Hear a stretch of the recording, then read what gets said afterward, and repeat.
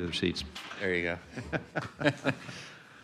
Well, good morning, everybody. I'd like to call to order our work session for Thursday, August 28th, 2025. And good morning, Ken. Always nice to see you. How you doing Morning. today? Chair, it's good to see you. Yeah, all right. So we're first up is our Enterprise Resource Planning System update. Very good. And we're missing two colleagues, and we're gonna... That's fine, but we'll get started anyway. All right, good deal. First of all, it's good to be with you all here today and to talk about our ERP system. And in preparing for this, I just said, I guess we should give a definition of what an ERP system is. First of all, it stands for Enterprise Resource Planning. And the definition on the internet, it's a type of software that organizations use to manage and integrate their core business processes. It automates various business activities such as accounting, procurement, project management, risk management, supply chain operations, drawing on a central database that collects inputs from different departments. This integration enables efficient management and real-time data access for informed decision-making. And I think it's important to have that definition in front of us as we talk about the new ERP system, because that's what we're trying to do, is to make the system more efficient and more effective. And really, the ERP system, I equate it from a biology standpoint, and I never was very good with biology, it's the spine. You're a numbers guy. Yeah, numbers guy. But it's the spine. And if we didn't have a spine, none of our other organs in our body would be able to work. And so it's an important part of the whole system here as far as our technology, as our operations of government, is to have that spine, to have the ERP system so that all other entities within county government can work. The ERP process, when we looked at this, and we had a lot of conversation, as we do in government, about how we should approach this. And we said it's important that leadership at the very top of our organizations be committed to this process. So, good morning, Commissioner Latvala. Good to see you. I'm not calling you out. It's good to see you. So there was a commitment made with Mary Burton on the executive team of our ERP system. Wade Childress, I gave you the official title of Chief Human Resource Officer, because I think that's what the industry standard calls for, as part of the executive team. And of course, Jeff Roars, Executive Director of BTS. So we wanted to make sure that there was commitment from all aspects of the leadership in the county to push this thing through. Also, after having a hit and miss, we had a hit and a home run, and I guess almost a grand slam when we selected a project director. And it's Anu Sarin, and he works out of Miami. He comes up here, but he has great experience in putting these systems, implementing them into counties, and serving as the overall project director. And this is a system which is very pervasive throughout the county. It's going to involve almost everyone in the county. It's big. And while this project's been on our strategic horizon for years, in conceptual form, it's really now that we're putting it into reality. So let's go. Let me see if there we go. And why are we doing this? Well, first of all, our current ERP system is no longer sustainable. And since citizens are watching some of these presentations, I want to point out that the decision that we made 20 years ago to Oracle was not the wrong decision. It was made 20 years ago, and I think all of you realize technology has changed in the past 20 years. Now, we made that decision 20 years ago, and but it was 15 years ago that we actually went live with all aspects of Oracle, okay? So it's been in place for 15 years, and that's good. That served us well. I know when Mr. Burton was county administrator up in Lake County in Illinois, he implemented the same system. It was considered the state-of-the-art system at the time, but it no longer is that state-of-the-art system, and it's clunky in many ways because it has manual processes that need to be automated. And so that's what we're looking at, is how do we make things better? And just some examples in our HR system, candidates recruitment, onboarding, and payroll that must be manually inputted. on our procedure to pay, and of course we do, tens of thousands of invoices each year. There's agreements, purchase orders, and payments. They're not seamlessly integrated currently. And even our recent example with the Doge visit, it took some server folks in the BTS to take a clunky system and to get the reports that was being requested by Doge. So on those types of examples, it can be done a lot more effectively. So there's redundant processes, manual processes, and these have resulted in less than effective operations currently. Again, when the system was implemented, it was state-of-the-art, but we're past that time. And also, the system is a server-based system, and I certainly am not qualified to talk about the technology aspects. That's why Jeff's part of this. But the new systems we're looking at are cloud-based systems. And cloud-based systems, by their very nature, are more effective and more efficient. We don't have the servers down here, and it involves less employees to run those systems. This chart should make your head spin a little, but it shows you all the various aspects that involved in the ERP system. And when we put together the group to look at this, first of all, the RFP process was tremendously complex to decide what we need. We had lots of sessions just to decide on what our RFP should state so that we get the right vendors to submit proposals to us. A limited number of vendors, because there's not that many people out here in this field who can submit bids. And they did, and then we narrowed it down to 3. And then it was an 8-day process. And Jeff, how many people were in the room for each of those meetings?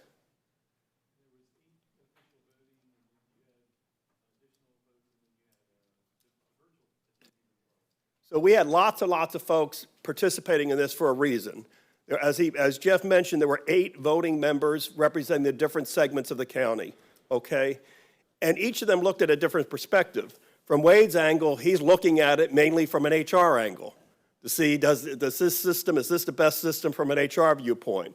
From Nicole and Jeanette and Bill's angle, they were looking at it from the financial angle. What's the best system out of the 3 that we're looking at it? Jeff and his folks are looking what makes the technology sense, which is a good model that we can do the proper integrations and serve us well. And of course, OMB and Chris looked at it from the budget angle. So you would think when looking at it, and when you have these different people looking at it, and although they're looking at what's good for the whole system, they're focused on what their business is. So you would think maybe, gosh, this system over here is probably best at HR, this system over here may be best at finance. Well, it didn't work that way. All 8 people and the people they consulted with, because they didn't make the decision alone, voted on Workday unanimously as the best choice. So that meant that it had the best HR, the best finance, the best budget, and the best technology, because everyone looked at it from that angle, but they all came to the same conclusions. So I think that's very, very powerful that it was a unanimous choice. And I saw the scoring sheet after it was done, and there was a big gap between the first place vote and the second place vote by every single entity that voted. So I think that you should feel a sense of comfort that this is coming to you highly recommended. These are the various goals that we looked at, and they're not in any priority order. I want to emphasize that. All of them are important to us, and we purposely did not prioritize them, we just numbered them. And you could see these. I'm not going to go through each of these, but the one I want to focus on, because I know y'all have expressed interest before, is on the use of AI. And that was an important component here to make sure that we're using the latest technology to help us. And AI is one of those terms that is, and Rakesh over there will tell you, it's probably one of the most overused terms right now in the technology field. I mean, so how do you define AI? It's machine learning, it's predictive analytics, it's automated workflows. That's how we're defining it for here in what we're looking at in Pinellas County and how to make us more effective there.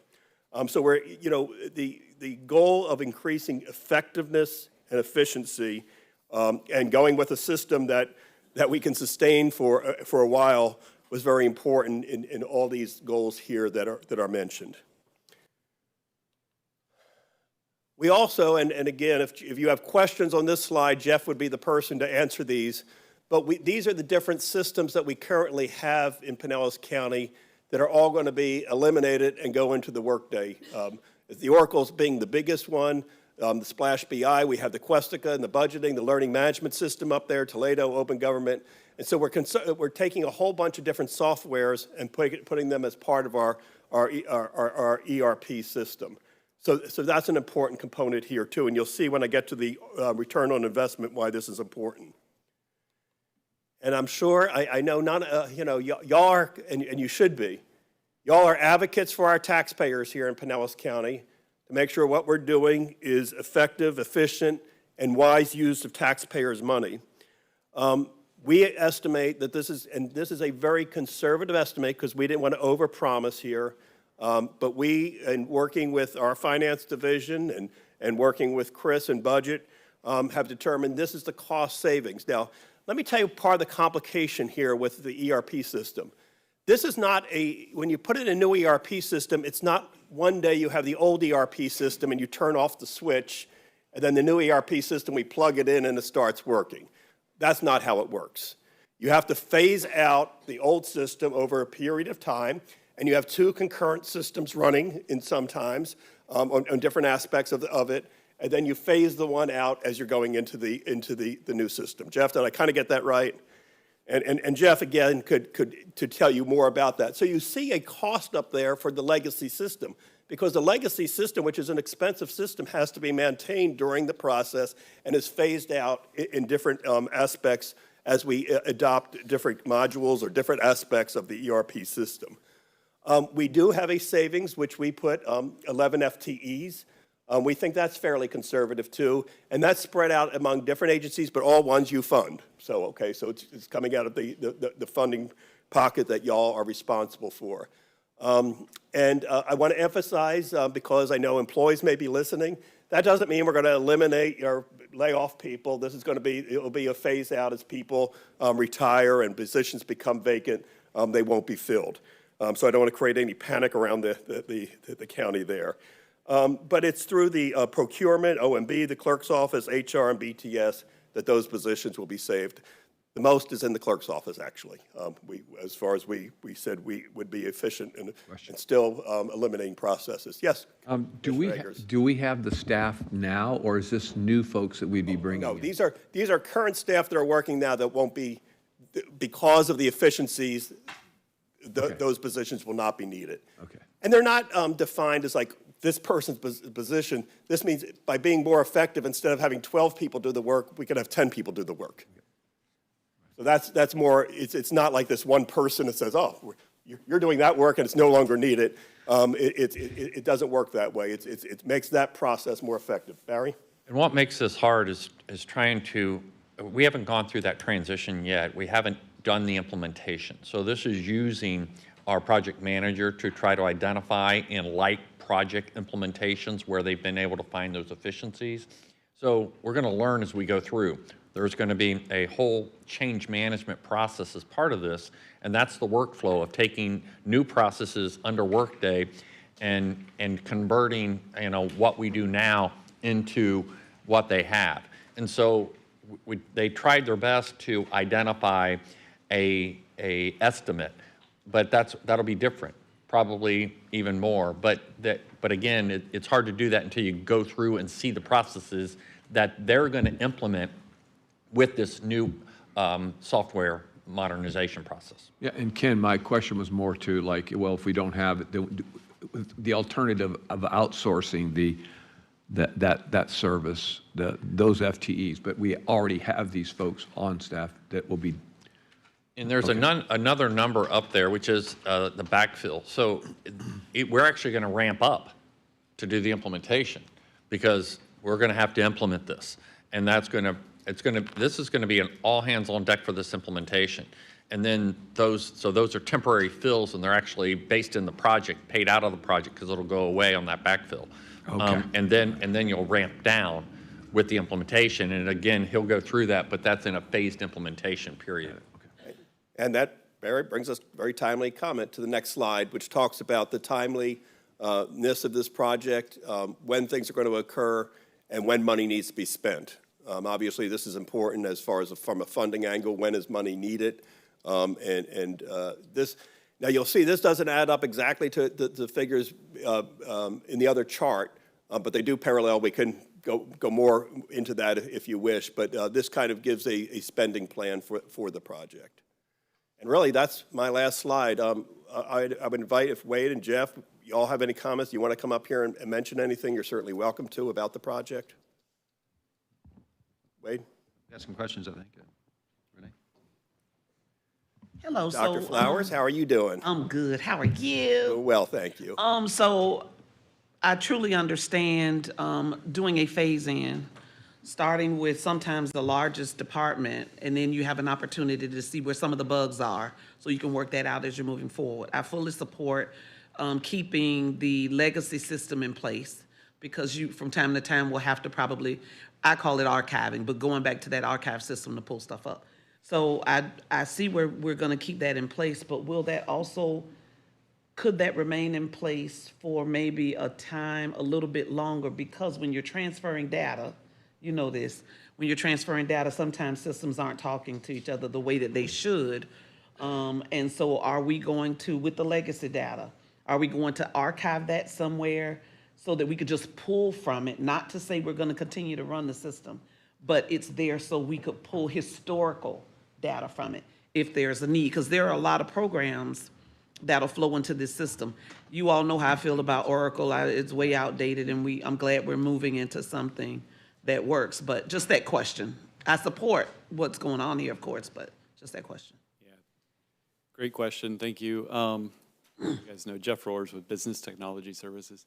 So our number one strategy in a new system is to actually do data conversion for all data that's needed and not end up having a legacy system that hangs around for a while for folks to then use as like an archival or reporting system. So we would really highly encourage that through this project we do all of the data conversion to the new system that we need. And then if there is some data that we decide is not necessarily needed, we then use like a BI or a business intelligence strategy to allow us to report on that data. But we don't want to keep the legacy system around any longer than we need to.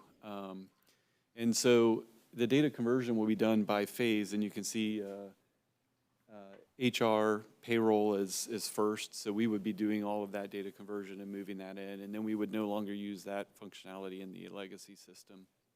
But we'd be using other functionality. So that, hopefully that answered it? Yeah, yes, sir, you did. I always just have that hesitancy because we do our very best to make sure that the data you've ported over, that all of it does, because sometimes it moves around, you just have to kind of shift a little bit.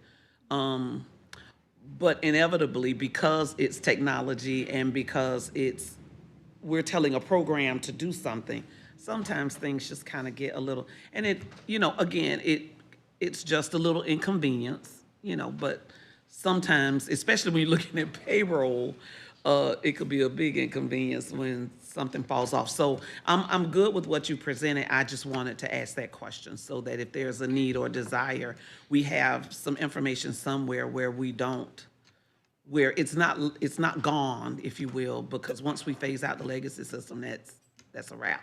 And Dr. Flowers, you make excellent points, and I know you know this stuff, and I know you enjoyed serving on the BTS board. We're going to be very diligent on this, and we have to make business decisions as to how much historical data we need to retain. Obviously, there's retention schedules that the state requires us, but we're not supposed to keep information beyond that point, too. So we're going to make sure that we're observing all those considerations and that the data integrity is there. I can tell you we have a strong commitment to that. Thank you. Thank you.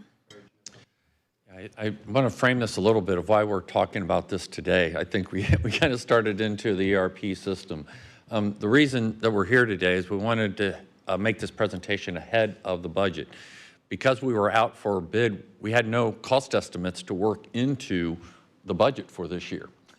So here we've gone through that. They've been able to work out the contracts literally within the last, couple weeks regarding the cost of workday. And so you're seeing this in real time. The cost estimates that'll impact us, but on a capital side, it'll be one-time money. So it will affect our reserve levels, but we've planned for that. And so that's where we're going to come back to you with a specific financing plan. But these are not built into the budget that's before you, because we simply couldn't until we went through that RFP process, negotiated contracts, and did some of these projections. Anything to add on that, Chris? So we'll be bringing that to you shortly. But we wanted to have this presentation and conversation ahead of the budget you adopt, so it's no surprise when we come back to you. So that'll be a cost to the general fund? It'll be a cost to the general fund, but it'll be out of one-time money. Right. So even like we're going to ramp up, we're going to need people to help implement. So, for instance, you can't do financials without, a lot of the finance team, and then they're going to have somebody that's going to have to fill their job while they're they're focused on this implementation. It's a massive implementation. And so there'll be costs like that, but we're going to charge it off to the project. So we can take one-time money because that cost goes away with the project. And so that's how we're kind of targeting paying for that. Will it be added to the BTS budget, or? No, we'll charge this off to the project budget. And so we'll keep that, and we'll set aside reserve monies towards that out of our current reserve levels. This is a capital project, right? It's like a capital project. It's not really capital, but it's one Commissioner time. Shares, I think you would want it that way, have a project budget so you know how we're doing and there's comparables. We didn't want to argue some other budget. We didn't want to argue 3 years from now for base operating budgets and what we remember from 3 years ago. So if we tie it back to the temporary cost, then it's easy because it goes away with the project. Ken? Yes, sir. The two comparisons there, obviously the modern day ERP, that was the That's the best- Workday. That was the best choice of the ones that were out there. Yes, sir. And you're comparing it in cost savings to the legacy system that we consider almost outdated. So what's the purpose of that, to kind of? Just to show you, we wanted to make sure, and obviously your county administrator asked for the ROI. How much are we saving on this? If we continued on with the legacy system, it would cost us $26 million. If we go to the new system, it's going to cost us $22 million. So we want to show that there is a cost savings. Pure cost, not necessarily on the qualitative side of the improvements that That's you're correct. bringing. Okay, because that would be an additional. A lot, yeah. But part of that's built in because we say the efficiency that's being created. Understand. In positions. Okay. There's also other efficiencies, obviously, just in operations. If for some reason I would hope for that, because even though that is a nice savings, it would seem to be, there Yes. would be potential for more. There is. Especially You're as you go absolutely right. out. But we didn't want to, we want to make sure we can quantify things. Okay. And that's why we. They focused on the ROI, but you're exactly right. The financials right now, it takes Chris's team manual processes to get me updated financials. It takes them weeks to prepare reports that it should be by a push of a button. Commissioner Peters has railed on our HR system, forever because it is a highly outdated system or completely lack of modern HR systems. So there's just a number of things where, in addition to the cost savings, you're going to see improved data, improved accountability, improved access to county government. So, again, in the budget, there's not nothing in there because that would have been taking place. Yes, sir. So there's not nothing. There's going to be. All of our current ongoing cost is still in the budget. We then will bring back to you how to fund up the 26 cost as one-time cost that we'll bring back to you at a later date. Look forward to that. Any other questions? And Commissioner Eggers, you asked a very good question because it is hard to quantify. Let's say your assistant, if you go to the NACO conference, and making this process a little bit more efficient for the reimbursement and the expenditure report, the travel voucher and so forth, making that a little easier, it's hard to quantify whether we, how we save personnel there. It makes the process easier so that your aide can do other work that's more important. And that's for all of us. I just giving that as an example. Anything else, sir? Commissioners? Great presentation, Ken. Chair Scott, I would like to conclude with saying I want to pay tribute to the county staff, the clerk staff, the BTS staff, the HR staff. It is so impressive just how diligent everyone is in this whole process. No one's taken this casually. Everyone's working together to advocate for their different points of views on these different things. It's been a very rich experience. And the seriousness, though, that everyone takes it, it's in the 8 days of just of going through the RFPs and analyzing them. It is impressive of how dedicated the staff is of all of our Pinellas County government, different entities, working together to end up with a product that's going to serve us well. So on behalf of y'all and clerk, I just want to say thank you to everyone and any employees who are listening to this, who have been involved with the process. We are very, very grateful for your work. Thank you so much. Thanks, Ken. Appreciate it very much. All right, we will move on to workforce policy update. Okay, Amanda's on her way up. So, Commissioners, during the budget process, you asked for a couple of updates, and largely for informational purposes as part of our budget. But we also, I think it was kind of highlighted that you've really never been updated on workforce relations and what they do, but also on the policies that we've implemented around our workforce over the last, 6 years. And so we've spent a lot of time working for years to align our career paths with skill sets and training and things that put value back into us being able to retain people, but compensating people for skill sets that they do. That creates pathways for people. It creates long-term stability for the county, and there's a real value for our residents in the services that they provide. So I've asked Amanda to come up to talk about our different policies and what we've done around career paths and ladders. I had one question during the process. Well, you also have steps. We don't have steps, and you'll see that in the way in which we compensate our employees.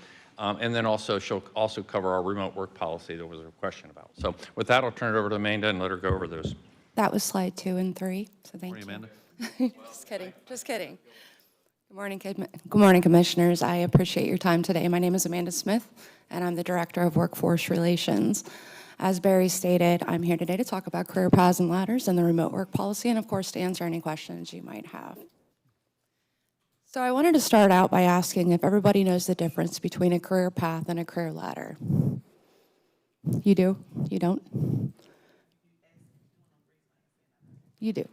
Good. Everybody else does? Okay. I would think so. I think so. Just wanted to say Career Path is an in-grade training program that the department creates to elevate their employees' skills, certifications, licensure. However, on the completion of a career path, they are still in the same classification. They're just going to do better at the classification. Career ladders, same thing. It's a set training program, but at the end of a career ladder, you will either going to automatically promote or you're going to be the most eligible person to promote. So Pinellas County offers structured career paths and career ladders to enhance recruitment, enhance retention, reduce turnover, provide a succession pipeline. The program supports employee growth and skill development for select positions under the county administrator. The benefits to us is we use them to enhance recruitment, positively impact retention, provide a succession pipeline, like I said. And honestly, most people won't stay in a position very long if they don't have growth opportunities in that position. So it's how we keep them in their positions doing their job well. Some demographics about our county. There are approximately 2,031 employees under the county administrator. There's 414 different types of classifications.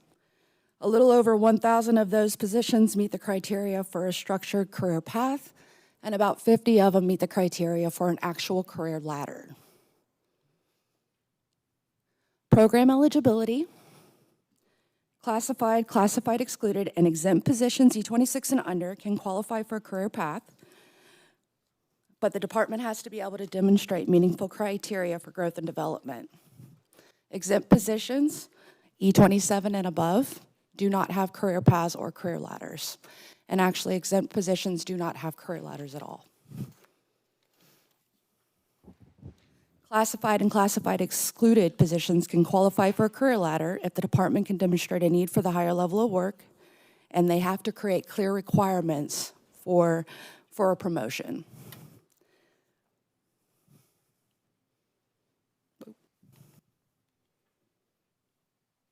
So, career paths, how are they created and monitored? Templates for creation are provided by Workforce Relations.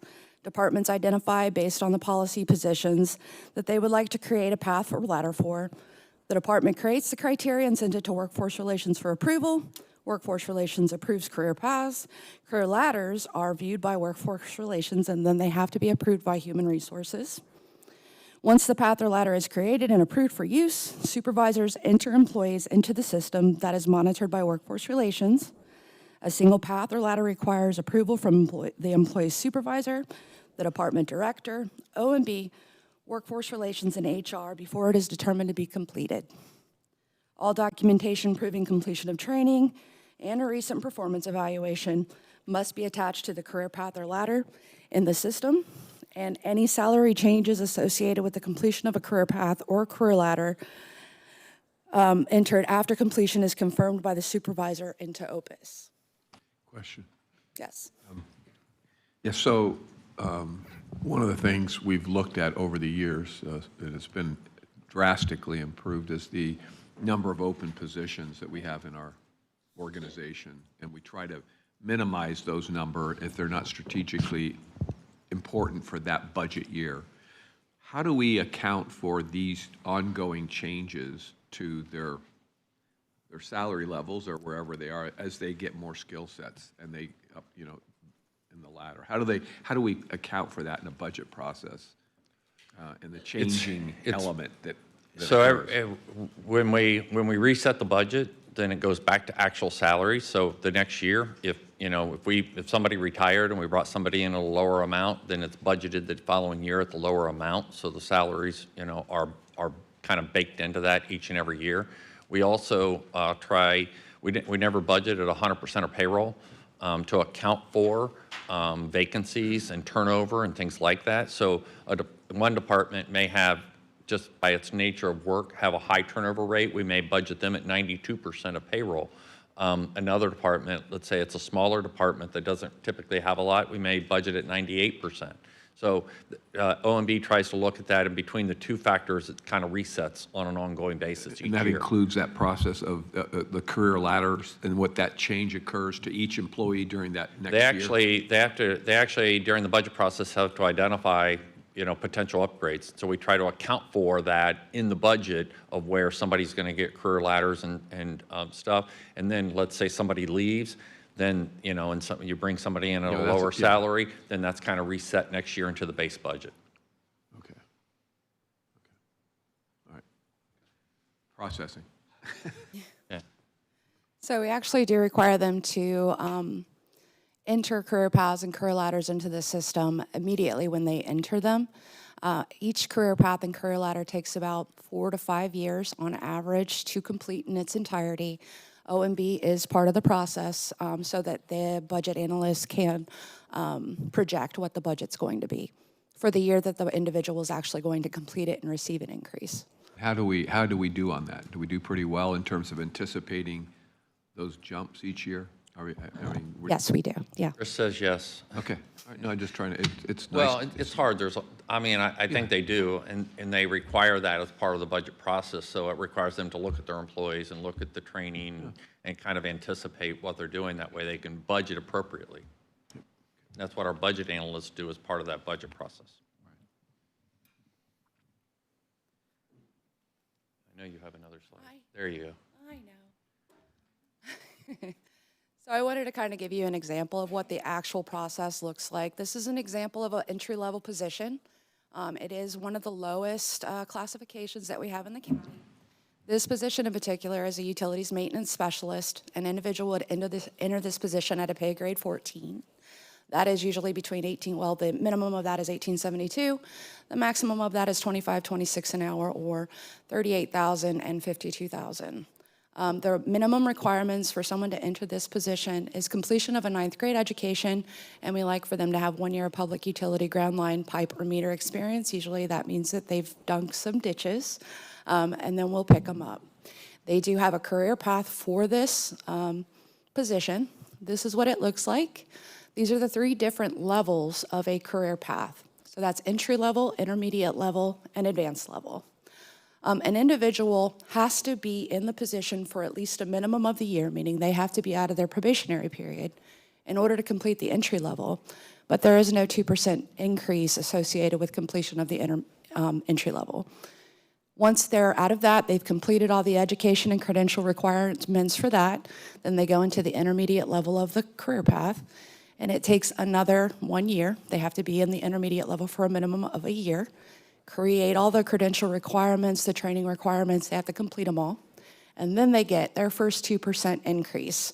Same thing with the advanced level. If an individual just does their career path for their position and they never promote to a higher level position, they will only get 2% increases. So there's no paths past the advanced level completion. Just to highlight, so that grade that they're in, I forget what you said it was, grade? Utilities maintenance workers are in C14. So if they're in a C14, that range, if they go through all the criteria, all the training criteria that was outlined, they can get 2% rate increases for the completion of all of that training if they stay in there 2 years or 20 years. Okay, as long as they're in that grade. And that's the difference between a ladder, which she's going to talk about. Yes. So the earliest that you can actually complete an entire career path is 3 years minimum. But most people on average, it's about 4 to 5 years. So career ladders, much like career paths, they have requirements that have to be met. They're a little bit higher, larger than a career path, meaning you're going to have to get licensure. In some cases, it's a CDL license. In some cases, it's a water license. In the case of the UMW, or the utilities maintenance worker, they actually have to get a high school diploma and a water license. A high school diploma because that is required to get a water license. So in order to move up into the next position, which is a utilities operations specialist 1, they would have to get their high school diploma, their water license, as well as meet the other criteria for moving up in that career ladder. There is a difference in our career ladders. We do have competitive and non-competitive. Competitive career ladders, obviously, an individual would be finishing their career ladder, which would position them to be the best candidate to apply for and compete for a position. Non-competitive, which only exist in the first 2 levels or 3 levels of a job family, is where they complete their career ladder and they're automatically moved up to the next career ladder or the next position in their job family. That exists in some of the lower level positions that require licensure to do the full job. One quick question. Sure, This is an example for utilities. it is. Is it an example for our public utilities? Is this, We have these are examples, but we have them in almost Yes. every area, whether it's So- forestry, public works, utilities, so in a water, variety of sewer, areas. and all that? Correct. right? And did you create these, The career paths the and that? career paths and all that, and your staff worked to put this together for the utilities department? We manage and we own the system. We manage and we own the templates. However, we're not experts in all of their positions. So we work with the departments to create meaningful criteria. So if all they're putting on there is this person has to walk into the building and check a box, that's not meaningful criteria and we would return it to them. So it does require them, we work with them, but they're the experts on what would be valuable for that type of work and position. So I'm just asking, because of budgeting reasons, the work she does for the enterprise department, does your department get reimbursed provide those enterprise funds for the work she puts in to develop their program? They do. Through the indirect cost plan, all the indirect, or all the enterprise agencies, the work that, whether it's Ken Burke's staff or whether it's workforce or whatever, for any of the enterprise agencies, they pay back through the indirect cost plan for the cost associated with the centralized services. Is it one of those contra things? It's not a contra, but it's like a contra, like you would do, that's for a capital project, but it's like a contra where we charge back based upon a rate, and that indirect cost rate is applied back to their budget each and every year. And it's done through our actuarial analysis that we do on a rotating basis. So it's 2 years behind, I believe, but they get reimbursed based upon their actuals, based upon the formula that we use. I just ask you because it looks like a lot of work for a lot of departments that are enterprise. The enterprise funds do pay for that, and we there's different methodologies, and you actually have to have a certified indirect cost plan because of all grants and things like that we use. But yeah, we use a methodology that's approvable under the feds for grants, but we apply that back for all of our centralized services. Okay, thanks. I think you know why I was asking. Yeah. Just using your example of just trying to, you know, if you had a person that came in at the $18.72 an hour with regular raises, just the very, assuming it's a 3% each year, they'd get up to about $19.86 in their third year. With the 2% bump, if they got through the 3 levels of programs in the 3 years, it'd get you up to about $20.66. So you've got about an 80 cents per hour. How does an employee travel through that range that you have in here from 1872 to 25? Is that just by the annual increases? That's correct. Okay, so there's Yes. no, Other than these 2% increases that they can get with their career path, it's just the annual increases or the general increases. and if they're highlighted as a really good employee, there could be another position that they could, another level, pay That's level correct. that they could be bumped to. Yes, Okay. they would be better qualified to move up in one of those classifications. And does each of those classifications have their own career path? So once they get into the next, That's right. if they get that next job, does that one also have a career path? Yes, many of them do. Not every single one of our positions do, but in most of cases, our trades positions, which is what these are, they usually do have a career path. Thank you. Thank you. So this is an example of career ladder criteria for that same exact position. These are the you must-haves and complete all the followings. As you can see, this one requires them to have a Class A license with a tanker endorsement. They have to have satisfactory reviews, possess a high school diploma, because their next career ladder is going to require them to have a water license. They have to take multiple classes on how to be tech savvy and how to write emails and how to, interact with other people and talk to folks, because at some point they're going to be interacting with the public. Another part of their career ladders is a requirement for them to complete on-the-job training with various different tools and technologies, and they have a minimum hour requirement that they have to do in order to actually reach their career ladder level. There is not an actual time requirement for career ladders, but the vast majority of them take approximately 4 to 5 years. They do have to be out of their probationary period, so I guess at least 1 year, but for the vast majority of them, it's 4 to 5 years. That's it. I have a quick question, Amanda. Sorry. So would the new ERP system, like this training thing looks kind of manual, would it automate a lot of this for you? I'm hoping so.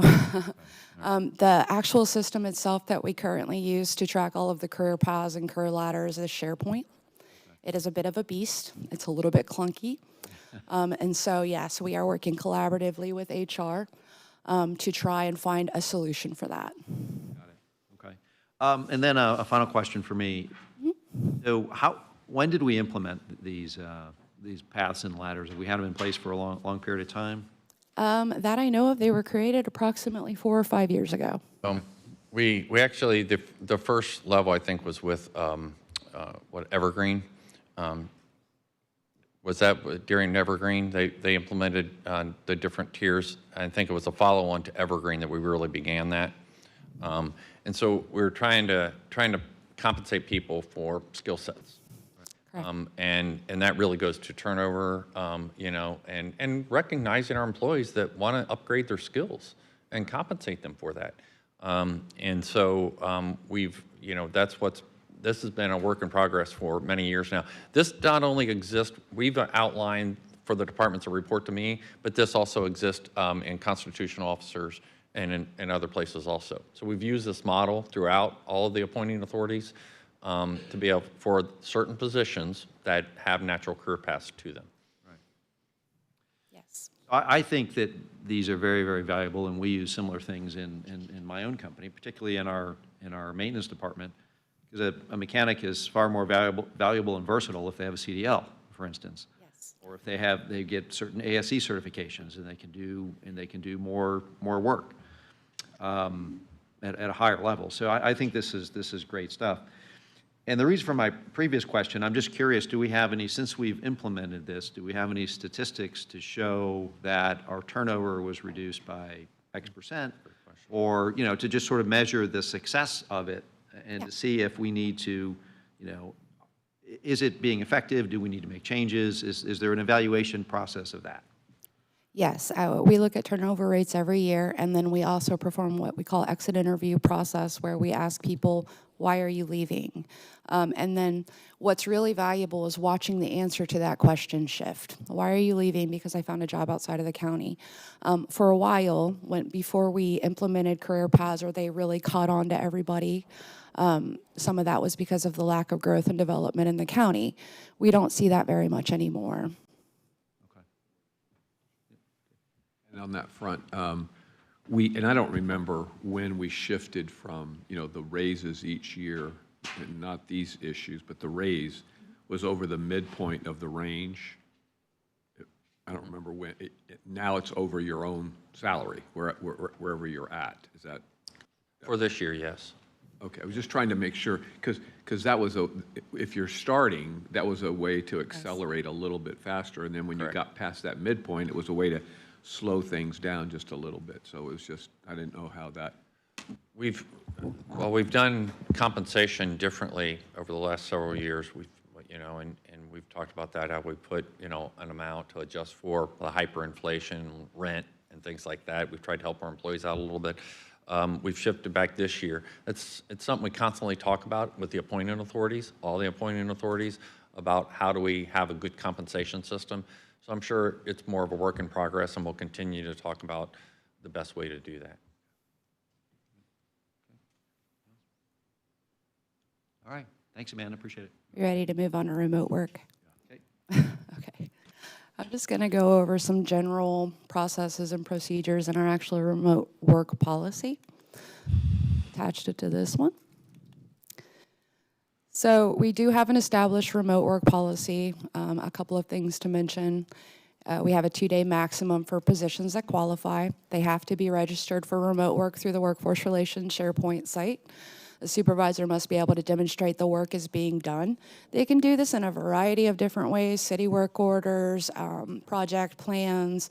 For all of our call takers, we can track how many phone calls they're receiving, how quickly they're answering them, things of that nature, but their supervisor does have to be able to demonstrate it. And they must be registered for a VPN with BTS so that we can ensure that when they're working remotely, their computer is secure. The position requirements. So obviously not every position can work remote. You can't turn a wrench remotely. Most of the positions, or all of the positions really, that work remote are going to be in the IT field. They're going to be in finance. They're going to be administrative positions. The requirement is that in-person interaction is minimal in order for them to be effective at their job. They also have to be available. And then for an employee to meet the requirements, they have to occupy one of the eligible positions. They have to be performing satisfactorily. They cannot have any open disciplinary action. And they must be able to demonstrate that they have a workplace and internet connectivity. Some of the things that are worth mentioning is remote work cannot be used for childcare. So if someone says, I can't find a babysitter for my child, can I work remotely? The answer is absolutely no. Same thing with illness or any other tasks that are not assigned for the benefit of our organization. It is subject to supervisor, department director, workforce relations, assistant county administrator, and county administrator approval. Everybody has to say yes before you're allowed to do it. And it can be revoked at any time for any reason at all. I did provide a couple of links. The links are to our actual remote work policy and our remote work form, what they have to fill out in order to register for remote work. And then, of course, the county and municipality policy repository. So it's just a look at the other remote work policies that exist around us. And that's it. Easy peasy. Any questions? Yeah, so, yeah, this remote policy, it's like, I would be terrible at working from home, so I would. Yes. They'd probably ding me right away. So as it relates to industry standards, and again, I just think about from a, retention standpoint, the 2-day max, do any of our departments bump into that market that we're struggling with on that policy, that 2-day policy versus market? Yes. What would that be? So around us, all, most finance and IT positions are full-time remote. Full-time remote. That's correct. And that's a private organization, of course, but that's who we're competing with. So we do see it a lot when people are exiting the county, that they wanted more remote work. So specifically for our finance, IT, and administrative positions, so computer work. What about as it relates to other government, county, city governments in the area? How do we, is that 2-day policy, or, how does that stack up? Honestly, we're right around where everybody else is, and in many cases, they wait to see what we put out to adopt it. So we set the standard. You'll see the link there about what other area local, governments have, and I think that is consistent. You can see some that may go a little bit more, whatever. We've drawn the line at 2 days, and again, it's all over the place, and it may be the companies are over here, they're going to come back or not, so it's really hard to track. I think it's all kind of a work in progress, but there's many areas where this is critical. And it's not just for the departments to report to me. Ken Burke said, for court reporters, he'd never be able to get a court reporter if, they have to obviously be in there, but they do all their work back at home, for where they do the transcriptions and all that type of stuff. For us, Jeremy has a hard time with engineers, and so he contracts out engineers. And so when he contracts out with a company, they're on site, but they work remote, and so they're only on site when they need to be. But yet, when they come to work for us, and they've got to be in 3 days a week, and and so we're actually having the work performed in a more remote setting than what we authorize under our policy. But again, we have to draw a line somewhere, so we've set that and we've held to that, and so we've as an organization, we've tried to keep a consistent policy. So is this the folks that work under you, or not? The constitutionals have their own policy on this, or is this everybody? They've adopted, for the most part, our policies, haven't they? With the exception of a couple, they've adopted our policy. They don't have to. They could have their own policies, but we actually, this goes back to, coming out of COVID. And so we actually spent time, brought in a consultant to help us design policies. And they were using what industries were using and everybody else. So we've tweaked it and tightened it and modified it based upon kind of the changing conditions. But we tried to get a thoughtful approach to how to make those determinations, because everybody wanted to be remote, obviously, and also how to make sure that we can manage it. And that, I talked to departments, and Kelly's here. Pick on her where she's pulled people in and said, no, that doesn't work. It needs to be that it can be performed, and it's to our benefit, not just an employee benefit. So it needs to work for both. And I think that our employees appreciate it. I think they work harder as a result, but it has to be managed. And we have to constantly remind, our supervisors, and that's something that's going to be on us, to make sure, it's being effective, that they're effective at their work. I just like to, obviously keep track of that that number that we're losing on turnover based on that issue on certain positions. I hate to be so stubborn and old-fashioned, as Commissioner Latvallow would remind me, that we don't change and keep more stability in certain positions. I mean, and again, it's not widespread positions, but I'll be honest, though, it's hard. Yeah. It's really hard because I do get those requests to be more lenient on this policy. I'm not even thinking lenient is the Well, right word. It's more about adapting to the market so that we don't lose our talent. I don't know what the numbers are, so it's hard for me to, do we have a big problem? Do we have a little problem? Do we have, you know? It's hard to know that. Safety and emergency services, let's take an area out in Jim's shop. Jim's wanted us with a lot of his billing people, that he does for all of the ambulance billing and stuff. That's a position that if we put it out and had private companies do it, they probably would have more remote policies on that. But we've set our policies, and so if we allow it in one area, does it creep into another area? Do we have a different standard here because of the way private industry does it? It's really hard to manage. We get those requests every single day. So. Well, again, I think it's something you guys monitor, but as long as you're flexible to the changing times, within reason.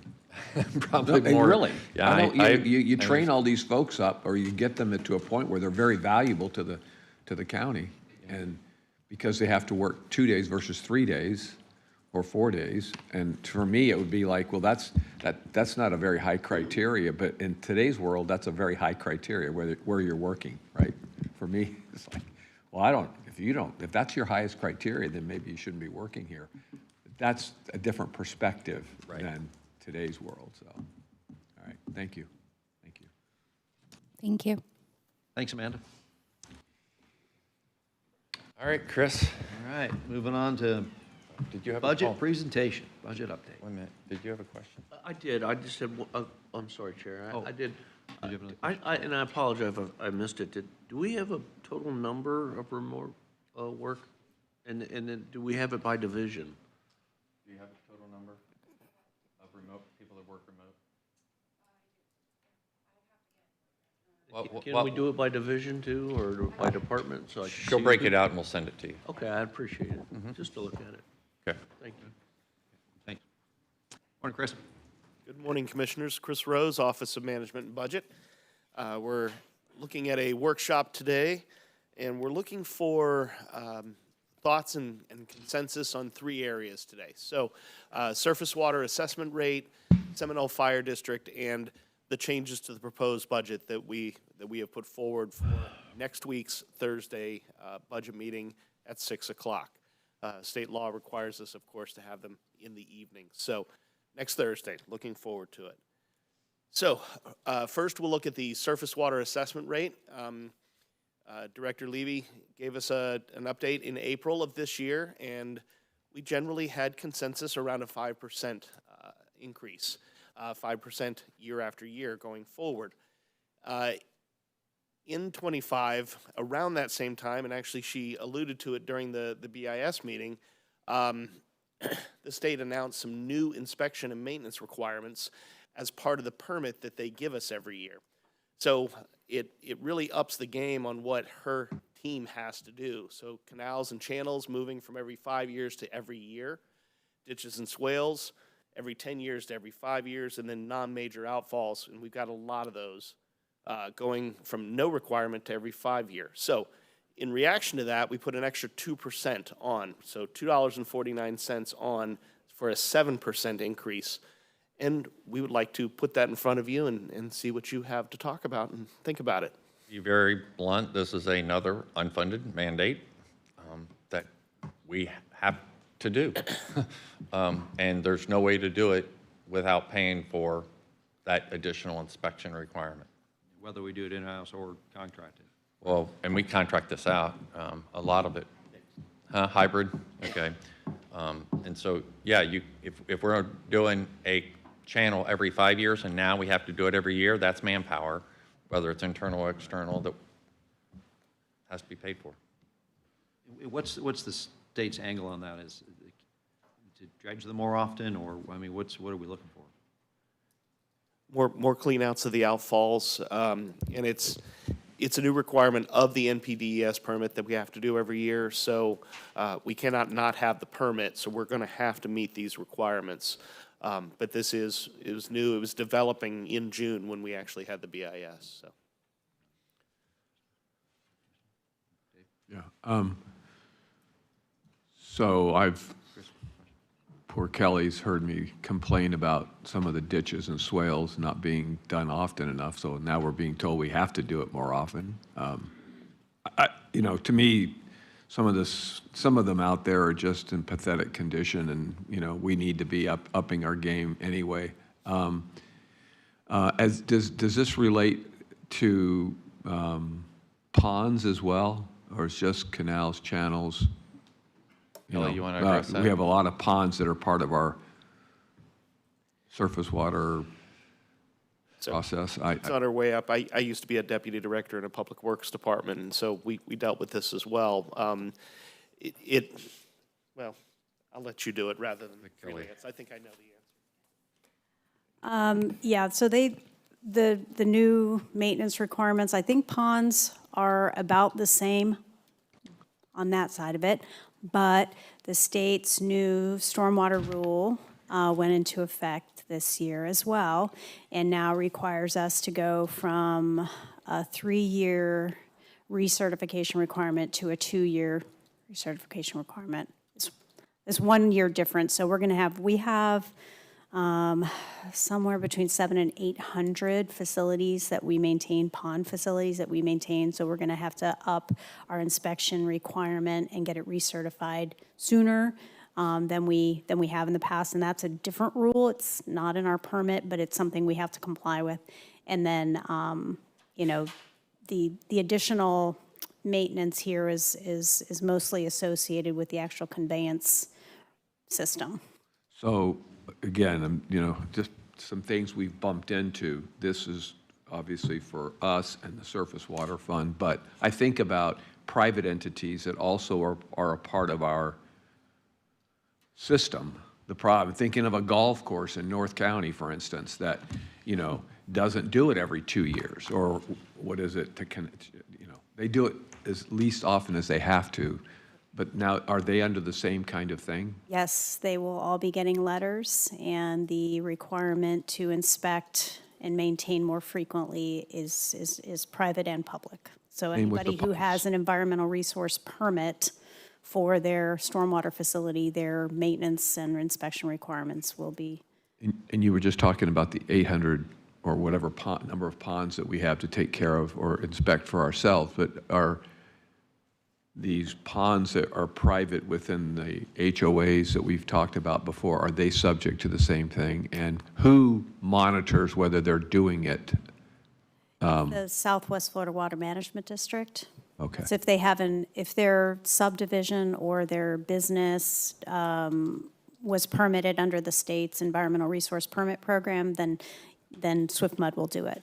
However, we do, just because of how old a lot of our development is, it predates a lot of that, and so they don't have a SwiftMud permit, and that's kind of, part of what we've been doing. I mentioned the 2 staff that do this, and they go out and, when a pond is failing, if we have a site plan on site, we do the inspection, and then we notify them of the deficiencies that we've recognized and try to work with them on a plan to get that cleaned up, because it affects them most.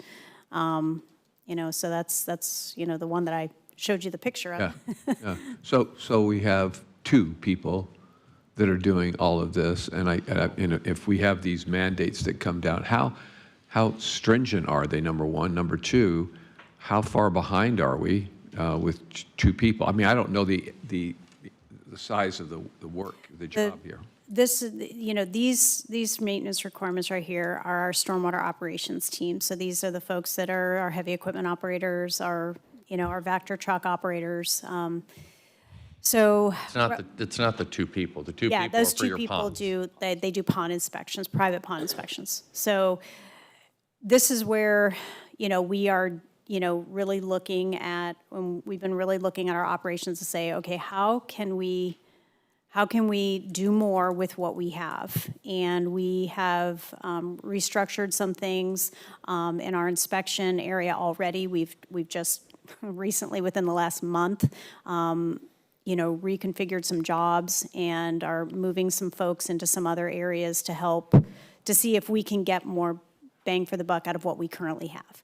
But we are not going to be able to jump from not inspecting 6,000 non-major outfalls to doing it once every 5 years with who we have. So that's where we're going to start looking at contracts and seeing how we can, we already have contractual services for this, but we're just going to have to see how we can ramp it up and see what it's going to take to get from where we are to where we need to be. We've done an analysis based on our asset management data from CityWorks, and that's where the $2.5 million estimate came from, because we know how much it costs us to do it on the schedule we have. And so if we push that out and we look at a more frequent work effort, we estimated that that's what the cost would be. It doesn't mean that we have to do it with more county people.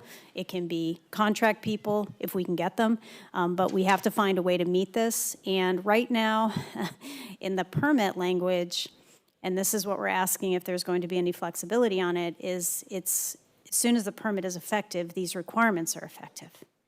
And the idea that we would have to go from 0 to 60 that quickly, that ramp up is next to impossible. That's very hard for a large community to do. Small cities that have small, what we call municipal separate stormwater systems, MS4s, they probably can do it. But when you're talking about the big counties that have tens of thousands of structures and thousands of miles of pipe, there's no way for us to get there in a year. So we're trying to see if there's any latitude on that, but we do have to report every single year. And so if we're out of compliance, then we get put under consent order. Yeah, I think the idea is whether there should be an improvement or not, and I think this will definitely be an improvement, but nothing seems to ever come out like incremental improvement, so that it's like, now it's everything. And so you say, well, I don't disagree with the premise, just the implementation makes it really tough. Correct. I mean, I think, if you use the analogy of how often you maintain your car, if you didn't change your oil, every, 8 or 10,000 miles when the manufacturer says you should, and you waited until 20,000, your engine block is probably going to be sitting on the road. So we know that preventative maintenance is the right thing to do. And we're doing everything we can with the funding that we have to accomplish all this. And right now, with the permit we have today, we are achieving what we're required to achieve. This is a new benchmark. We are not achieving this right now. We know that. And so we're looking at all of our processes and procedures and saying, how can we reconfigure our work to see if we can get more this way, but then also we're going to have to add some contractual services and build this up. But we are asking the state the question, is there a way to phase this in? Because I just don't see how we can do it in 12 months. And then the last question, the incremental part, I think definitely, regardless of which one you're talking about, but it'd be nice to understand, just from my perspective, like the first one, the second one, the third requirements, they're really going way, like when we got into the Tampa Bay water, this 4 parts per trillion versus 70, we've gone from 70 parts per trillion all the way down to 4 parts per trillion.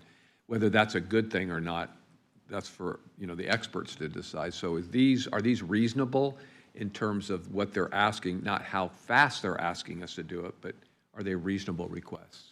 I think when we ask the state how they, like on a canal and channel, we have a lot of that. And to go from 5 years to every year, what is the foundation for that? And kind of the response we got back was that Florida's actually very behind the other states, and that's where the other states are. And the state of Florida is a delegated authority from EPA, and this is the EPA's Clean Water Act is what this is. So there are states of delegation, and then they run the program. So I think it's a combination of things. It's one, that the Florida's a little bit behind, and Georgia and the other states are already operating at this level, and so they're moving us forward. I will say every single 5-year cycle, and I've been part of several now, every 5 years we get new requirements like this. This was just a big jump. Thanks, Kelly. Oh, Chris, I'm sorry. Kelly? Kelly, you I'm might have to come sorry. back. Sorry about that. SwiftMud has a compliance division, and they inspect permits and stuff like that.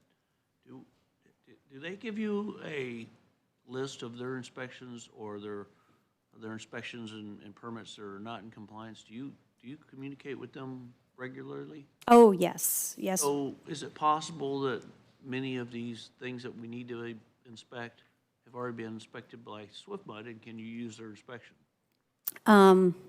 Fortunately, their manpower is stretched. I mean, because when you look at the Water Management District, that's I think a 12-county area.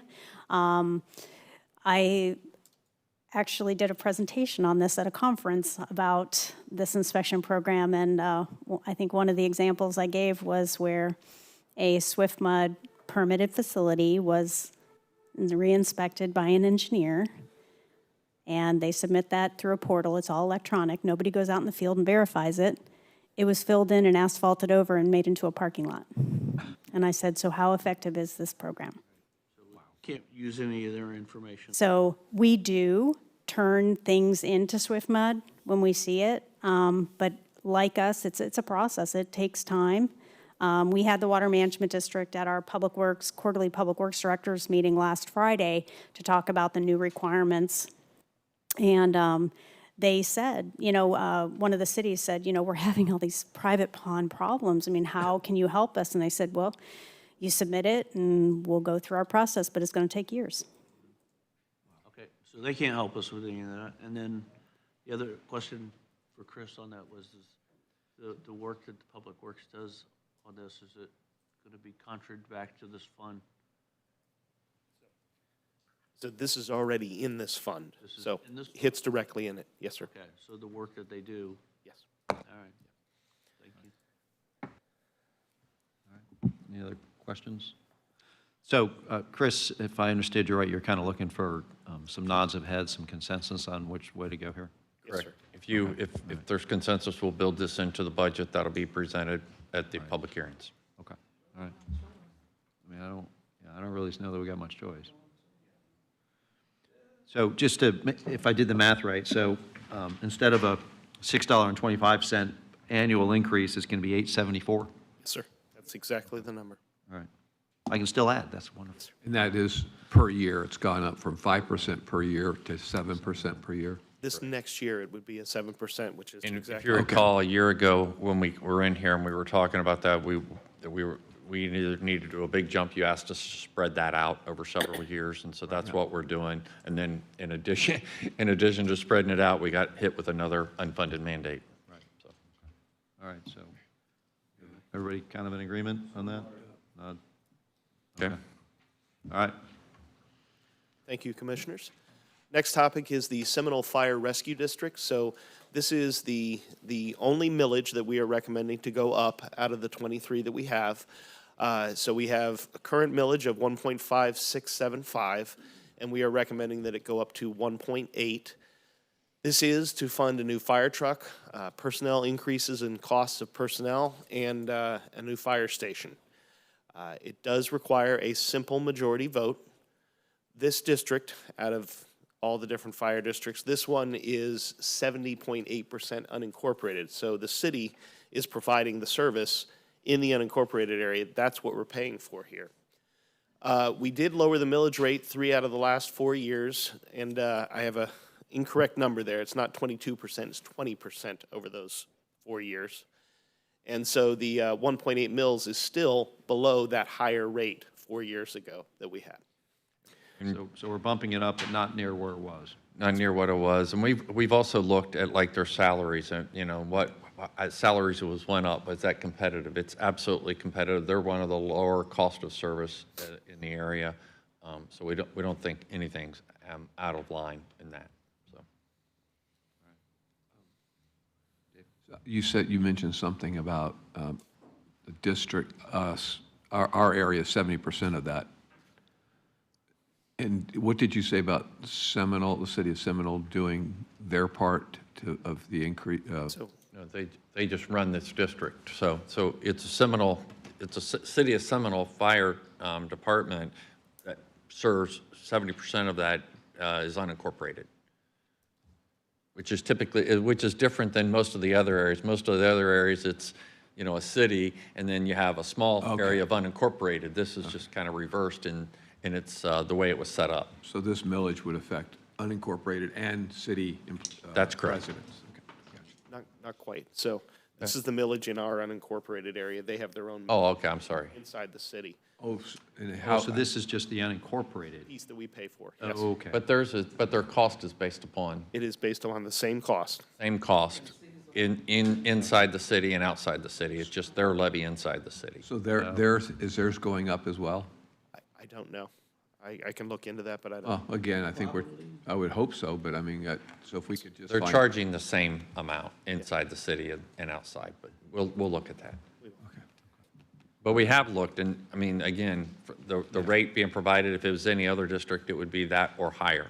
So, I just wanted to make sure that we're both doing our parts. yes, I That understand. we're not doing their part through our big No, increase. I know that's not the case. We will confirm that, though. Thank you. Yeah, that would be good to know. Chris? Thank you, Mr. Chair. I know that there's some extenuating circumstances with Seminole, such as they bought a fire truck a year or two early, and there's some issues with the fire station and things like that. And thanks to your leadership and the board's direction, we have really been hammering fire districts on their budgets. Is there any concern that if we make this one special exception, that next year there will be 2, 3, 4, 5 fire districts that decide to do things early and say, oh, you made this, you gave Seminole special treatment, now it's our turn? So we look at it every year, and that possibility exists, but the SES group, Jim Fogarty's group, is meeting regularly on these topics, so we often see it coming. This one kind of got a little sped up on us, frankly. I'll also say their tax roll went down in the storms as well, so that has also affected how they're charging. But all that said, the possibility exists, but we watch it every year and have those discussions every year. In particular, SES does. And then I challenge SES after that. I mean, to Commissioner's point, yeah, that. If you've seen a trend of other departments having lowered their millage rates because they didn't need the money at that time, for them to come back and ask for an increase next year for capital might be warranted on its own. You don't, Right. You just have to see each year on its own. But if they're kind of doing this or a little bit increase, and then all of a sudden they want to do that on top of that, because these folks have done a drop for 3 straight years, and we're not even back to the level that they were at. So I think that's also important. So to setting precedents, we want to be very careful. So I agree. And we probably shouldn't have lowered the millage amount. We should have been looking at those rates because we know they're in union contracts and negotiations, and what the other area agencies are paying. That should have been built in, and we should, both us and I think the fire chief, there was some communication. But our staff, should have looked at that, and we should have caught some of that. But again, there were several, it wasn't just one factor, there were several. But they do look at that, and they try to project out. I mean, out of all that we've lowered over the past, you see them every single year, and you have for the last 5 years. This is the only one where we've had to go back and increase it. So it actually has worked, and we've lowered so many rates over the past several years. Chris, are those personnel costs because of the new station, or is the new station just replacing an old station? So Not yet. There is a request in for additional positions for the new station, but those are not baked into these numbers at the moment. So what are the personnel costs? What are we talking about personnel costs? The contracts, the union contracts that the administrator was referring to have increased more than we thought they were going to. That's bothersome, that piece of it. Were they below what the other fire departments were paying? They were. They were. They're Oh, picking up to others now. Okay, They're- maybe it's not as bothersome then. No, they're not, they're certainly not out of range from area Other- fire agencies. okay. No, not at all. Thank you. All right. Are you looking for nods of heads on that one too, or, okay? Love it, sir. All right, Yes. we all kind of, okay. All right, you got it. And then the third topic of the morning is the recommendations that we have put forward. They're attached in the items that Joe sent out earlier. I believe it was Tuesday around noon. You've got those. So they're all the things we talked about already. So reducing these are the ones in the general fund, by the way. We have talked about these. Reducing the reserves that we talked about, the state required match for juvenile detention, and eliminating that one reserve for lapse savings. So, and then we've added in the one position that we talked about at the last meeting, and so that is also in there. All of that totals up to $4.9 million, and we have reduced the millage accordingly to that. So that is all baked into what you will see next Thursday. We also have some recommendations. Oh, forgive me, there's my slide saying it, 4.9. I covered it. Of course, what the administrator had said at the last meeting, that's just over $100 million over what we would have been charging had we used the current roll with the old millage. Then we have a couple of non-general fund recommendations we're making. That we're reducing the airport user fee increase so that we can have a little more time to negotiate with Allegiant. We are increasing the fund balance in Star Center. That next one, the third bullet, really is $10. We did not leave the million off of it. We realized we were $10 out of balance, so we'd like to fix that. Come on, Chris, you gotta do better than that. Missed it. Bucks, gee. Hey. And then the final one is utilities, a couple of capital changes that don't really change. We're just moving around between projects. And those are the changes we're recommending. That's it. Commissioner Wiki, question? Thank you, Chair. Thanks, Chris. For the airport user fee, is that a reducing it what was in the proposed budget?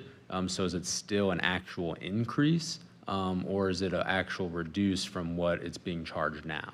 So the charges to Allegiant are coming back to what they were charged already. There are a couple of other things, fuel, this and that are still increasing slightly, but anything associated with Allegiant, we're holding firm. So you received some complaints, obviously, from Allegiant, and so as Blaine has been meeting with them and hearing their concerns, we're just putting those on pause to where we can work with them and then have a discussion with you regarding what came out of those discussions. So we're just taking them out of the budget, and that way we can just hit a reset and come back and have a more meaningful discussion. What is the rollback, full rollback rate? What would that be? So, I did anticipate that question. So, the countywide general fund is, it would be 4.4151 mils, which would still be around 20 million that we would need to get to a full roll. Additional on top of the almost 5 million? Yes, sir. So another 20? Yes, sir. Okay, so you're saying it's a 20% reduction. 20% of the rollback rate is what we're reducing. Yes, that's exactly right. Chris, question? I'll get to you. Thank you, Chair. Well, I'm sorry, go ahead. Well, I mean, you should, I guess, probably call on the other Chris, because my question or comments were going to be related to the email that Commissioner Scheer sent us Okay. this week. All right, that well- had some ideas. Got it. So before we go to that, because that was a pretty robust email, I just wanted to go and see if there were any other comments, and then we'll go to that email there, so. Vince? I do just have one quick, thing before the robust email, which I'm sure everyone has thoughts on. But after our BIS meetings, it seemed like there was some general support for a concept of a one-time grant program to help hospitals for a resiliency grant. So I wanted to, give credit to our county administrator who had the solution because it was kind of how we would fund that grant. And so, our administrator had the idea that, we could use potential leftover CDBGRDR funds to establish a hospital resiliency grant that staff could create competitive guidelines for to include in our 26 budget if the board, decided that they, wanted to move forward with that. And I guess kind of the policy question, for my colleagues, if they wanted to move forward with that, is whether the eligibility should be open to all hospitals like HCA, or if it should just be nonprofit hospitals. And so the state, they have it open for all hospitals, but Pinellas isn't included in that because we're getting our own funds. So. All right. Any thoughts on that? Kathleen? I know Largo had to spend a fortune because they flooded so badly, and I think it was 60 million, upward of 60 million they had to spend, not only on repair, but getting flood protection. So I don't think it should be nonprofit only. I think it should be open to everybody. I agree.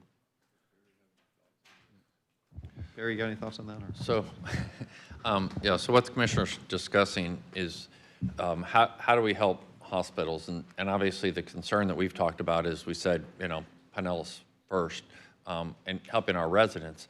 The hard part is we don't know how many people are going to apply for the current funds. And so the commissioner said, well, what about after we've gone through that at the end of the process, if we have remaining funds? And that's a good use of the funds to help our hospitals in terms of recovery at the end. In the same manner, we've talked about having cities that want to upgrade their sewer system or water system or things like that. But at the end, after we've helped our residents that have been out of pocket. So that's the concept that we've discussed. And again, it's hard to put that in place because we don't know what's going to occur over the next application period, the next year or so. And I guess the reality is we don't even know what year that might even occur. Because we're going to be going through this money probably in the next 5 years. Correct. So is that, I think it's a great concept. Is it something we got to do now, or? You don't necessarily have to do it now. I mean, if the direction is that you support the concept, we can work on it as we roll out the DR program and bring back to you some guidelines. Yeah, well, you got to consider as part of that. I mean, it's kind of up to you.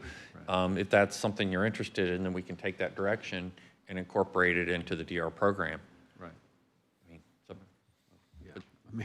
I mean, it really is a tough discussion to have right now. If you think about infrastructure needs in the cities out there that we said we could, that's a lot of money.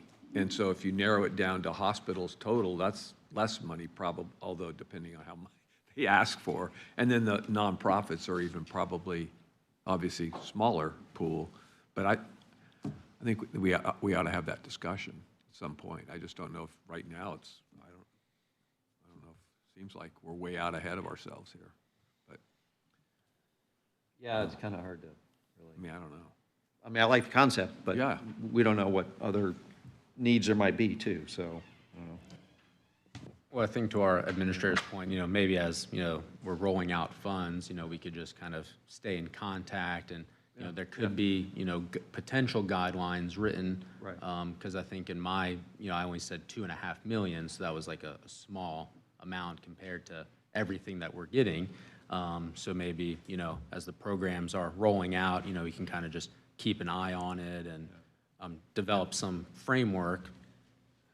When we start talking about cities, if you want us to bring back ideas and thoughts and include hospitals as part of that discussion, we can just take that direction and then incorporate that into our future discussions and design programs around for your consideration. Okay, I think we like that. All right, any other budget thoughts, questions before we kind of get to the robust email, I'll call it? No? No, Renee, good? Good, okay. Dave, anything? No? Kathleen, you good? Chris? All right. All right. Commissioner Scheer, you're up. Well, thank you, Chair. You know, my robust email was a list of recommendations that I think could help get us to a full rollback, which is my goal. You know, I'm not married to any one of them in particular, but I thought we could at least talk about some departments, downsizing some departments, maybe phasing out some departments. I'm not looking to eliminate people, employees that are working. I'm looking to downsize empty positions and departments, and then offering them an opportunity to transfer to another department or another job within the county that is fully funded. So I'm not looking to chop. I'm looking to reorganize a little bit over the next year. I laid these out for you if you see them. They total $26 million. The easiest ones, I think, for everyone to maybe agree to would be the overfunding on the reserves for our health insurance. We're already at 2 times our projected costs. I don't know why we'd need to have such a large reserve, and a simple 25% reduction would get us $17 million. That would get us pretty close to our $20 million we need for a full rollback. There are departments that I don't think, if you like, the Office of Human Rights, I think we've all seen the emails from Jewel, that department, yes.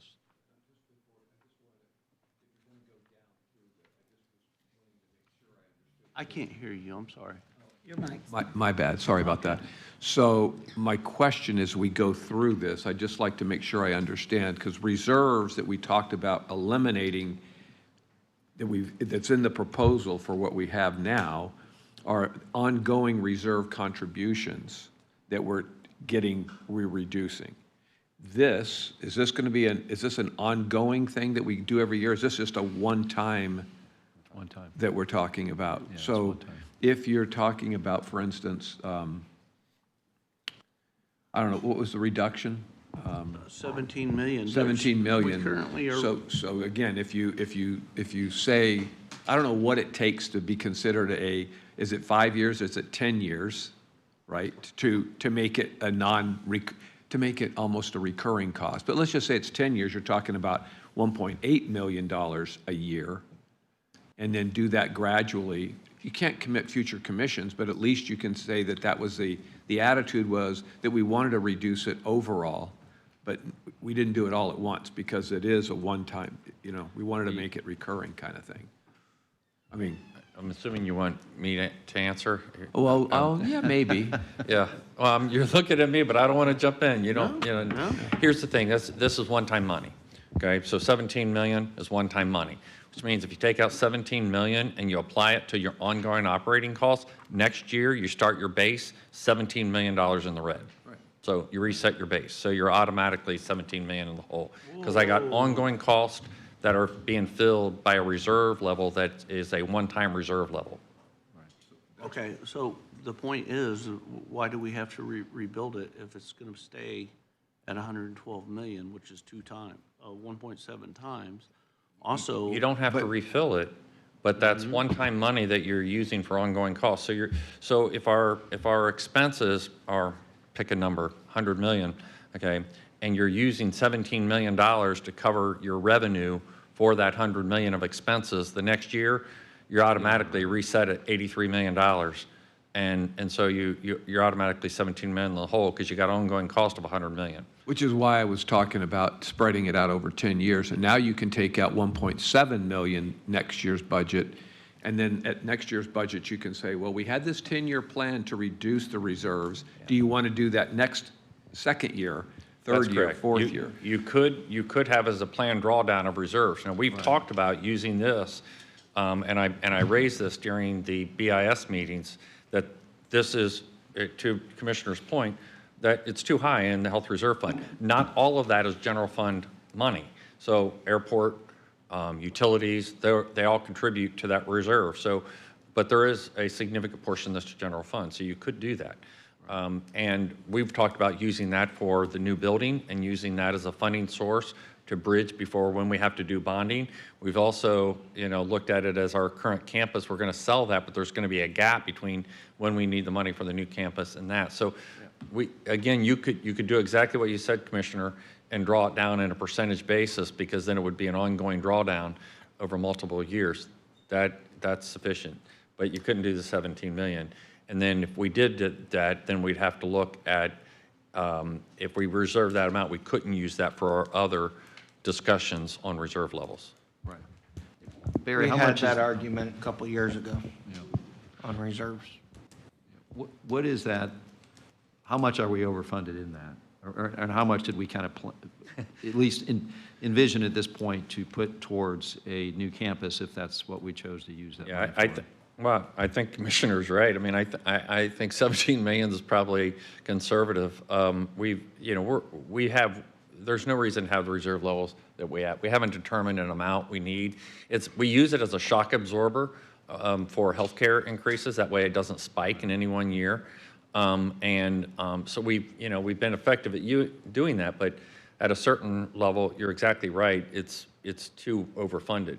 But we've tried to look at that. We've been planning for this campus for a long time, so we've seen that as kind of a target on helping us with the funding of the new campus. I didn't come in with a recommendation on what that target reserve level should be, so we'd have to look at that, but you're not off on that. It's at least the 17 million.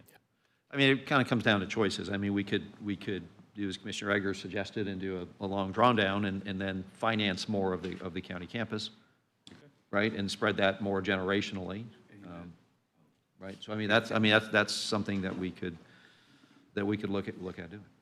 I mean, it really just comes down to choices. And if we do that, then in the long run, we pay more interest, but it's spread out over a longer period of time, and it's not all on taxpayers today. Well, the good part too is if you have a fiscally robust year, you can always pay more towards your debt. There's no penalty for paying additional for whatever it is in that year, if you have a real good, robust financial year. The downside to that is if you don't have a real good, robust fiscal year, and we still don't know what's gonna go or what's gonna happen with what's going on in Tallahassee regarding the restructuring of property tax. Right. And so we don't know what's going on with that, and we would need to look for funds to stand up departments that are necessary for the residents and for the day-to-day operations of the county. I'm just giving all sides that I've, thought about.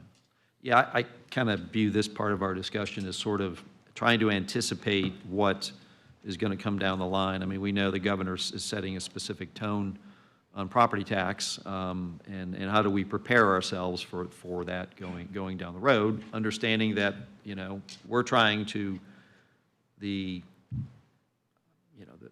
call for property tax relief has never been as loud as it is today, and with those just being here a couple of weeks ago, and with the governor setting a clear tone of where he wants to go with property taxes, I think it's incumbent upon us to try to find as many cuts as we can, but also be ready for the fact that we don't know what the future is going to be. We have no idea what we may have to try to fund up in the future. So, yeah. Okay. Commissioner Wickie? Thank you, Chair. There was a second part of the savings of your email about like elective surgeries and things like that. I mean, is there a cost that if we eliminate those things, that it would bring costs down? There's been no expenditures in those areas. I've confirmed that with. Okay. And let's just, get clear on that particular piece. Gender-affirming care.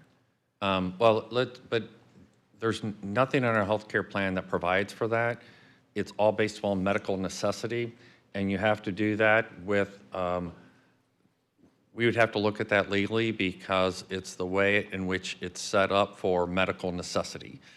So there's nothing that specifically provides for that. It's And so- covered under the plan.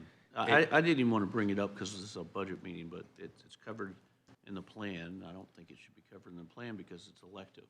It's not specifically called out. It only provides that where medically necessity, and you've got, Joel, what is the specific sections that provide for that, that it's a?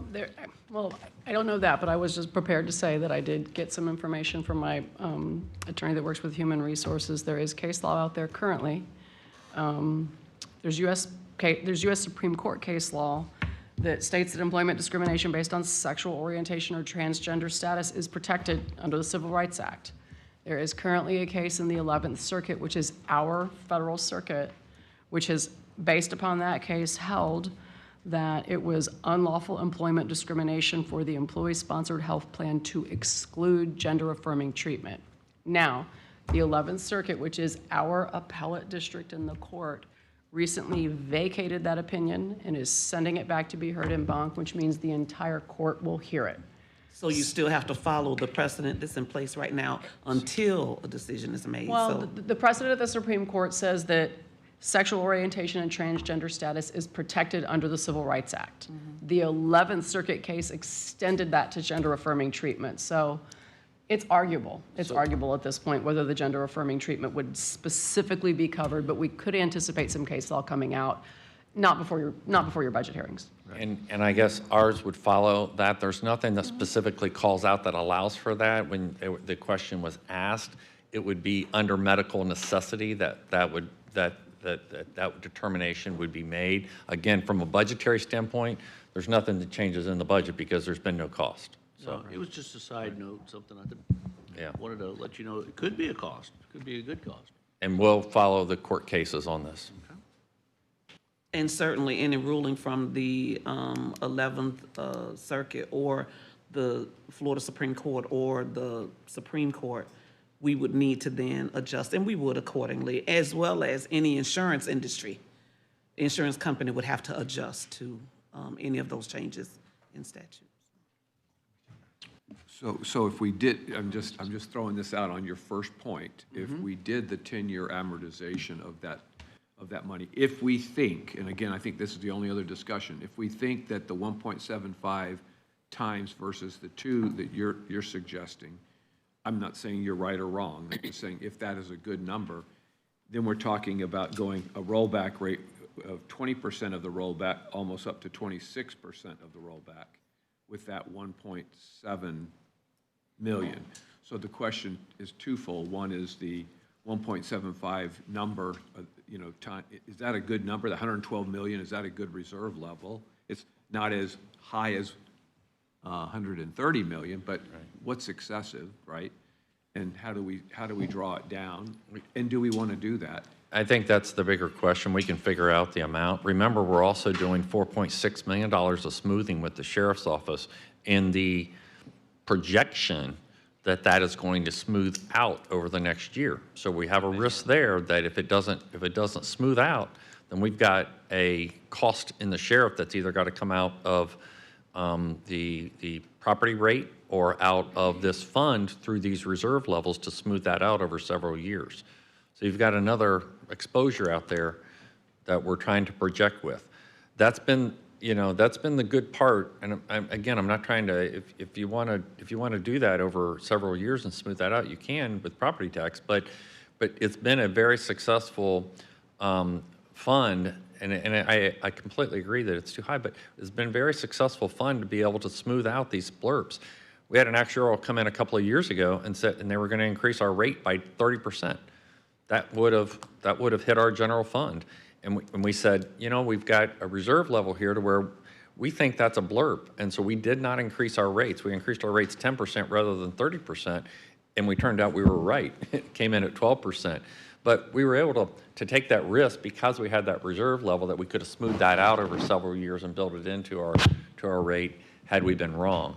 But this 1.7 million, as an example, is just a 1 year. Now we have it lined up going forward. That's why we're basing it on.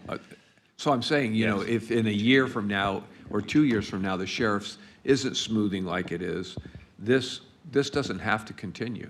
It wouldn't, but then we would have to build that back into I understand. to the property I understand. tax You rate. can't have it both ways. I'm just saying. No, you've got But I it. mean, we You're can, exactly we right. can, you know, we're going to check ourselves for every risk associated. We find ourselves with, like, you know, so I just wanted to. High reserves, you're right. Yeah, so, No, you've got it. yeah, okay. Just one more thought about that. You know, you say it's a one-time, but going backwards, we've been overcharging taxpayers every year to increase this fund. So I don't have a problem with the one-time, you know, here's your refund, so to speak, on your taxes. That's why. And 1.75, I think, is very conservative. I mean, you would have to, if you had a 30% hit, that would only be, you know, what's 30% of 60 million? 18 million? That would be a 30% rate hike would be 18 million. It wouldn't even be close to 112 million. So I just think it's there, and we need tax relief and get us back to a rollback. Also,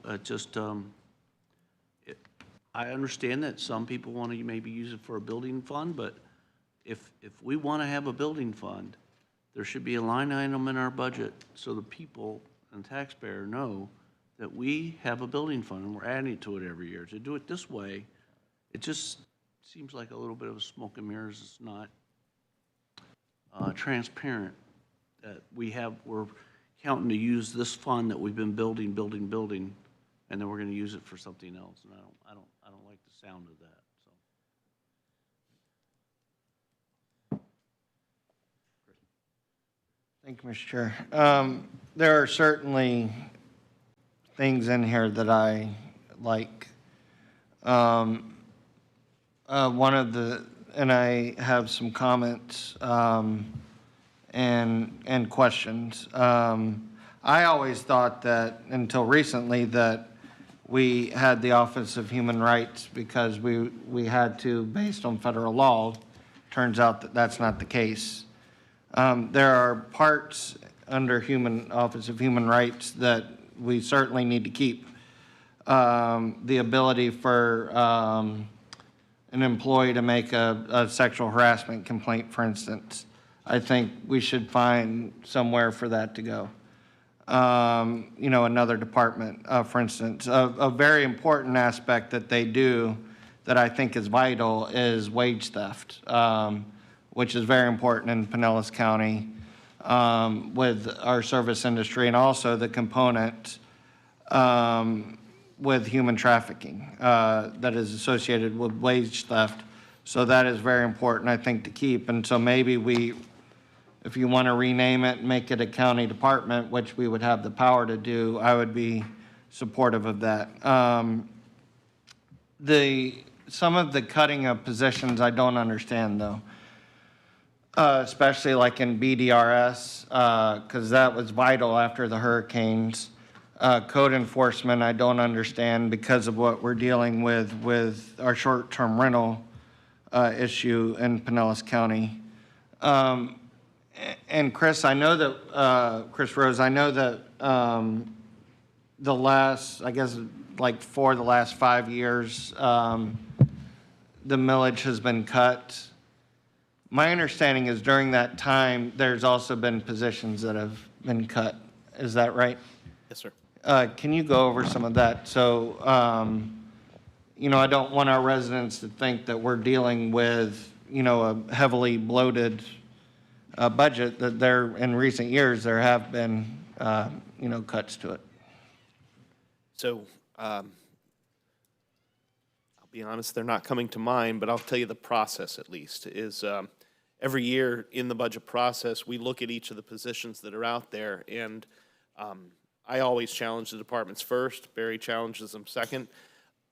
There are often, I'll say the departments and I disagree sometimes, and we go through it, and ultimately it's a decision based on the need, how long the position has been vacant, and what that position will be used for in the future. So I apologize, I can't think of a specific. But there have been instances. We cut positions every single year, Commissioner, and we go through and look at all of those positions. And if you just look holistically, you mentioned over for the last 5 years, there's areas where we've contracted and we've reduced over in human services, several different positions, and in different departments. We've also increased in certain areas.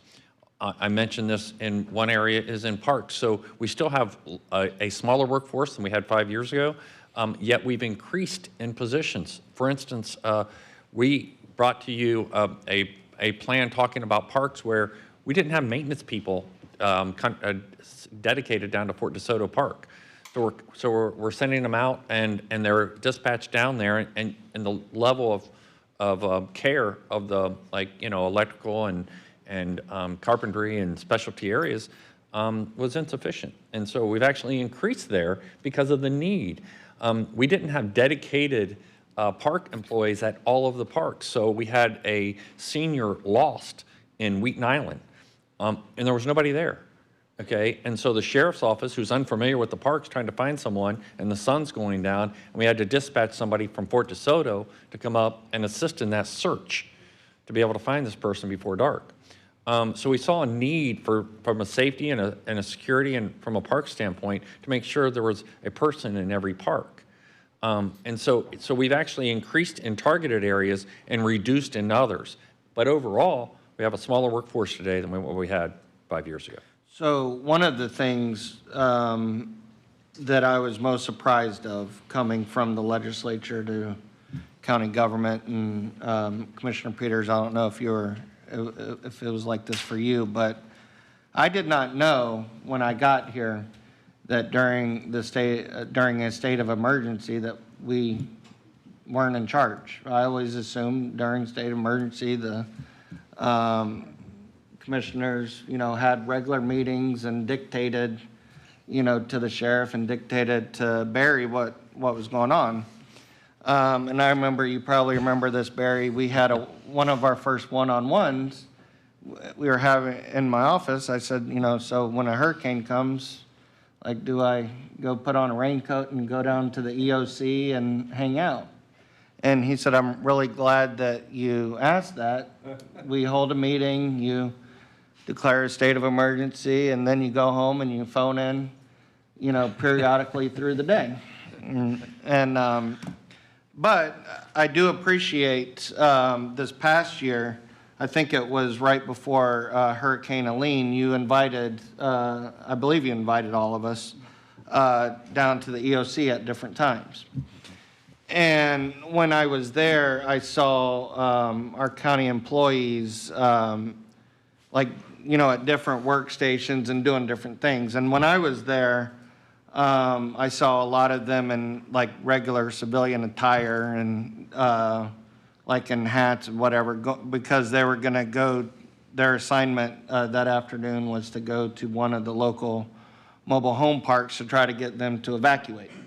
But they weren't, they didn't want people there to know that they were working for the government, because I think there was some sort of antagonistic relationship. Can you explain what the process is? Because my understanding from talking with you during that process is during a state of emergency, some county employees have different jobs.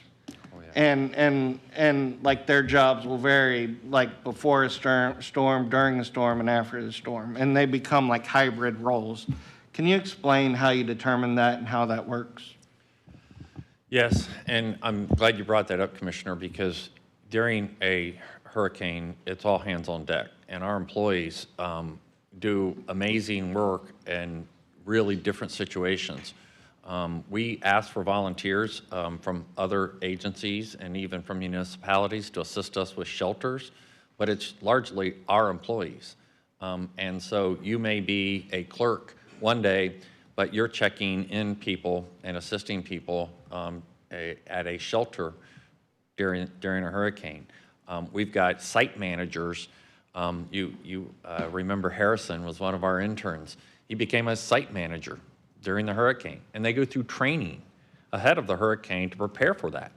But it's far more than just the sites. We have the sites, but but you also saw a couple hundred people manning stations in that emergency operations center 24/7 over extended period of time, where human services staff now are helping with nonprofits, food distribution, and all kinds of different roles.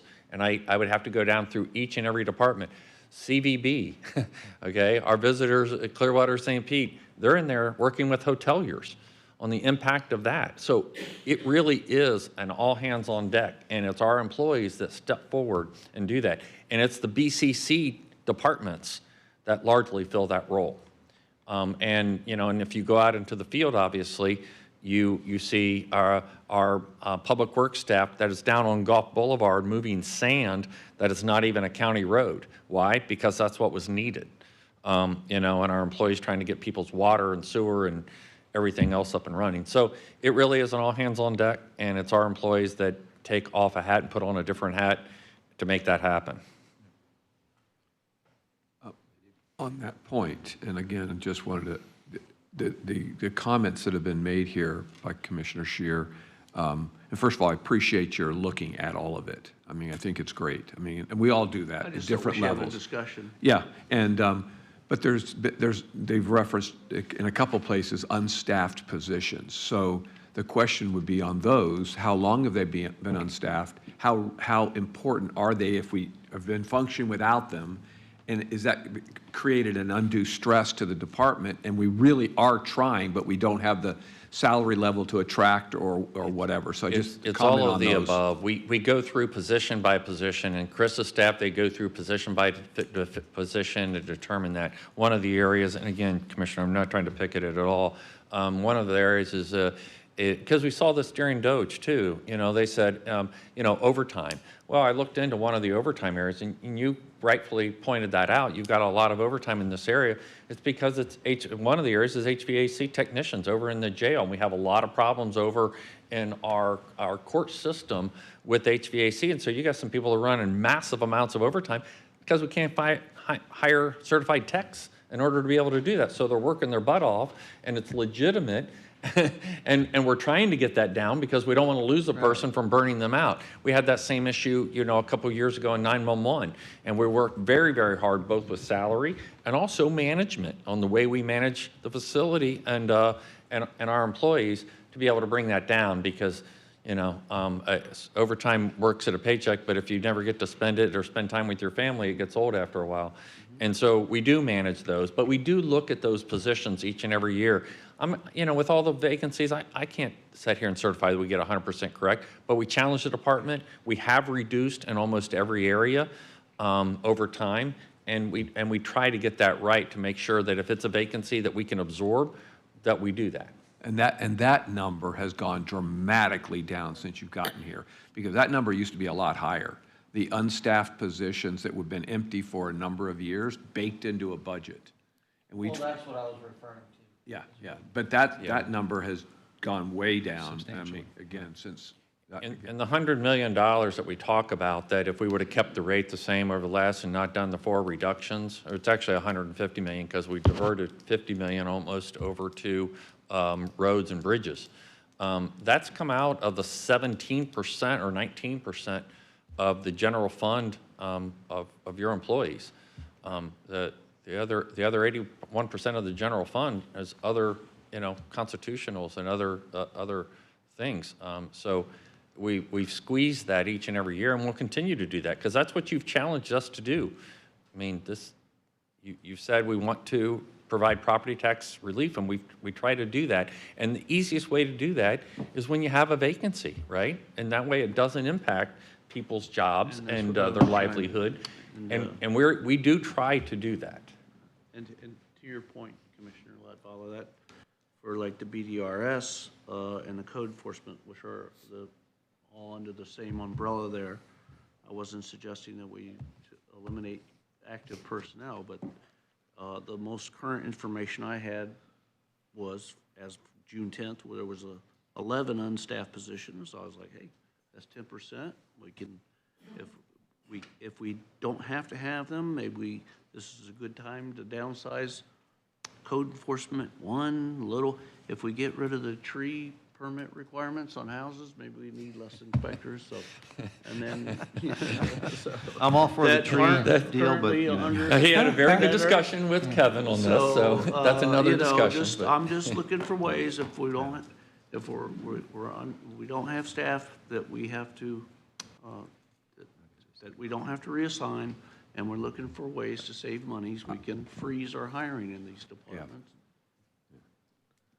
I'd just like to hear the comments before next Thursday's, on those 20 positions or whatever they are, just to review them one more time to see the ones that aren't staffed right now, just take another look at them, because I mean, if they've been empty for, you know. I will tell you, code enforcement, I mean, you can't implement the programs you have without those Right. positions. I understand, but and these, are we having difficulty hiring these positions, or are these positions, I'm just trying to get an understanding of why we have 11 unstaffed positions. What's the driver? If we could just take a look at that. We can absolutely look at it, but I mean, we can absolutely look at it, whether it's having difficulty hiring or not, the work is impacted. And I think that's the point on, you know, like workforce relations. I can't do what I can't keep our employees and create these programs without those positions being able to manage over 2,000 positions. Can't do it.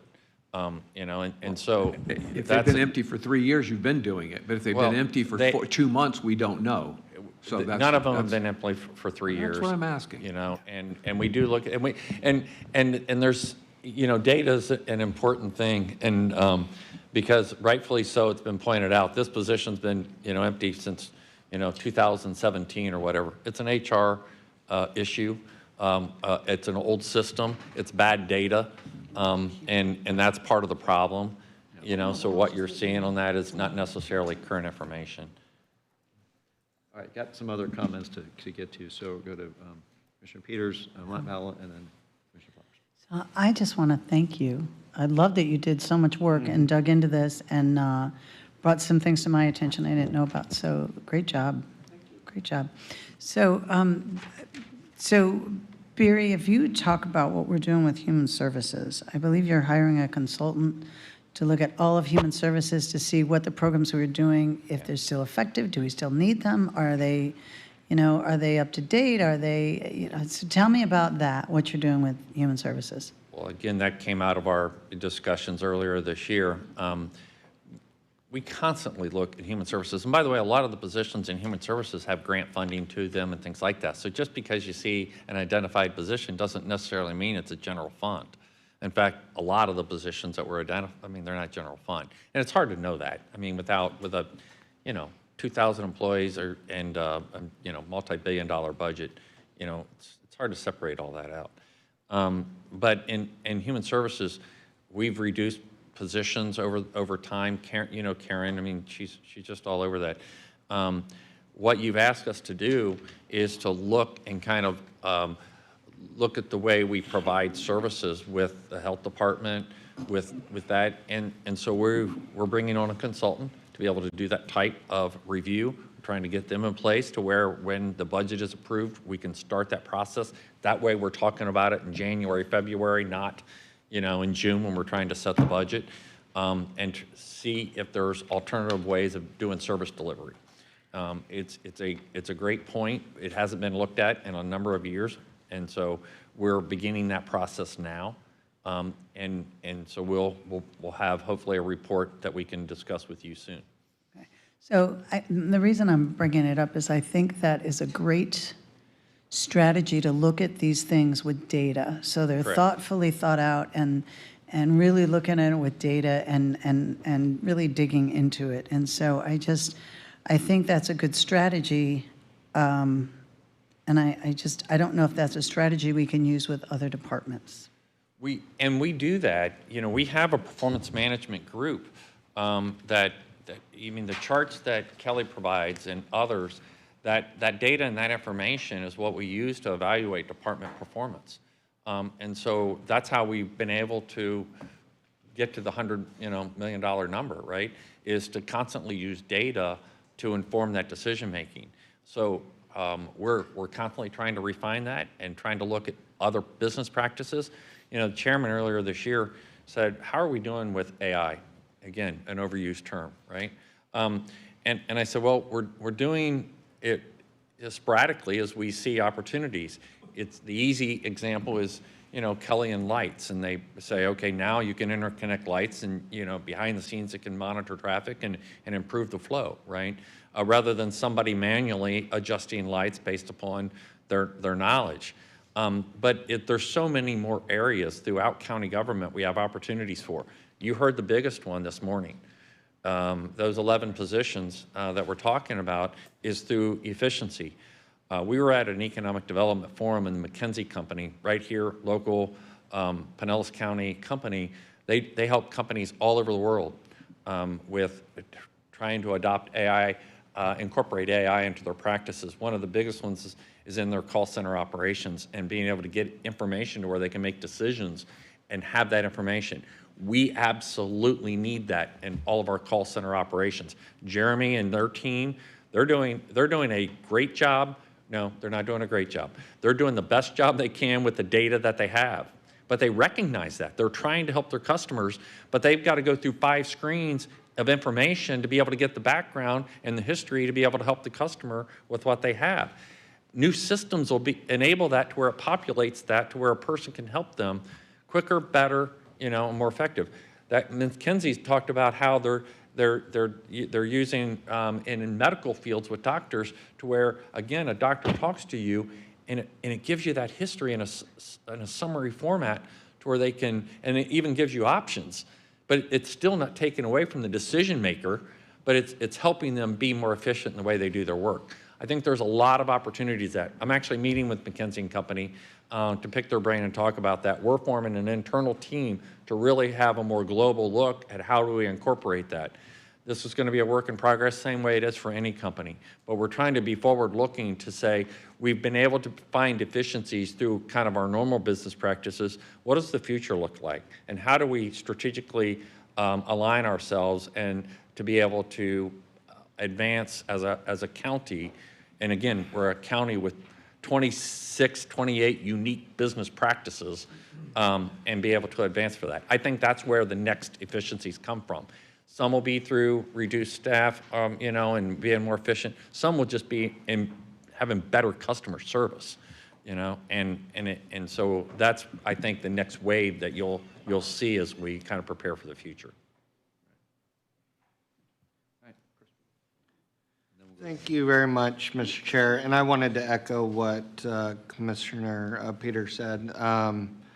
I do very much appreciate having specific ideas and not just general directives to Barry and Chris. So I appreciate that very much because I would have been severely irritated if you would have just asked them to find $20 million of the budget and all that. So I do believe that there will be cost savings because of the work that you put in to this. So kudos to you for that.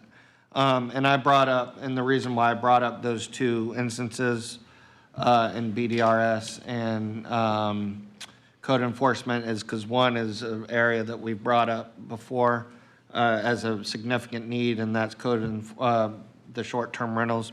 And the other one is having to do with hurricane recovery and disaster recovery. A question that I have for you, Barry, and you're going to get irritated with this, but you can get over it. And I may have asked this before, and I usually preface my questions to Jewel is, are we allowed to by TDC? And this one I actually know the answer to. Another cost savings area that we can have is by spending TDC funds for lifeguards in our county parks. Is that a place that you have looked at doing? And well, at the last meeting, I had proposed that we look at eliminating the Sand Key lifeguards. And so for everybody that's written letters, at the direction of the commission, we took that off. Okay, and so that is not built into the current proposal. What you asked us to do is come back and have a bigger discussion regarding lifeguards. And so we're planning to do that at a later time this fall. The answer is under state law, I believe you can look at lifeguards, but those are countywide funds, so others then could make that same request.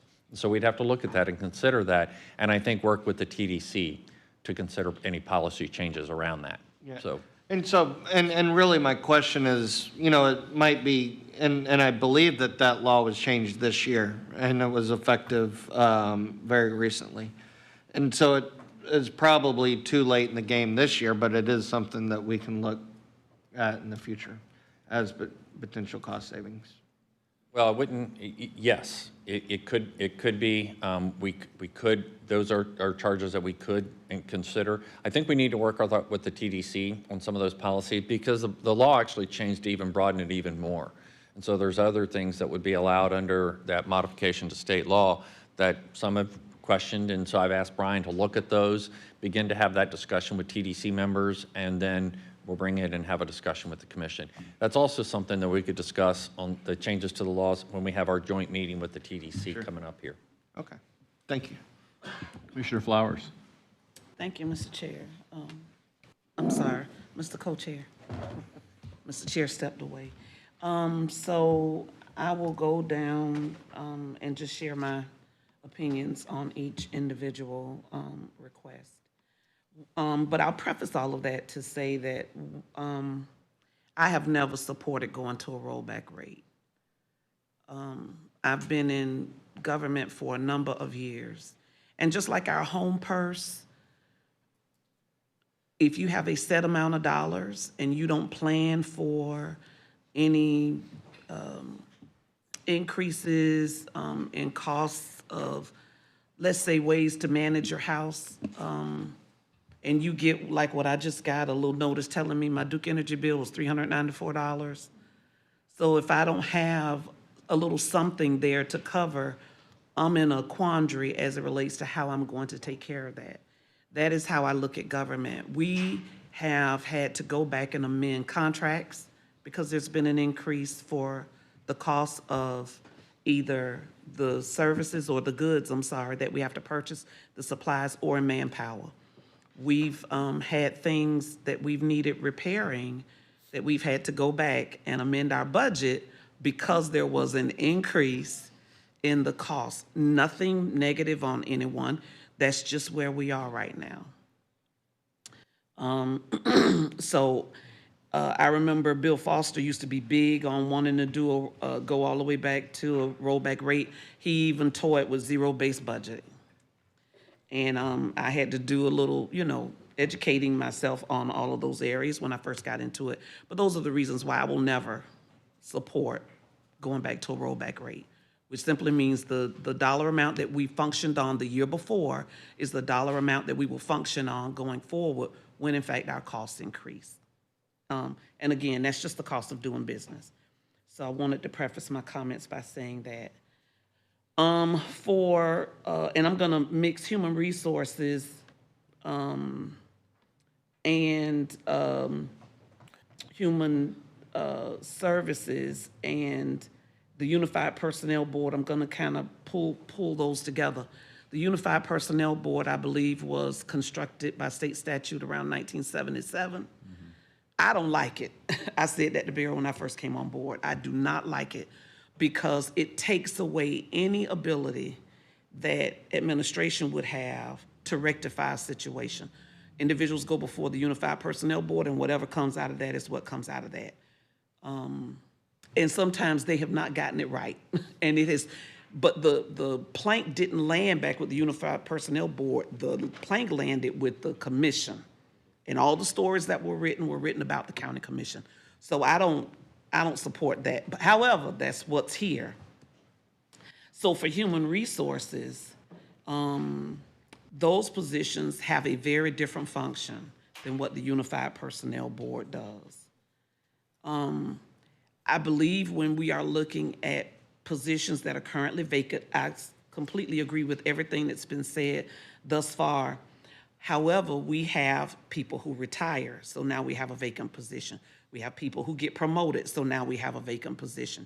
We have individuals who leave for better opportunities, can't fault them for that. So now we have a vacant position. I don't know of any entity that has always had a 100% filled employee rate in any given department at any given time, because things happen. There's attrition, there's retirement, things just happen. I support what Commissioner Eggers requested, and Barry has already agreed to look at certain positions and see where we are on those.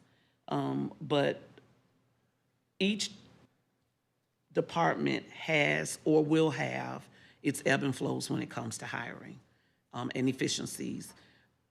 Many of us have looked at the Facebook postings that have been presented through the property appraiser's office and tax collector's office. They have a real creative way about talking about the positions that are vacant in their departments and trying to hire.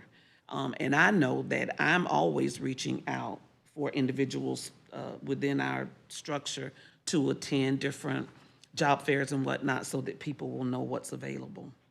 My other concern is just because you may have or have a desire to do away with the department and say they can just apply for another position in another department, they may not be qualified for the positions that are open and available. So while you can say that, and I'm sure it is done with the hope that they would be absorbed into another department, that is not always a guarantee. And I'm not talking about whether or not a person wants to go to another department. I'm talking about whether or not they're actually qualified for the open positions in those departments. And if you reduce the positions, as it's kind of alluded to here, if you reduce positions in all of the departments that have been represented, there would be nowhere for anybody to go, because you have now said you want to reduce or eliminate those positions. So it is a delicate balance and a delicate dance, but I don't think it's the answer to what it is that's being requested. For the Office of Resiliency and Asset Management, we continue to be able to apply for resiliency and sustainability grants that assist the county as well as other entities when it comes to providing services to our residents. And so I believe the position is very much needed. I would like to see, I would have to see something that says that position is not needed, nor is it functional, in order for me to support anything there. For asset management, that is huge. That we are a big county, and we have a lot of property, we have a lot of tools, we have a lot of vehicles, we just have a lot of things.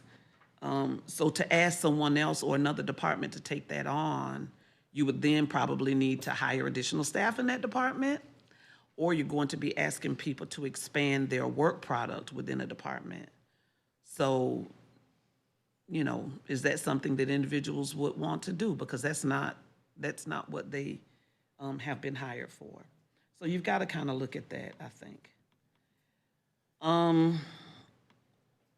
For BDRS, self-explanatory, we've already talked about that. For animal services,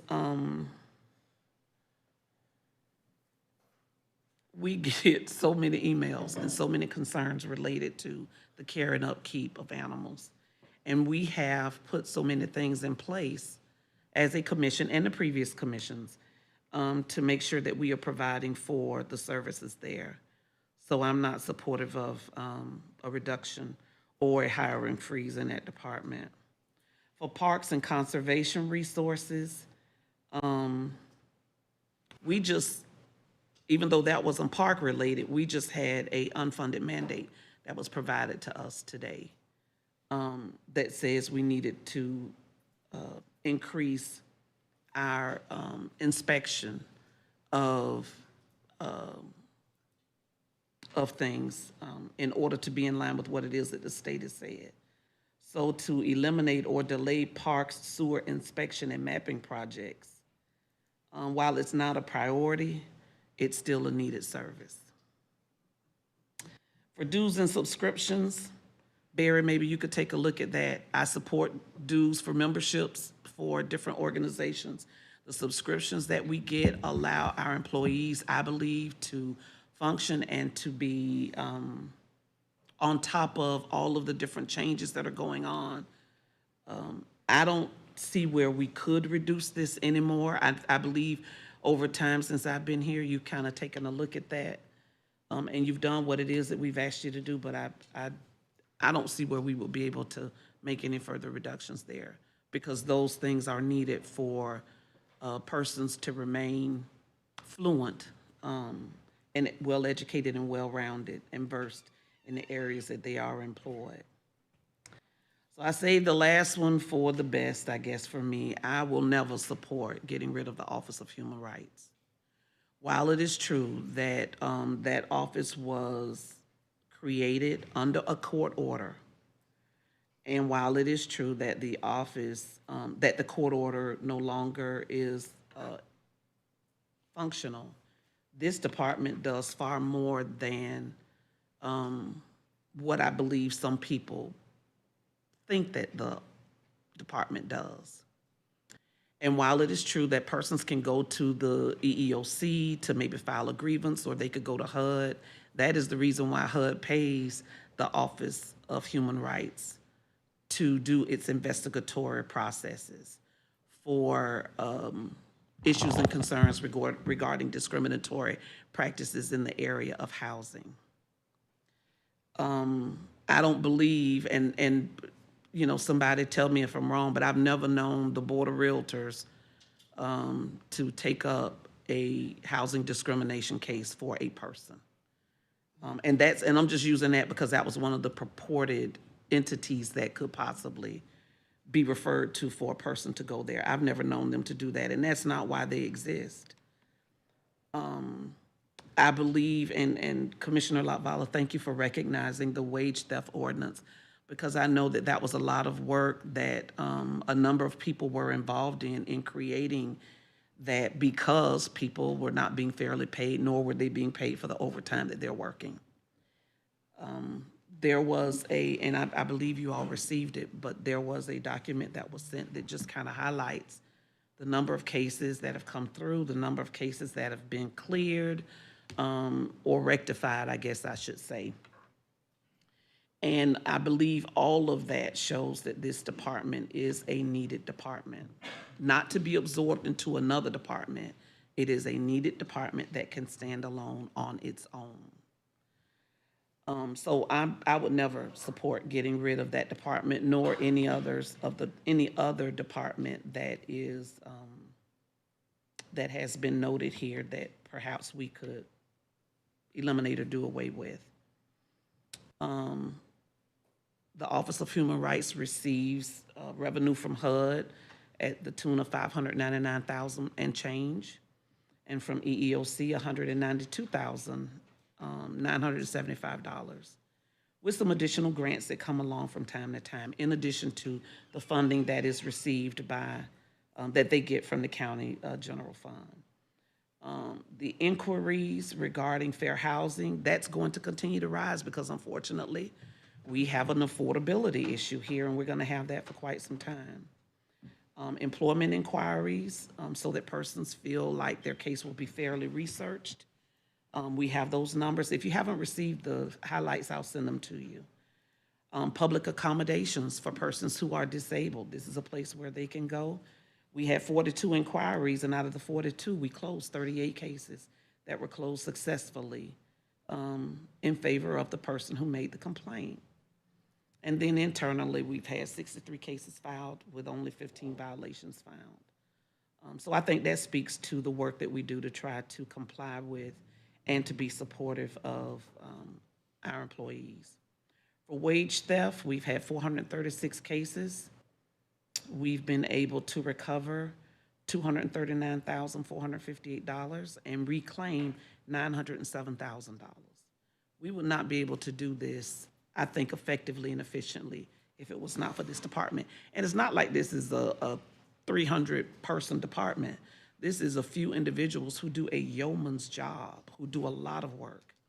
And also, Jill, thank you for the attorney that's assigned to this department, because she does a wonderful job of researching prior to her making any presentation before the board, and any presentation as it relates to what our next step should be to keep us out of court. So I appreciate that.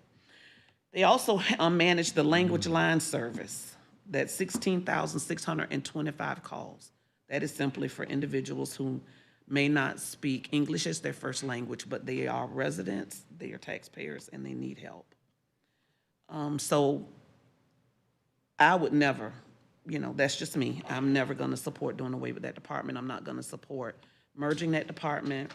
What I do think is if there is a strong desire to look at departments and how they're staffed and whatnot, certainly taking it up with Barry, but if you want to consult on the functionality of the departments and whether or not they are staffed properly, understaffed, overstaffed, maybe look at doing something like that in the future. But I think for me at this point, I can't support any of that. The last thing I'll say is I know it is up to us to make the final decisions relative to the budget. The county administrator constructs the budget, prepares it, presents it to us, and then we have our 6 days of reviewing the budget and then making our determinations, and then certainly taking into account what it is that the constituents say over the public hearing days, and then making the final decision, and the final decision lies with us. But I also want to remind y'all that the employees of the county are also our constituents. And so I know that for any that may be listening now, they are probably sitting on the edge of their seats and pulling out their eyelashes to hear conversations that there is a desire to perhaps cut and or eliminate departments that they work in. So I would hope that maybe going forward, this deep dive is done so that it could be communicated when we're going through our days of workshop. And perhaps as those individuals are standing there, they could then reflect on, if you do this, this is how it's going to affect my department. They don't have the benefit of doing that because they're not here today to be able to share that. And maybe that's just me because I come from a background that works in human resources and that worked in human resources and corporate training, and have had the opportunity to sit on both sides of the meter when we're having these types of discussions. It's never an easy discussion. And Commissioner Scher, I'm not downsizing or, being negative, I hope you think, towards your email, because I did read it intently and went through each of the various departments and your recommendations. Yeah, I went through and read through. But I just really couldn't support some of these things at this time. What I can support is, we all talked about decision packages and whether or not we would support decision packages, and we wanted to adhere to what Barry requested, was to keep things flat, with the exception of giving the 3%. So when it comes to decision packages, other than the ones that I have already shared, I support, particularly with BDS for the technology systems and things like that, I could see not supporting those because we made that clear. And there's no guarantee ever that a decision package would in fact be funded. So I could support the elimination of that. But for the other reduction expenses or requests for elimination or downsizing, I could not support. Thank you for allowing me the time. Okay, thank you, Commissioner Flowers. He sounds like, whoo. Well, Chris, you've caused a lot of discussion today, which is good, That was a very deep dive email. So no, we don't. So we have a lot yet to get to today, and unfortunately, I have to leave at 2:15, so I may have to hand the gavel over here to Commissioner Eggers. But to land this plane so we can kind of move on to other pieces here. And I'm glad you sat down, Chris. I'm sure you're getting tired of standing there for a while. So to just try to encapsulate our thoughts here. So we talked a lot about health insurance reserves. Is there any appetite to do anything with that in terms of moving any of that money, whether it's a structured 10-year drawdown or whatever towards a millage rate reduction this year. Is there any? Yes? Yes.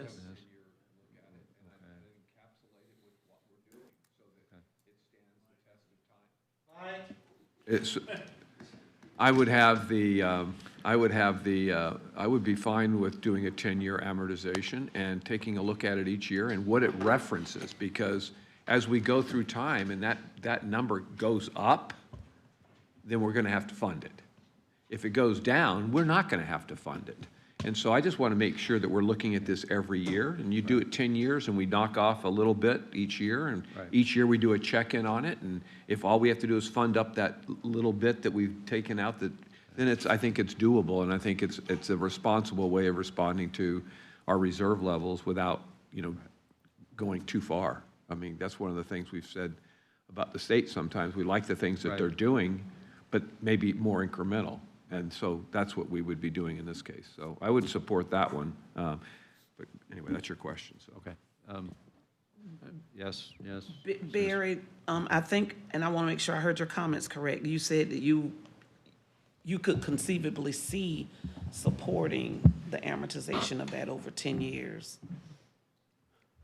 Yes or no? I said you can do that. Okay. That's why I said, listen, That's it's different always than- good to ask for clarification, and that's what I'm doing. Well, this is a policy level discussion. I don't think, I mean, really, I think you understand. It's up to us. I think you get the concepts of how one-time money works. And so I said that is a supportable position that the commissioner took in terms of that 10-year drawdown, understanding the ramifications of those decisions. I still like it as a reserve because I want to look at it in the overall reserves. But it's absolutely what you proposed is something that we could incorporate if that's your direction. Okay. All right, Chris, I think we have consensus on that one. Thank you. Okay. All right. As far as, there's a lot of discussion about vacant positions, I'm just going to ask Chris and Barry to take another pass at that and let us know what you can come up with on that. Okay. Office of Human Rights. We had a lot of discussion about that. What are people thinking about that? I completely understand where you're coming from on that one. I wouldn't go say anything. All right, so, but I just want to, get clarity on, what we want to do with that, if we want to do anything on that, so. I think it's important to look at like the core functions of government and county government. And so when you already have those duplicating layers of other agencies, now if there are specific like wage theft, I think those are things you have to protect. But if there aren't things that aren't core function of county government, I think those could be eliminated from that office. Right. And I had a very nice meeting with the director yesterday, Bettina, and I know she's here with a lot of her staff today. And we also have a gas station ordinance for folks with disabilities, which I didn't even know. So there's probably two components here. Jill, see you having gone on And that. since we're on the topic, let me just throw a couple things out there. There's a lot of talk about the consent decree from, I think, back in the 70s. It is true. It was dissolved, I think, right around 2016 when the county commission at that time passed an ordinance that kind of retooled the department, but more importantly, the board. So it's the Board of Human Rights now. It was previously named something different. So back when that consent decree was dissolved, the county commission at that time sort of refocused the department on a lot of the stuff that you've talked about here today, wage theft and other issues. But I will say, the director reports to that board, not this board. Right. So there is a board created by county ordinance that is the Office of Human Rights. Commissioner Flowers is the current chair. Your constitutional officers are on there, not the sheriff, and some other entities. So just to throw that out there, county commission funds the office. The office actually reports to a separate board that you all created by county ordinance. But again, I just wanted to throw it out there. I think that sometimes we overly focus on that consent decree. The consent decree went away, so therefore they're not necessary. Their focus was shifted after that consent decree went away for all things priorities that a Board of County Commissioners established in the past. And some of the directives have been very successful, like the wage theft I would throw out there. But I just kind of wanted to clarify just those couple things so everybody is on the same page. Got it. All right. Thank you, Jill. So what are we thinking on that? Do we think it's a duplication? Do we? I mean, I don't have an issue with taking a look at the organization, the department. I don't want to do anything on the fly on that department. So for me, this is on the fly, doesn't mean it's wrong. So I'd just rather have more time to take a look at the various functions that belong to that department. That's number one. Number two is that there is symbolism in some degrees to having an Office of Human Rights, and I just want to make sure that I'm comfortable with the process of looking at that department and take more time on it. So that's all I'm saying for me. And a little more history on that is our Office of Human Rights is the only one in the county. City of St. Petersburg had one, which went away in 1999, which became basically absorbed into the counties. My aide Colleen did a lot of research to see how many other counties have these, and there's about, I want to say there was maybe a dozen other 10 or 12 other counties, something like that have. I believe it's 16. Is it 16? Yeah. Okay. Maybe it was 10, I think it was 10%, so I think you're right. I think you're right. That have something like this, and there's some cities that also have them. The city of Tampa has their own. Hillsborough County has their own. I think the difference between there is Tampa's, I believe, is federally recognized, so then EEOC and HUD has them do investigations on their behalf. Whereas the other ones that are not recognized, like Hillsborough County, they don't do those things. They just do whatever their local ordinances are. So I'm kind of a little bit on the fence on this one. This one kind of came up sort of quick. I would probably be okay with taking a little more time to just sort of understand and make sure we're not doing a knee-jerk reaction on anything here. So, what do you, Chris? I mean, I think, to your point, that if we eliminate that office, it's important that we shift those responsibilities elsewhere in the county or create another office. One of the things I mentioned is that we could create the office under our purview.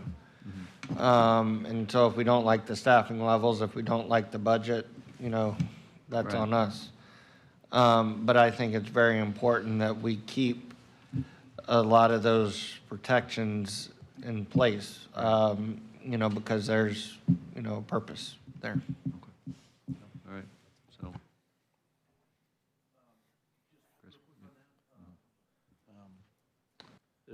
The wage theft, if we could keep that within the county, you keep that department. I don't know how many are involved in that. That would be fine. I think it's a good thing that we do. On the housing discrimination, FREC does suspend people's, and so does the DBPR.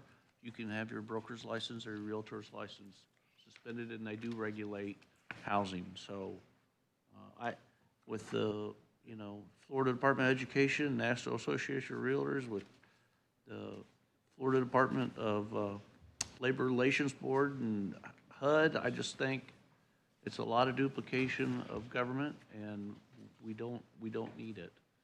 And so, I just. The realtors, for example, they police their own. Yes, they do. They don't police others. Exactly. So just making sure you understand the difference. I mean, I'm not a realtor now, but I certainly go by their principles. So they watch us closely. They don't watch the general public and independent developers or anybody else that's involved. So and I think this department, maybe we just take a look at it, but I think there's a lot of good that's going on in that department, and I think we need that chance to highlight that before we unravel it. And maybe it does best fit right where it is, and maybe it fits best, to your point, in another department. But I'm uncomfortable doing something today, or this budget, that's all. I think a workshop maybe seems like is the Yeah, I think, appetite. I mean, I agree. I think I've looked at this, and I think that there is a lot of duplication. I really do. And quite honestly, we're kind of doing work on behalf of the state of Florida, and they send us unfunded mandates all the time, and we're kind of doing their work. So this would be a way of pushing something back to them. And the same with, even with HUD and EOC, even though they pay us some money to do investigations, I don't know that it fully covers our costs. It probably doesn't. But at the same time, I'm kind of on the fence with it. So I would probably be okay if we just paused it now and did a workshop on it and kind of took a little deeper dive into seeing what we really want to do with it in the future. So we all good with that? Consensus? Okay, all right. Okay, moving on with that. Then I've got one thing that I want to bring up, which is Creative Pinellas. So Creative Pinellas is not a county department, even though it has Pinellas in its name. It is a registered not-for-profit that was created in 2011. It was the county's Cultural Affairs Department, and it was basically kind of spun off to be its own not-for-profit with a one-time payment from the county of $300,000 and an ongoing money from the arts license plate tags. There was a certain amount of money that came back to the county for that. And they were charged with basically being the local arts agency in Pinellas County. We have an ordinance that designates them as the local arts agency in Pinellas County, and they were supposed to be out there on their own, raising money and supporting the arts. We've been funding them ever since with a direct appropriation to the tune of about $1.2 million. And they had a decision package this year for another $1.1 million to create a grant program for arts tourism. And I reviewed the cultural plan, and I was pretty underwhelmed by it. And quite honestly, I have struggled since I've become a commissioner to understand what they're really bringing to the table. And honestly, I don't really think they're bringing a lot to the table other than having grant programs that they're giving, money for artists to buy easels and cameras and things like that. And it's not going to tourism at all. And this year's budget requests for Creative Pinellas includes $861,150 in TDT funds, $156,000 from the general fund, and $36,000 from the transportation fund. They've got a staff of roughly about 10 people. About half of that money they pay their staff with, and the other half of it they really just kind of give away as grants. They get 90% of their money from us, and I don't really see that there's a lot of return on that investment. I really don't. So I think, and I've talked to Brian Lowack at Visit St. Pete Clearwater pretty extensively about this. I've talked to Barry about it pretty extensively. What I think we should do is Brian and his team create a competitive grant program specifically for arts tourism. And I've talked to Brian, if he could do this with existing staff, he said it would be a lift, but he could get it done. So I say that we don't fund Creative Pinellas going forward. We take $500,000 of that original TDT fund of $861,150, set it aside for a grant program for Brian and his team to develop, a competitive grant program similar to what we do to elite events, and then that would allow us to return $361,150 back to tourist development, $156,000 back to the general fund, which could go back for further rollback, and $36,000 back to the transportation trust fund. So, what do y'all think about that? All right. 3, okay. All right. You got what you need. Okay. Again, I'm just going to keep my mouth shut. Listen, I'm not, the work that's being done around this table right now, I think is really good. I just wish it weren't being done the last week of August, right? To me, because these are some big deals that we're talking about. I mean, we conscientiously established this group, and I've got not one lick of art in me. I mean, in terms of ability. So this is not for the persons like me, but it is for our community. It is for the young rising artists. It is for programs that we have all over this county. And again, trying to bring the different art communities. And if you look at the recent survey, it talks about the things that people liked about this county were the arts and culture availabilities. And I'm sure it's a lot of it to do with the museums. It's a lot to do with our artwork. We've got the city of Dunedin has not the city, but they have an art center there. They have art centers in different places that bring that, I don't know what it is. It's kind of an ambiance of this talent to our county. And again, it's part of what makes, again, the tapestry of Pinellas County so special. And again, I'm sitting here talking on behalf of artists, for crying out loud. They need a better spokesperson than me. But I get a little nervous when we start to unravel things that have become relevant to the different aspects without having folks here in the room. Well, we're talking about a pretty significant, it's not monumental, but it is significant change. And I think it's something that if we want to talk about, I don't have a problem going to a workshop, having the art folks come out and talk about it and argue against it or argue for it. Maybe they would agree with some of it. I just, again, a little bit concerned on the fly to do it, that's all. Not disagreeing with the concept of looking at it in a workshop at all. So that's why I didn't go thumbs up. Understood. All right, so, thank you. I have, just to give you a little comfort, I have really done a deep dive on that, and we're not talking about county employees. It is a not-for-profit, and the money that we would set aside for Brian and his team to create a competitive grant program directly tied to tourism would produce way better results than what we're getting right now. Again, as it relates to tourism, I wouldn't disagree with you, and if that's the only aspect of this program, then I'm not saying I disagree.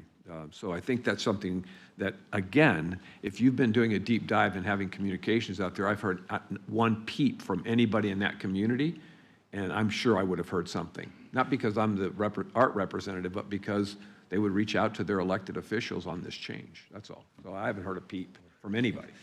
So I don't know that. You will by next week. Yeah, Well, or that just shows you that it's not really all that. I mean, if they have heard and they're not responding, I would agree with that, where you're going, but I'm not sure that's the case, so. Mr. Chair, Yes. on that topic, I received only one phone call, but it was from someone, a part of the organization. I haven't received any other emails. That's not to say that they won't now. But I remember when we kind of created this, as you said, Commissioner Eggers, when I first came on board, and I had reservations then because, not that I have anything against Creative Clay, my nephew who was hit by a car when he was 3 years old and has no peripheral vision and some other issues that he will always need to be under the care of someone. But him going to Creative Clay is what kind of pulled him out and pulled him through. And now he sells his art pieces all over. He represents them when they go to Tallahassee. He goes and speaks on behalf of what art does for persons who need that additional outlet. My concern back then, and even my concern now, is that you could be an artist, but just maybe not be so familiar with Creative Clay as the entity. And so when they are Creative Clay or Pinellas? I'm sorry, Creative Pinellas, please forgive me. So when they I need something to eat. So when they are presenting opportunities for you, if you're not in that hub or bubble, you may miss the opportunity to be a part or have your artwork done. So that was just my concern and my questions back then when we in fact moved to this piece where they kind of took the lead and others kind of submitted underneath them or whatever. But I'm all for, looking at it. Thank you so much for your deep dive in it.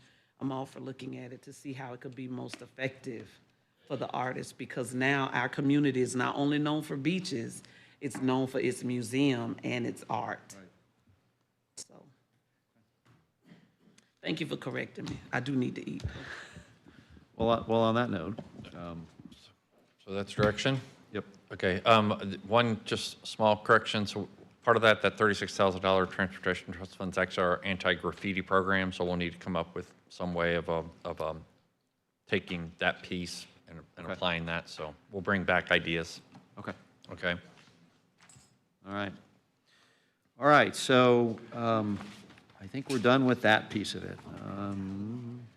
So are we ready to break for lunch or what? Okay, so we've incorporated, so we're going to, just to clarify, so I'm clear, changing the TDC, we're going to look at the vacancies over in those two departments, no change at the Office of Human Rights, and we're going to look at a $1.7 million 10-year drawdown of the Employee Health Care Fund, and those are the changes that we'll incorporate to the budget hearing that will occur next Thursday, September 4th.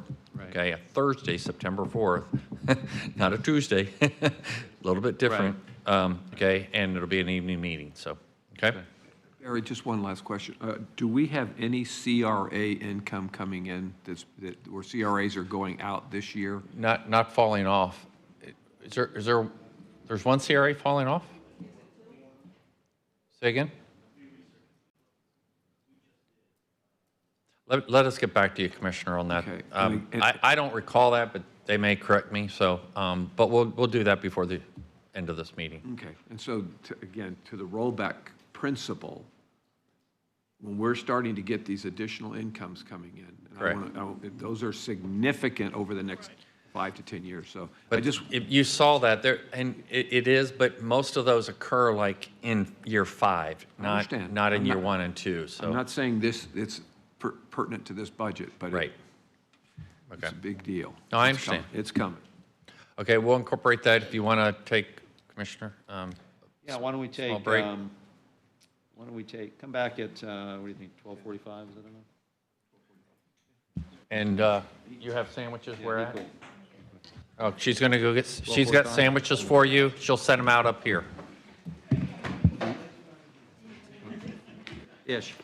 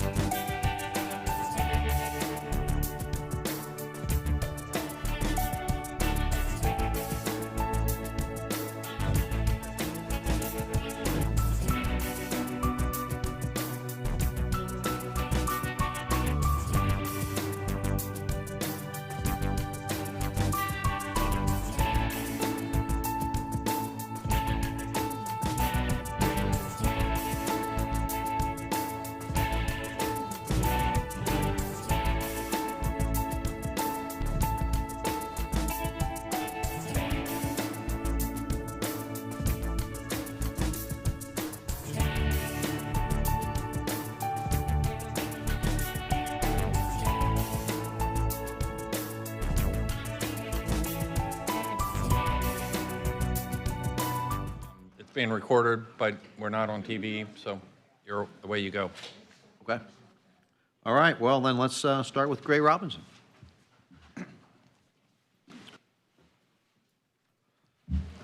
Matt, are you going to bring the different firms in? They're ready, right here, there. All right, here we go. Good job, Matt. All right. Good night.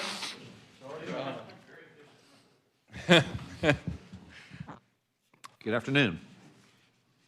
Good afternoon. Chris Dawson with Gray Robinson. Assuming we're ready to begin? Fantastic, thank you. Chris Dawson with Gray Robinson. Thank you so much for the opportunity to be here today. We are very excited to present our unique skills and expertise that we think is a real powerhouse approach for Pinellas County and state government relations. We're going to start with team introductions, and I'm going to go last. So I'm going to hand it over to Chris to come introduce himself. Good afternoon, everyone. Chris Carmody with Gray Robinson, lawyer, lobbyist, shareholder with the firm, been here 20 years. Like everyone you're going to hear from, we spend during the committee weeks and session all of our time in Tallahassee, and we've got a dearth of experience in local government, special districts, counties, cities, you name it, and have had all kinds of fun working on the many issues that go in that, whether it's TDT, land use, live local, everything in between. And I'm going to hand it off to Carlisha. Hi, Carlisha Collins. I've been with Gray Robinson for 5 years next month. I've worked in the House and Senate and all factors of that world, and happy to be here today. Thank you guys so much. Good afternoon. My name is Kristen Gray. I'm an associate at Gray Robinson. I currently serve as the city attorney for the city of South Pasadena, Florida, and I'm a Pinellas County resident, so I'm happy to be here today. Thank you.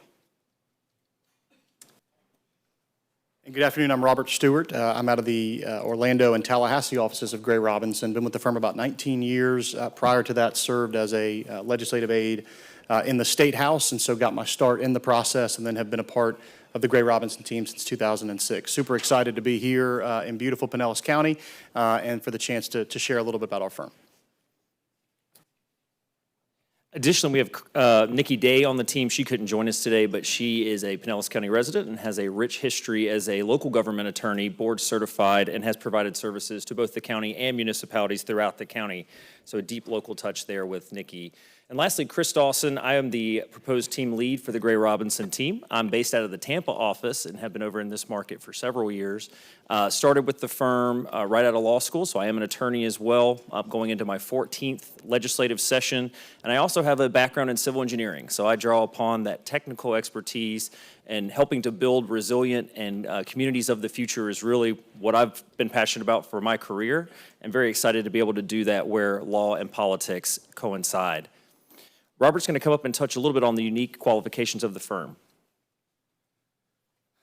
Thank you, Chris. And we are really excited to be here for a number of reasons, but mostly that we are deeply rooted in this community. We've been in the Tampa Bay area for about 25 years with offices in downtown Tampa, but always with representation of our lawyers, our clients in the Pinellas County area. Chris offices out of Tampa and has a full-time presence here along with the others on the team that you've heard from. And we've been practicing in government relations, representing local governments for all of our 55 years of existence. When Charlie Gray established our firm in 1970, he was the city solicitor at the time for the city of Orlando. So representing local governments has sort of always been in our DNA.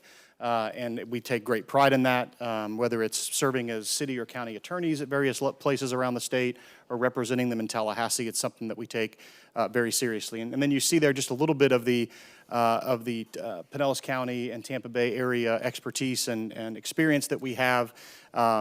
Nikki is a trusted county attorney for the county on various matters. We have several members of our team, both in Tallahassee and in our Tampa office with deep ties in this community. We represent Port Tampa Bay. We previously represented PSTA. So we've had a lot of experience and relationships in this community that we look forward to bringing to bear for you, in addition to those relationships that we have in Tallahassee. Thank you guys again for having me. I'm a little shorter. And these are just a quick blurb of some of the clips and highlights that you see from publications that Gray Robinson has been featured in, just so that we're one of the top firms from DC to the Keys. we have a breadth of knowledge and experience here. And then some of the concierge services, our clients benefit from the reach and connectivity that Gray Robinson has. We have the best combination of connectivity and subject matter expertise, and it really is a benefit to not only us, but our clients, because we have services throughout the state that are going to benefit you guys. For an example, a little bit about my background is I worked in the Speaker's office, I worked in the President's office for many terms, and in the for an appropriations chairman, which will be really beneficial for you guys. So I have that inside knowledge of the Capitol, how Tallahassee works, and really benefit the county to help us win for you guys with the knowledge that we all have. And one last thing I like to say is that we like to say that Gray Robinson is a big firm with a small firm feel, because the lobby firm within the firm will help you guys. And so you have the benefit of having lawyers on our team that we can connect with and have tons of resources that way. So we're really excited to help you guys out in the future. And Chris Carmey's next. Yeah, to dovetail off Carlicia said about our large firm with concierge services, and you'll see it in our experience slide when we get there in a second, you know, we take a lot of pride in that, right? We have over 300 professionals in our firm here in the state of Florida and Washington, D.C., and we put those to work on your behalf, especially in local government space. The issues are never easy. I use an example Robert and I worked on many moons ago. At the end of the Great Recession, some of our city clients were having issues on land use, air rights. Remember, everyone was buying up condos and air rights. And one of our clients could not get their redevelopment going because some of the properties that they needed to go work with were stuck in air rights, you know, territory, right? I'll admit, even though I'm a trained lawyer, some of that stuff was a little beyond my reach as far as knowledge and technicalities, but we have a very robust land use and real estate group. And no extra charge to the client. We were able to bring those attorneys in to work with Robert and I to craft a solution at the legislative level. And then Robert and I took that solution, worked through the landmines of the Florida Bar Reptile Association, all the other special interests in there, to get a solution in place that allowed the city to move forward with some of this development, not harm anyone's rights, but do it in a fair way, which without those big resources, we would have never been able to do. So that's the kind of stuff we talk about with that concierge service there. As you see in this slide, transparency, our commitment to the county. You know, when we take this approach, when we lobby for anyone, but especially as we'll lay it out here for you today, is all cards on the table from day one, right? We want to better understand what's important to you, and we'll give you the landmines and give you all the good and bad of that particular issue as it relates to Tallahassee. We'll obviously fight for whatever it is you want to fight for, but we're not going to hide the ball on you and say, oh, that's going to be easy, let's go get it. We'll tell you exactly who's going to be opposed to it, why they'll be opposed, how we can work around that, maybe the amendatory process, maybe this way, maybe wait for a big omnibus bill. That's what we kind of do, and constant updates, right? When we're up there on the last day of conference negotiation this year, what was it, the 99th, 100th day, when some of those implementing bill languages were pops, I feel sorry for some of our local government clients because the texts were flying in, hey, this just popped, I need a quick response, we need to understand what we can do with this. So that's the kind of approach we have. You're probably going to hear from us more than you'd like, but you tell us if we're texting or calling or emailing too much. Obviously, there's a lot of issues that the county has to deal with here. You got a large landmass, coastal, and so we tried to best capture that on this slide, and we can obviously answer questions later. But you can see those there. And obviously, beach renourishment. The county has obviously taken on a massive project in the renourishing of your beaches, largely funded through TDT. We obviously have a lot of experience in that, as you can see on the slide, both on the TDT side and on the state grant side, and how to approach that. Road funding, we're very familiar and had many projects in this most recent budget go through Resilient Florida. We have a lot of experience working with DEP and the legislature, whether it's on the grants and the appropriations are combined, and then disaster recovery. Hopefully, that's not a subject that you have to worry about for a couple years going forward, but obviously if it does come up, we have a lot of experience and we can help you with your ongoing issues in that regard. I think I am handing it off to Dawson here to wrap us up and talk a little bit about relationships. Absolutely. And as we close out our presentation portion, I hope you see the experience and depth that we bring to the table. We have that subject matter expertise, and having the backing of a full-service law firm really helps us understand the issues, understand the legal implications. And again, we have lawyers on the team here, including myself. But really, this is a relationship business. And when we talk about Tallahassee in particular, there's 160 decision makers from all over the state. And really, it's the reach that becomes most important. great relationships with the Pinellas delegation, but when we have speakers in the pipeline, as you can see here, our upcoming leadership from Jacksonville, Lakeland, and Miami, you need that statewide reach, and we've got it with 15 offices across Florida. We not only have reach in Tallahassee, but we are actual constituents to most members of the legislature through our brick and mortar footprint. And then I mentioned your delegation, but having those deep relationships here with our members of the Florida House and our members of the Florida Senate are critical. We have exceptional relationships with the Pinellas delegation and work with them day in and day out on priorities. However, I think a unique opportunity for us is that we aren't constantly asking them for Pinellas priorities. We have a strong reach across the state. We're working with them on statewide issues for other clients, but when it comes to what are going to be our top priorities working with your delegation, the county would be absolutely number one. And that is something that we think is a unique aspect of our team, given our statewide reach. With that, we appreciate the opportunity to present to you, and now would love the opportunity to answer any of your questions. Commissioner Flowers. Good afternoon, everybody. I think I spoke to most of you as I was rolling in, just saying hello. On one of your slides, you had that we would be we would be one of your top tier clients if the decision were made to go with your organization. How many clients do you have in your top tier? So as a large firm, we do represent a number of clients across the state. It doesn't necessarily come down to a list, 1 through whatever the bottom number client is. It's more the attention that we pay to each client. And the way we structure our teams is that you have, number one, a dedicated lead. That would be me. And so it's my priority for Pinellas to be a top priority of the firm because I'm there to bird dog that and make sure that it's happening. Being local in the market as well, that gives me that boots on the ground support. Again, I think the unique nature of having statewide reach but exceptional relationships with your delegation and not necessarily representing a lot of municipalities in your delegation is a strength because we're going to have the opportunity to go to the Senate, Senator Hooper or Senator DeSigley and say, hey, this is a top priority of the county. It's a top issue we're working on with your delegation for the firm. And I think that alignment will really boost the county up to a top tier client from our attention standpoint. So some of the counties that you listed there that I have done some business with, I'm the president-elect for Florida Association of Counties, and so I know that there have been some issues where Pinellas County has a different opine than some of those that you've represented. How would you handle that when and or if our positions are contrary to other clients that you're representing as well? Absolutely. And as Carmody mentioned, we view our role as putting all the cards on the table up front. So if there were to be a difference of opinion on an issue that affects all counties, and obviously we're very actively engaged with FAC as well, and we work with FAC and their legislative team. But first, it's just getting everyone to the table before session, before you're even arguing over a bill that may be moving or some type of budget issue that may be coming up. It's trying to find that common ground that really benefits all counties.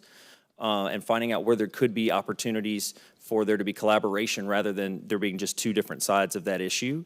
But if there is an opportunity where there is a direct conflict, we would be open with you. We would bring that to the table, and we would discuss, opportunities to either find that common ground, or if that's an issue that we have to sit out, for example, it's something that we would work with you to ramp up representation through FAC and other opportunities to make sure the county's voice is heard.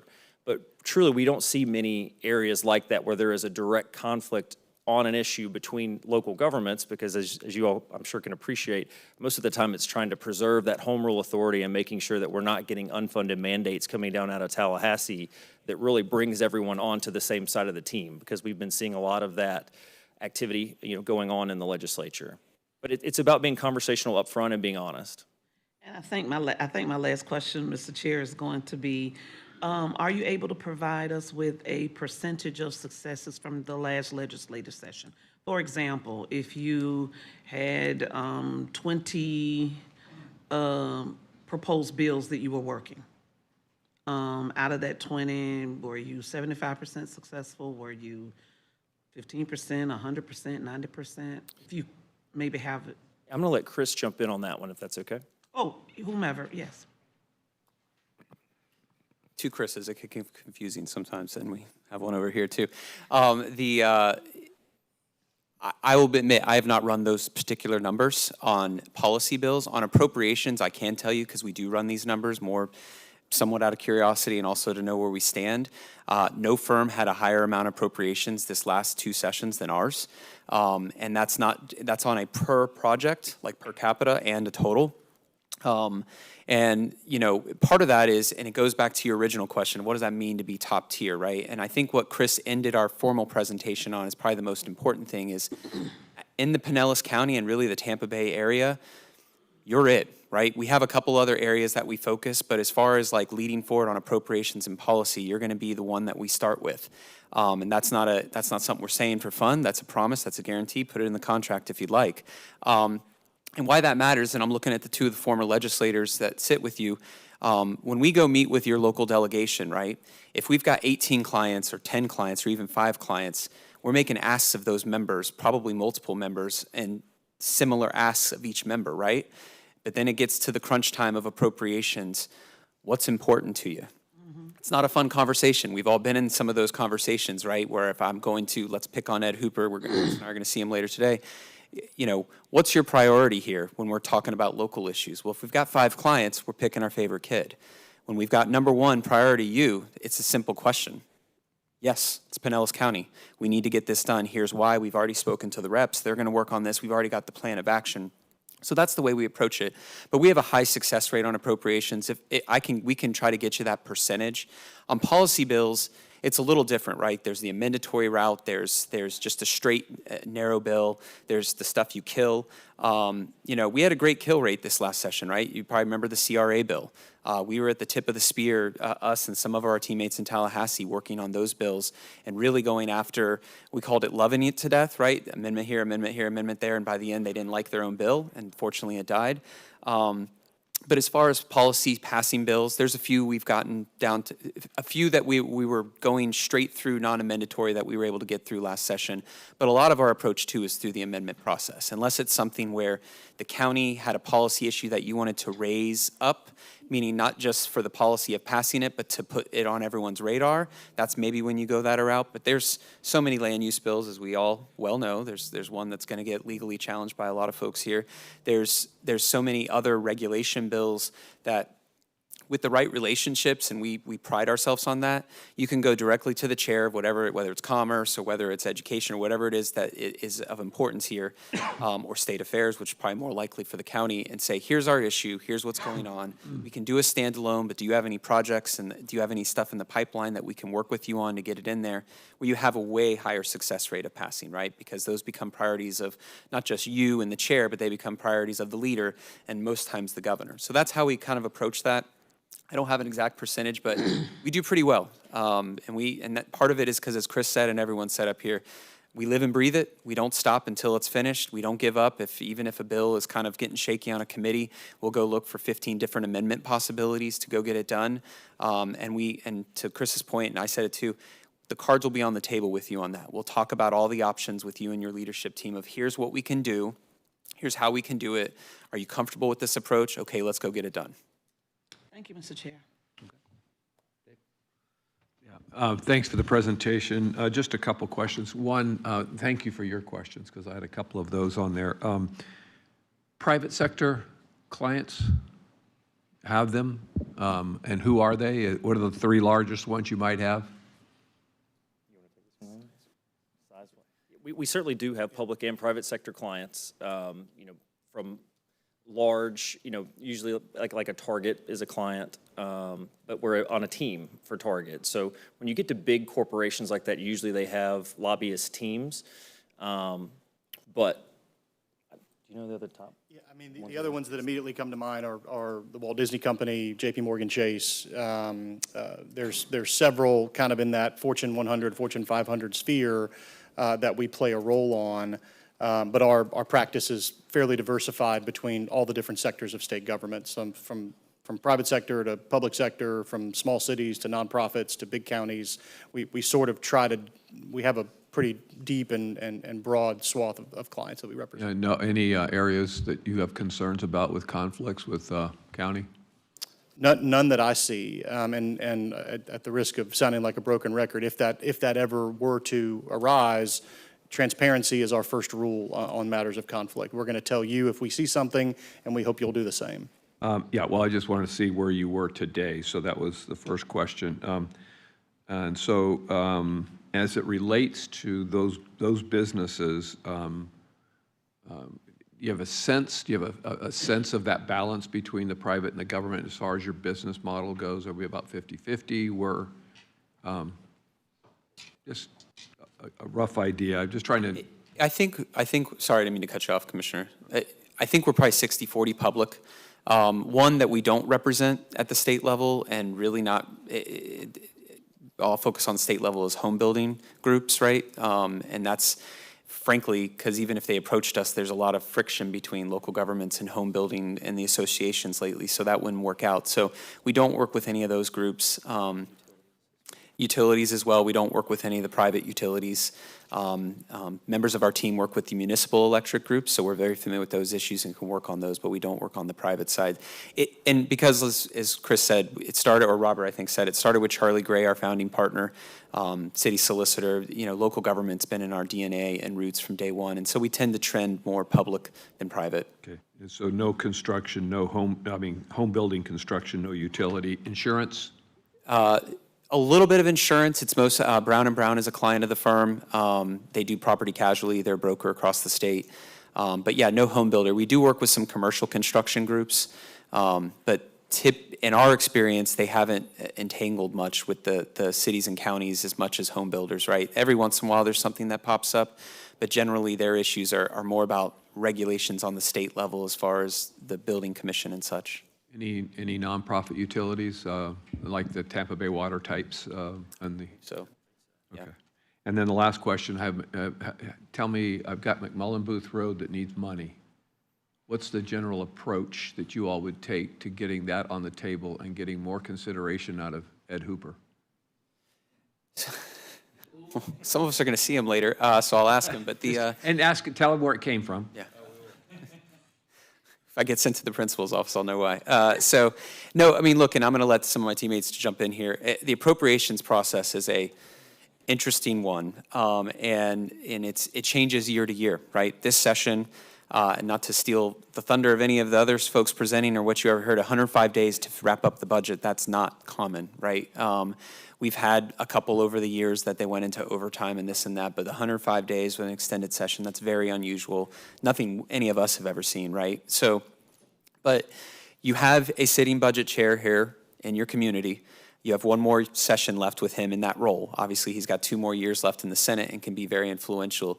Our approach on any of your projects, whether it be a road or something else, is early and often working with him, helping him understand, if he doesn't already, how much of a priority it is, right? And first thing I always ask of a client, I know I could speak for all my teammates, is I need rankings here. I need to know what your 1, 2, 3, 4, 5, and it's okay if you tell me it's 1A, 1B, but that helps guide us, right? Because if we know this is the one we've got to come home with, that's where we're going to put a lot of our efforts. And we'll obviously work on the others because you can get multiple appropriations. Most of our government clients, we usually get multiple appropriations for, even in this crazy wild session that we just had. That said, we would work with him early and often and say, look, we get it, you're the budget chair, so we're leaning on you a lot, but we also recognize that you're not the only, that Pinellas County is not the only local constituent group that you are working with. Help us help you. How do we get this to the finish line? Do we need to go have, Chair DeSigley or have Rusan work on this more? Or have it come from the House. Again, that goes to the strategy, right, and getting it teed up, because unfortunately there's politics in all this too, right? If the House knows it's one of his priorities, that more than likely, we like our friends in the House, they'll hold that hostage. And they'll use that as part of negotiation, knowing that that's something important to him. We saw that happen with the Senate President and his major rural renaissance bill. That's where they put that CRA language that none of us liked on that bill. And to the president's credit, he let that bill die. But the point is that's the kind of politics that goes on. It's never personal. It's just this is how they get things done. I hope that answered your question. We would get with him early. We would try to figure out the best way to approach it. Make sure he's comfortable with the ask, right? Say, can you live with this ask? Push back now. Don't wait till day 60 to tell us it was too much. And then we work through that. And so you see infrastructure as being an important part of the next year's efforts up there in Tallahassee as far as priorities? Yes, and I'll bring up Chris or Robert also, who work, and Carlicia work on the budget. As you know, there was a great cutting in this budget, and when the governor was done with it, it was less than the previous years. The good news of that is that we don't expect there to be more cutting in this next cycle for a couple reasons. That the revenues continue to grow, right, and the expenses are going to grow with it a little bit too. But they've got almost $11 billion in unspent and reserves. The other thing is it's an election year. You can't take the politics out of politics. You've heard me say a couple times. They want to go home during an election cycle and have a couple victories, right? So they're going to be a little more motivated, even if they're not on the ballot. They just don't want to come home in that environment and not have wins for them. So we think, but infrastructure is always important because they're usually non-recurring, usually one-time expenses from the state, and that's important to them. They don't want to do recurring. And this governor and this legislature has proven over the last couple of years that they'd like to invest in those particular projects. Last question would be just on indexing of gas tax. We have been a big proponent of that here, just trying to make sure that we keep up our values of our dollars and not losing it every year because of inflation. Does not seem to have been an appetite for that. Any other efforts in your clients that have that as a priority, and how would you bring that to bear? We do. It's a great question, and we do have clients that have in the past, toyed around with the idea. It sounds like similar to how you have. The reality in Tallahassee is new taxes or anything that is viewed by the legislature as being approving of a new tax or a raised tax is very, very difficult, to say the least. So in indexing, I think there is an appetite for a conversation around what do we need to do to ensure that we have the means around the state to build the roads and sustain the infrastructure that's already there. So without further due diligence, I can't tell you specifically what the chances are of that for this coming year, but just as a general rule, increase in taxes is frowned upon. And I understand that. I mean, we're just, at the end of the day, trying to get the infrastructure taken care of, and the state indexes their tax, their gas tax, for a reason, and keep maintaining their value. We've had to implement 2 or 3 minor millage rates to offset that loss in funds. So it's critical. One way or another, it's got to get done. That's why when we talk about. Yeah, I think it's absolutely worth another conversation for sure. Thank you. Appreciate it, Mr. Chair. Thank you, Mr. Chairman. Good to see y'all. And I won't put you on the spot because I saw the good senator recently, and he told me where he was going to be tonight. And I assume y'all still represent the largest university in Florida, the best university. And they were regular attenders in my office because of that. One of the questions I have, because I saw it from the House side, and I remember, and I've known really all of them, or several of them, for a while. I knew Carlicia when she was an aide, and she was a fantastic aide, and a few years when she was a lobbyist. But I remember very vividly Robert and Chris texting me during budget conference, like a good lobbyist does, literally 10 minutes after a budget conference meeting. Hey, watch line so-and-so, we need to hold firm here. So my question is, we have Hooper in the Senate. Where would a important Pinellas project rank when we're dealing, or when y'all are dealing with like the House leadership? And, in like your top 5 or your top 10 appropriations when you're weighing, your other clients that you have, and you're, working with somebody. And I'm not sure if we have any local people on the House leadership team, but, as you're working through the House process during budget. Yeah, I'll start with that and then open it up to the team as well. As Carmody mentioned, number one, from a firm standpoint, and particularly, public sector and infrastructure, the slot for number 1 Pinellas ask for us is open. And we think that's a pretty big key point that we can drive very significant results for the county with a firm of our size. As you know, Representative, or Councilman, as a former member, it's not just the firm's list. It's working with the delegation on making sure that the delegation is pushing for the list, that the member that sponsored the project has it in their top list as well. So that's really coordination that we start now from the get-go and making sure that that priority is pushed forward. I serve on the appropriations team for the firm that helps play air traffic control as we're meeting with budget chairman and subcommittee chairs, and we go in 2 or 3 times before the proposed chair's budget. We go in right before conference. We go in after every round of conference, and so it's that constant repetition. Not only are we, as you've experienced, texting you, we're texting the sponsor to text you and say, make sure that you're continuing to push this forward as a priority, because it's really that dogged, 11th hour being in the Capitol during budget conference that makes all the difference. And that's something that we pride ourselves in doing. We did pull up the number on appropriations wins. We were at 80% this year in a very tough appropriation cycle. And that's because, number one, we specialize in appropriations, and number two, we look for any way to get it done, and we put in that time and effort to make sure it gets done. And the last thing I'll touch on appropriations too is it's very easy for lobbyists to get one-track minded and think I've got to get a legislative appropriation. But there are a myriad of grant programs out there. There's working with DOT to get things worked up in the work program. So there are many different ways to approach a project, and we do all of the above. Appropriations is a year-round practice for us, whether it's working with the Resilient Florida Grant Program, those applications are due September 1st, whether it's working through the Jobs Growth Grant Program on something that may be a major economic driver, or we've certainly seen the governor go into transportation funding through Jobs Growth Grant funds. So we're turning over the couch cushions to find whatever resources we can for the priorities you identify as your top priorities. You mentioned the 80% number. Does that count going through the veto process and after the veto process? That is after vetoes. That's very impressive.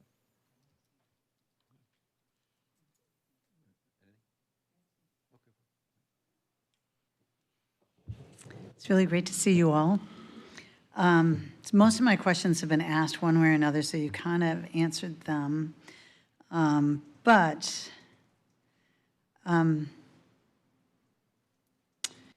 You guys listed that you have 50 cities and counties in your proposal, right? 50 cities and counties.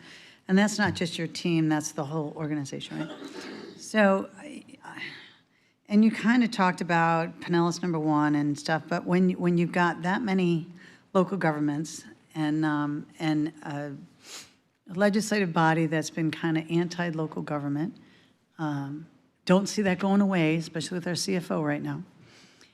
When you have that many local governments in the organization and you've got that kind of a mindset, not with everybody, not with everybody, but there's some people in leadership that are very anti-local government. And so how do you, when you have 50 cities and counties, how do you prioritize then which ones you're going to really bubble up? Because if you're going to the same guy, and that one guy isn't a senator anymore, but if you're going to that guy and you've got 50 cities and counties, how do you impress upon them, and how are you choosing which one's going to be the one that you're going to bubble up with?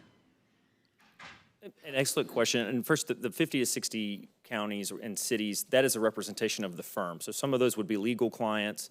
Some of those are small cities, one appropriation type item. So we don't have a specific number in there, but I don't want you to think it's 50 or 60 full-service lobbying municipal or county clients. Good clarification. But also, to your point, I think, again, it's us keeping that contact with the subcommittee chairman, with the appropriations chairman, and with leadership. It's us motivating our sponsors to keep that contact up and with leadership. And it's really, staying on the process 24 hours a day as long as the legislature is in session, whether it's 60 days, whether it's 105 days like it was this year. And again, we view it as a year-long process. So if the chairman is just hearing after the first round of budget conference that a Pinellas project is a top priority, we're 8 or 9 months too late. And you wouldn't get that from our team. We are ready to hit the ground running today, sharing what the priorities are going to be for a budget conference that's probably going to take place the second or third week of February. Okay, so here's a question you probably weren't expecting. So as an attorney, could you tell us the implications might be of us hiring you as a lobby firm and waiving a conflict in a lawsuit that you have against us? So there are specific Florida bar rules that govern practice between a lobbying government affairs practice at a firm and a legal practice at a firm. We follow the Florida bar rules when it comes to conflicts, and so I'm not aware of any litigation that we have. We ran a conflict check before applying. I'm not aware of any conflicts that we have from a legal perspective before the county. But again, it would be, bringing those issues forward. The Florida Bar does state that lobbying activity is not a legal activity for conflicts purposes. And so, we would work to address that conflict. If there were to be a legal conflict completely unrelated to lobbying and government relations, we would look to work with the county's counsel and see if there could be a waiver. And if there can't, obviously, we couldn't take that representation. That's what the bar rules would state. Okay, so our attorneys have informed us that there is a lawsuit. There is active litigation that Gray Robinson has in an adversarial position to Pinellas County. It is current and active. Okay. So you may not have expected that question, but sorry. If we're fortunate enough to be selected by y'all, we'll obviously work with you, county attorney and leadership here to figure that out. I will say just anecdotally, we have a fairly large eminent domain practice across the state, and that is probably where we most frequently find ourselves getting legally sideways with our local government clients. And what the practice we've had, again, Florida Bar is clear that they're separate and technically you can have both, meaning you can be suing the county and representing them lobbying. We adopt the Florida Bar in the sense we're not going to lose our bar licenses. We're going to follow the rules, but we have always taken the approach of we ask for waivers. So, and there's a couple, especially in Central Florida, where I base out of Tallahassee, Orlando. There's a lot of eminent domain. You've seen all the roads when moving Florida forward was happening. A lot of that was happening there. And we go through the process and get a waiver. Eminent domain's usually pretty simple, not always, but most counties or cities get it, and that's sort of the city or county has come to this property owner and they need someone to represent them, and we'd like to think our attorneys are fair and nice to work with. Other matters, potentially employment, but we usually represent employers. It's almost always eminent domain. There could be some other things, and maybe I'm going to be surprised here in a minute when I'm told what it is, but we always seek a waiver because more than anything politically, we just don't want to have the issues and we don't want you to lose confidence in the firm representing you if these ongoing matters there, unless it's all on the table as a theme you're hearing and we've all agreed upon, okay, here's the marching orders, we'll put up the ethics wall, we won't talk to those attorneys, assuming you provide the waiver, and we'll stay over here. The only other thing I would say on the appropriation thing, and Chris was getting at, is I was going to say, how do we get it to bubble up? A lot of coffee and a lot of sleepless nights, and you know how that goes, but we take a lot of pride in just finding out the right. I always kind of say it's like circuitry, right? It's not A to B. You have to figure out the right way to get to that B. And I'll give an example from this past session. I won't say which chamber so as not to get in trouble, but there was a chair who wasn't really taking meetings with anyone. We thought maybe it was us. We got in doghouse or something. We talked to other lobbyists. No one was getting meetings with this particular chair. This was a sub-approach chair, right? This is pretty important if you're going to get your projects through. So we started working through and trying to find different angles, and it ultimately landed on working with the staff director and keeping in loop with the budget chair and this particular person to make sure, and all of our projects were fine. So again, you have to start early, you have to get working through it, and you never take no for the answer, right? You have to keep persistent and trying to get things going. And the beauty of those multiple clients on the local government space is we're able to activate many different delegations on these local government issues, right? When it's something, chances are if it's important to you, it's important to the other 66 counties, not always. And we can activate these other delegations and saying, hey, just so you know, city of whatever, this county, they're really counting on you to come through on this. Can you go check on this? Because as you two know, I hate to pick on you two throughout this presentation, member to member is some of the best form of advocacy, way better than any of us or any of the other folks that are going to present after us. Member to member is your most effective form, and we try to build those advocates and champions here locally and keep them engaged. So when it gets to day 58, and my texts and the rest of the teams and all those folks out there's texts aren't getting responded to quite quickly from leadership, we know the members are going to get responded to, and we make sure that they're engaged in the process as well.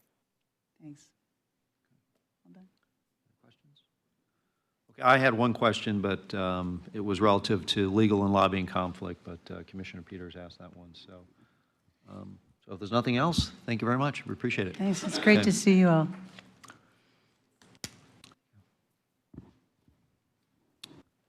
And then next we have Johnson and Stewart, right?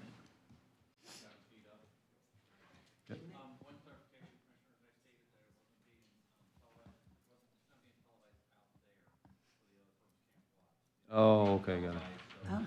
All right, okay.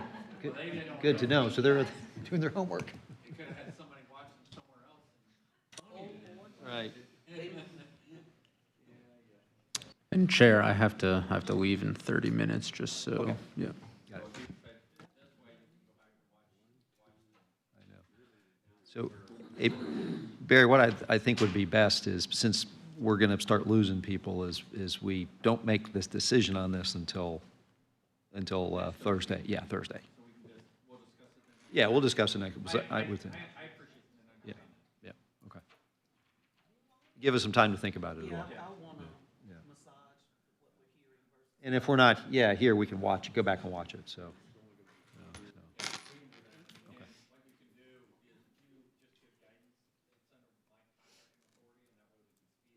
Right. Got it. All right. Good afternoon. Good How afternoon. are you? Are you ready? Yeah, go for it. Okay.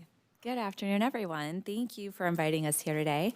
I want to start just by very briefly introducing each of us. I'm Amanda Stewart, Jeff Johnston, Anita Berry, and Lauren Lang. We are the advocacy team at our firm, so if selected by the county, we would be the 4 that you would be working with every day. And we understand certainly that you are hearing from several firms today, all of which we have had the opportunity to work with, have known for a long time, and have a great deal of respect for. And you will likely hear a lot of the same things from each of our firms in the presentations. For example, we will all tell you that we have great relationships and access.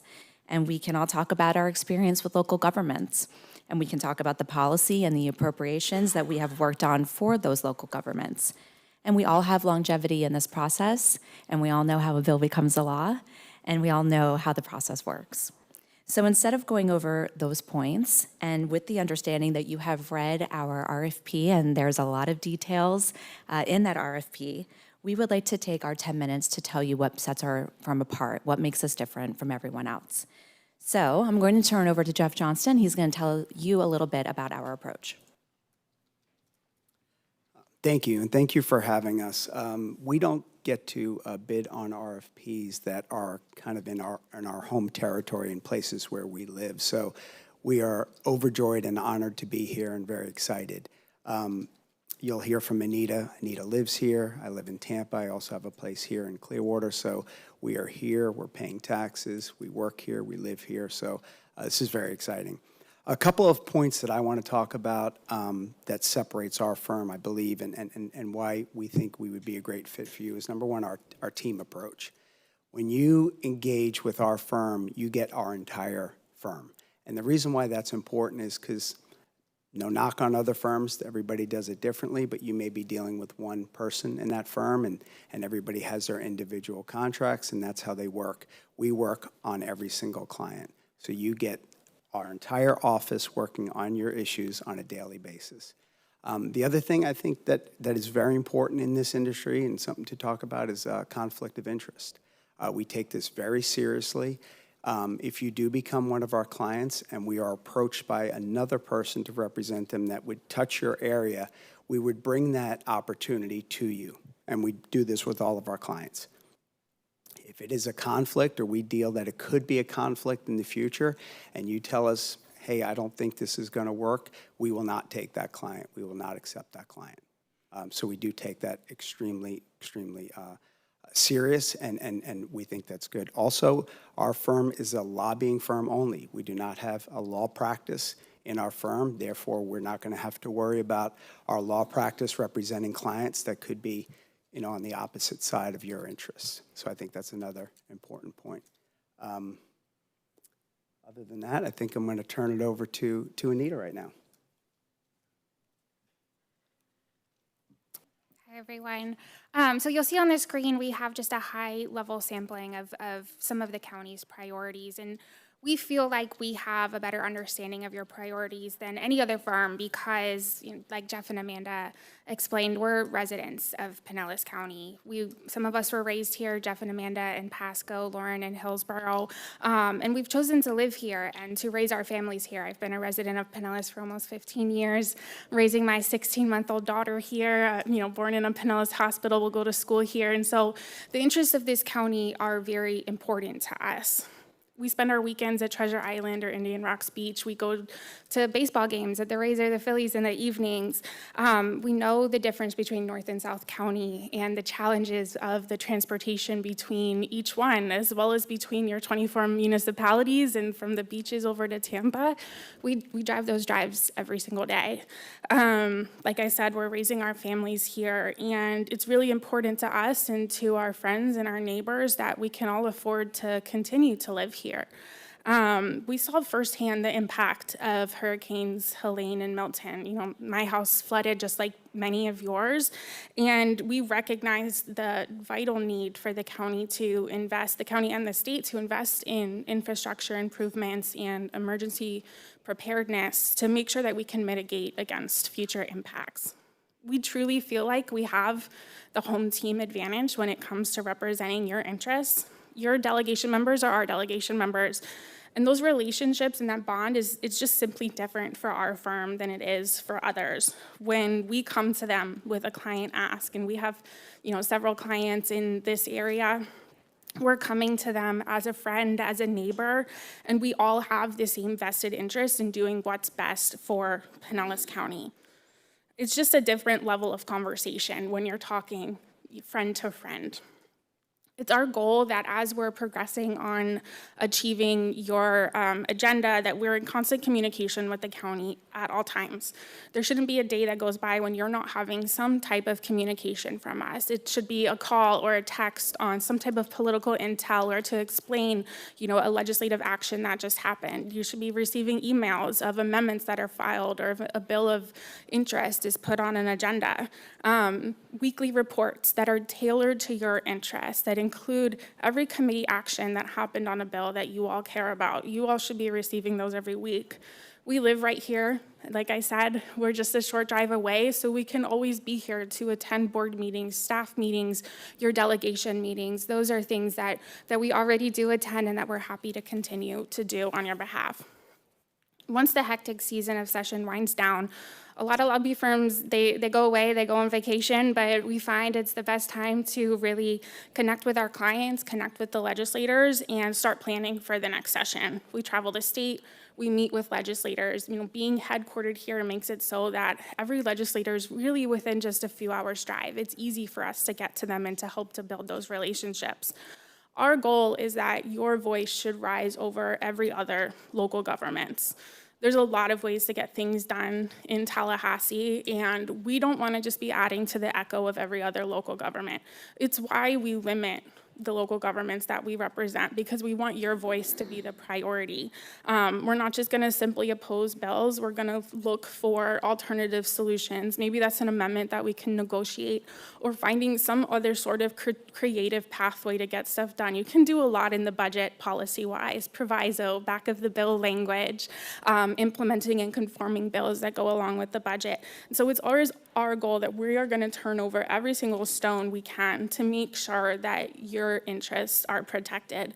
We have a great example just to briefly share. I think several of you are familiar with Yo Mama's, headquartered over in Clearwater, and they've had this 5-year journey of trying to obtain a state property that's located across the street from them in the North Greenwood CRA. They joined with us in February, and we are so thrilled that we had language put into the back of the bill of the budget that transferred that state land over to the city, and then that transfer will be going over to Yo Mama's. And I think it's just a great example of another way to get things done. They ran into so many roadblocks, but we're always looking for creative solutions. Now I'm going to turn this over to Lauren on our team to discuss another item that we feel like sets us apart, and that's our strengths in the executive branch. Good afternoon. My name is Lauren. I've been at Johnson & Stewart just a little over a year now, and prior to that, I spent a number of years in state government, most recently 4 years in the governor's office. And that experience really deeply shaped how I look at public service, advocacy, policy.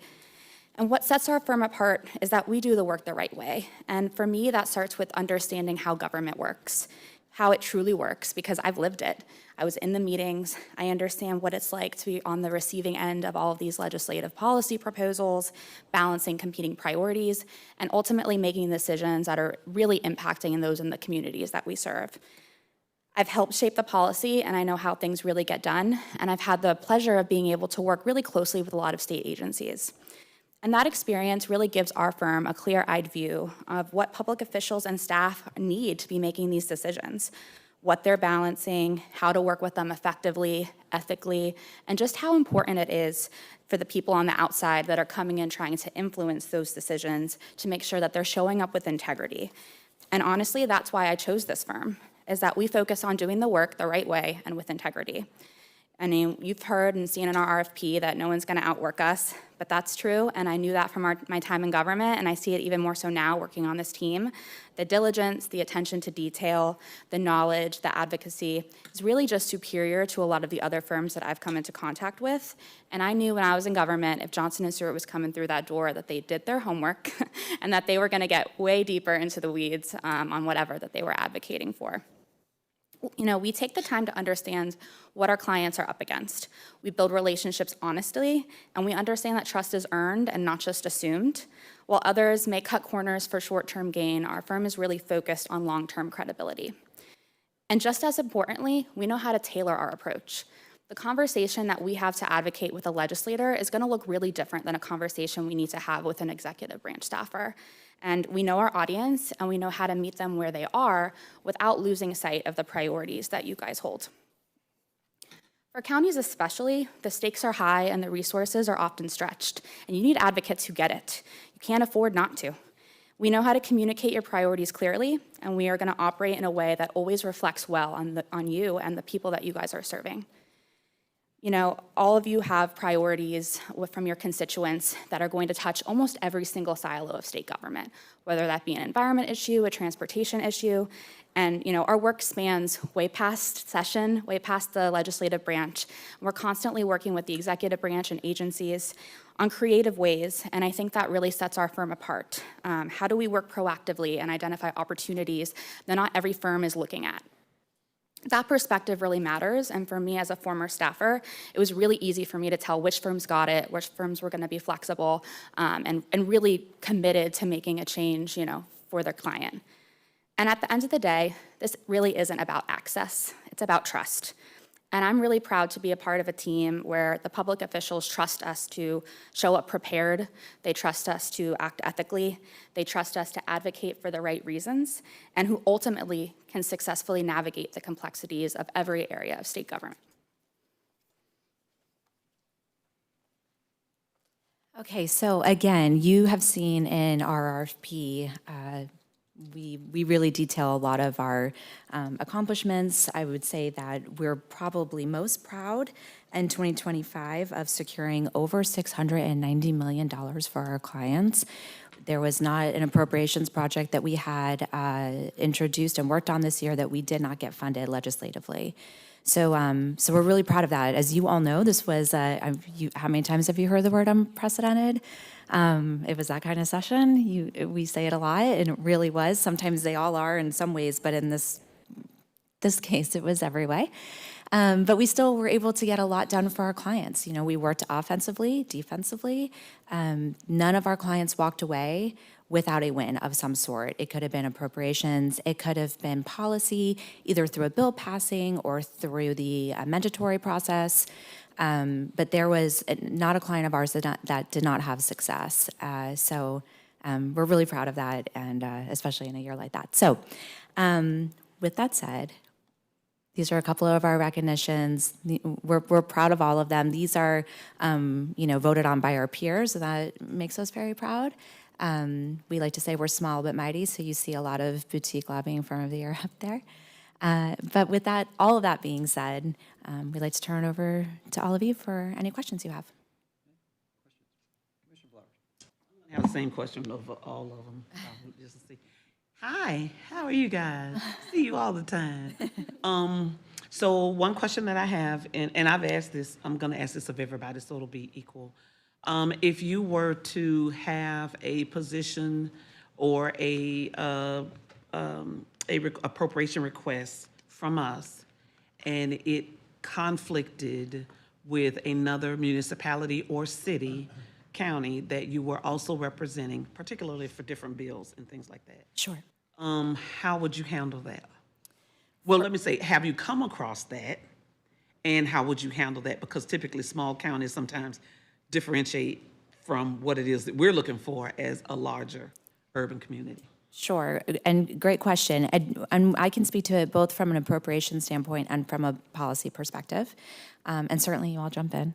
So from an appropriations perspective, Jeff mentioned we don't have a lot of municipality clients. And so those that we do, they're very specific projects. We feel, we're selective about who we take because there's only so much funding to go around, right? Finite amount of dollars, and it's important for us to make sure that all of our clients' priorities are priorities. So it doesn't matter who the client is, it's 100% of our effort, 100% of our advocacy. So we have not yet run into an issue either, especially when it comes across our municipal clients, that has been, one, let's say city didn't get something because another city did. That has not happened for us. We do a lot of appropriations work for our municipalities, and so that has never been a concern. From a policy standpoint, we've also not had any issues.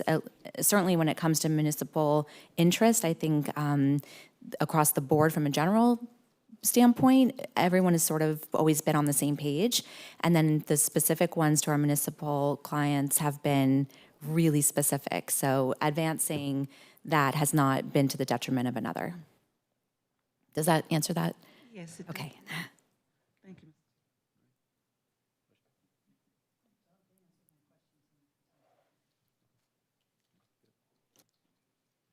I'll just answer the same question that I asked, or I'll ask the same question I asked before. Although I kind of dealt with it firsthand, because they are somewhat persistent. And I won't single out the one that I was aides with 20 years ago, back when Commissioner Eggers was younger than he is now. But all firms have their top 5 priorities and top 5 projects that they give presiding officers, members of leadership teams, so forth, during budget conference, or, respective budget chairs and committee chairs, whatever. And we have Senator Hooper or Chair Hooper in the Senate. How would y'all go about prioritizing our budget priorities with the current House leadership? Do you want to, Jeff will take this one? Thank you, Commissioner. And I just want to go back and reiterate the fact that we are extremely choosy, especially on municipal clients. You can probably see in our RFP, we have probably less than a handful. I don't see that really changing ever. And the reason why is because of this question. You only have so many asks in Tallahassee, especially municipal, county, or city asks. So the first thing that we do is we try to make sure that that number is very manageable and that we can reach all of those priorities. So we're never put in a position where somebody's asking for our top 5 and we have 25 cities to try to fill. So I think we haven't been put in that position, especially with municipal counties. And I think Amanda alluded to this year, we went 100% on all of our appropriations asks. We didn't have to give any list. Now, to individual chairs, they may ask for your top priorities and that kind of stuff, but we try to stay lean so we can be successful. And I think it's more of an offensive thing, so we're not in those positions.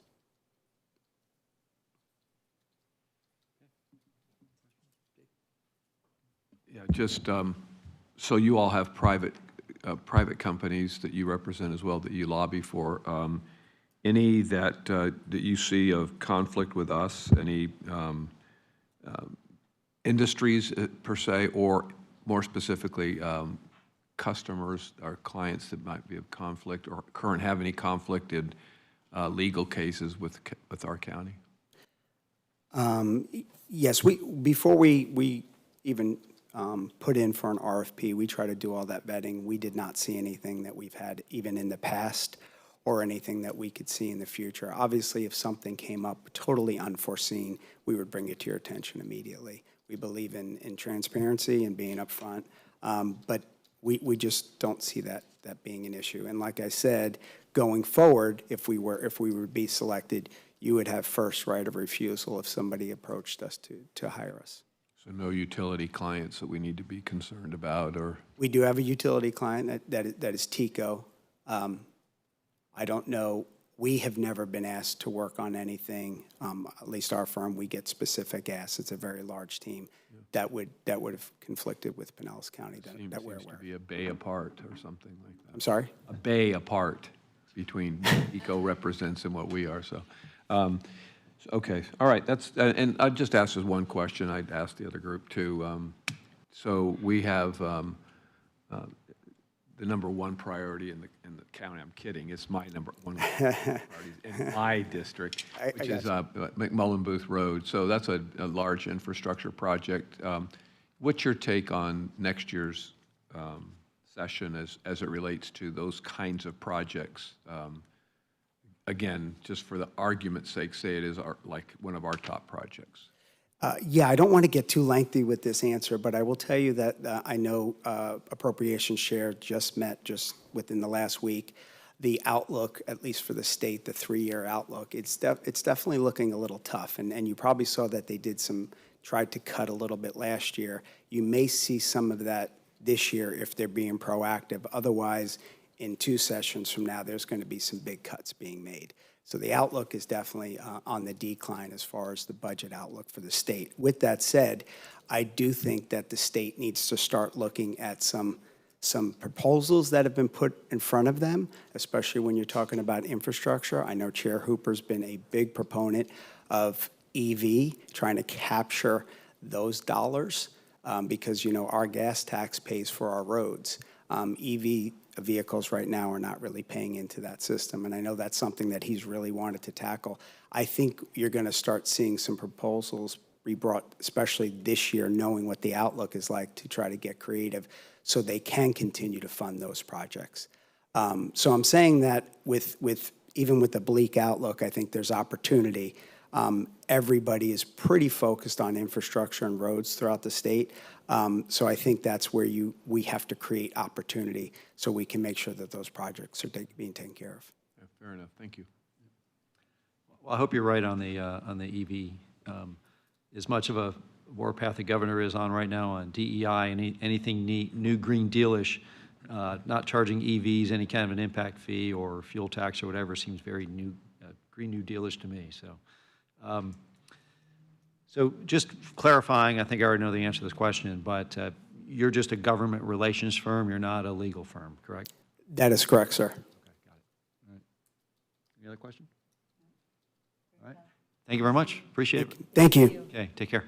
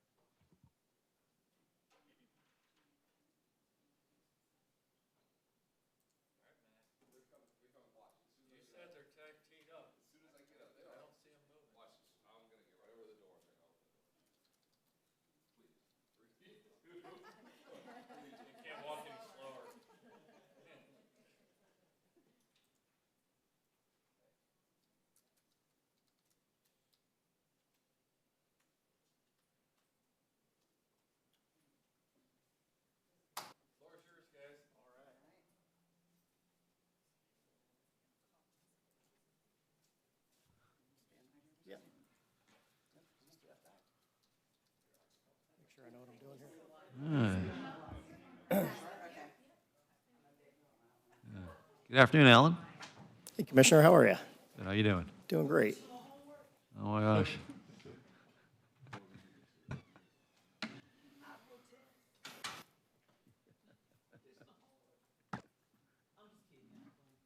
You ready? All right. Well, good afternoon, everybody. First of all, thank you for having us. We're honored to be here and honored to have this conversation with you today. I thought we'd start off with intros. I think everybody on the dais probably knows the three of us, but we'll touch on the highlights. So my name is Alan Susky. I'm the Executive Vice President at Shoemaker Advisors. I manage the Tallahassee office for the firm and all our state legislative practice. I grew up in Florida. I'm an 8th-generation Floridian. I started working in Pinellas politics in 2006, so almost 20 years. My last 2 years on active duty with the U.S. Army. I had the honor of serving in Congressman Bill Young's office, mostly focused on district projects in the defense industry for him. Since I was on active duty, it kind of made sense. And so I started coming down here with him during those 2 years, and then in 2008, when my time in service ended, I moved to Pinellas County and started working here in politics. And so I have enjoyed doing that for almost 20 years. While I was here, I served on the board of the Pier Aquarium, the Pinellas County Science Center, served on the St. Pete Chambers Policy Committee, and volunteered in several other political and community roles. Missy? Good afternoon. It's an honor to be here today. My name is Missy Timmons. I am the managing partner for Timmons Consulting, which is a boutique lobbying firm. I actually started my government career in Pinellas County in 1995. I hate giving that number out, when I worked as a legislative aide for a gentleman by the name of Senator Jack Latvala. So I have lived in Tarpon Springs. I have lived in Gulfport. I spent 7 sessions with Senator Latvala. I then moved to Tallahassee, began lobbying in 2001, and opened my own firm in 2005. I am currently working on various clients over 13 years and have done a lot in local government, environment, and healthcare. I am a kidney advocate for the Renal Association and for More Transplants, More Life, which is based out of Tampa. So we're here a lot, and I look forward to working with you. I know we're short on time, so I'm going to cut over. Good afternoon. J.D. White with Shoemaker Advisors. I'm a principal at Shoemaker.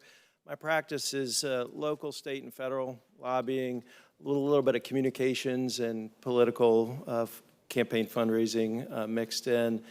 I've been in and out of government for coming up on 30 years now, 3 congressional offices, the Florida Department of Environmental Protection, and most recently Chief of Staff to a member of Congress here in Pinellas County. I think a lot of the firms are going to have great experience. I think what sets us apart, and I think Alan will probably talk about, is living and working here, our passion for Pinellas.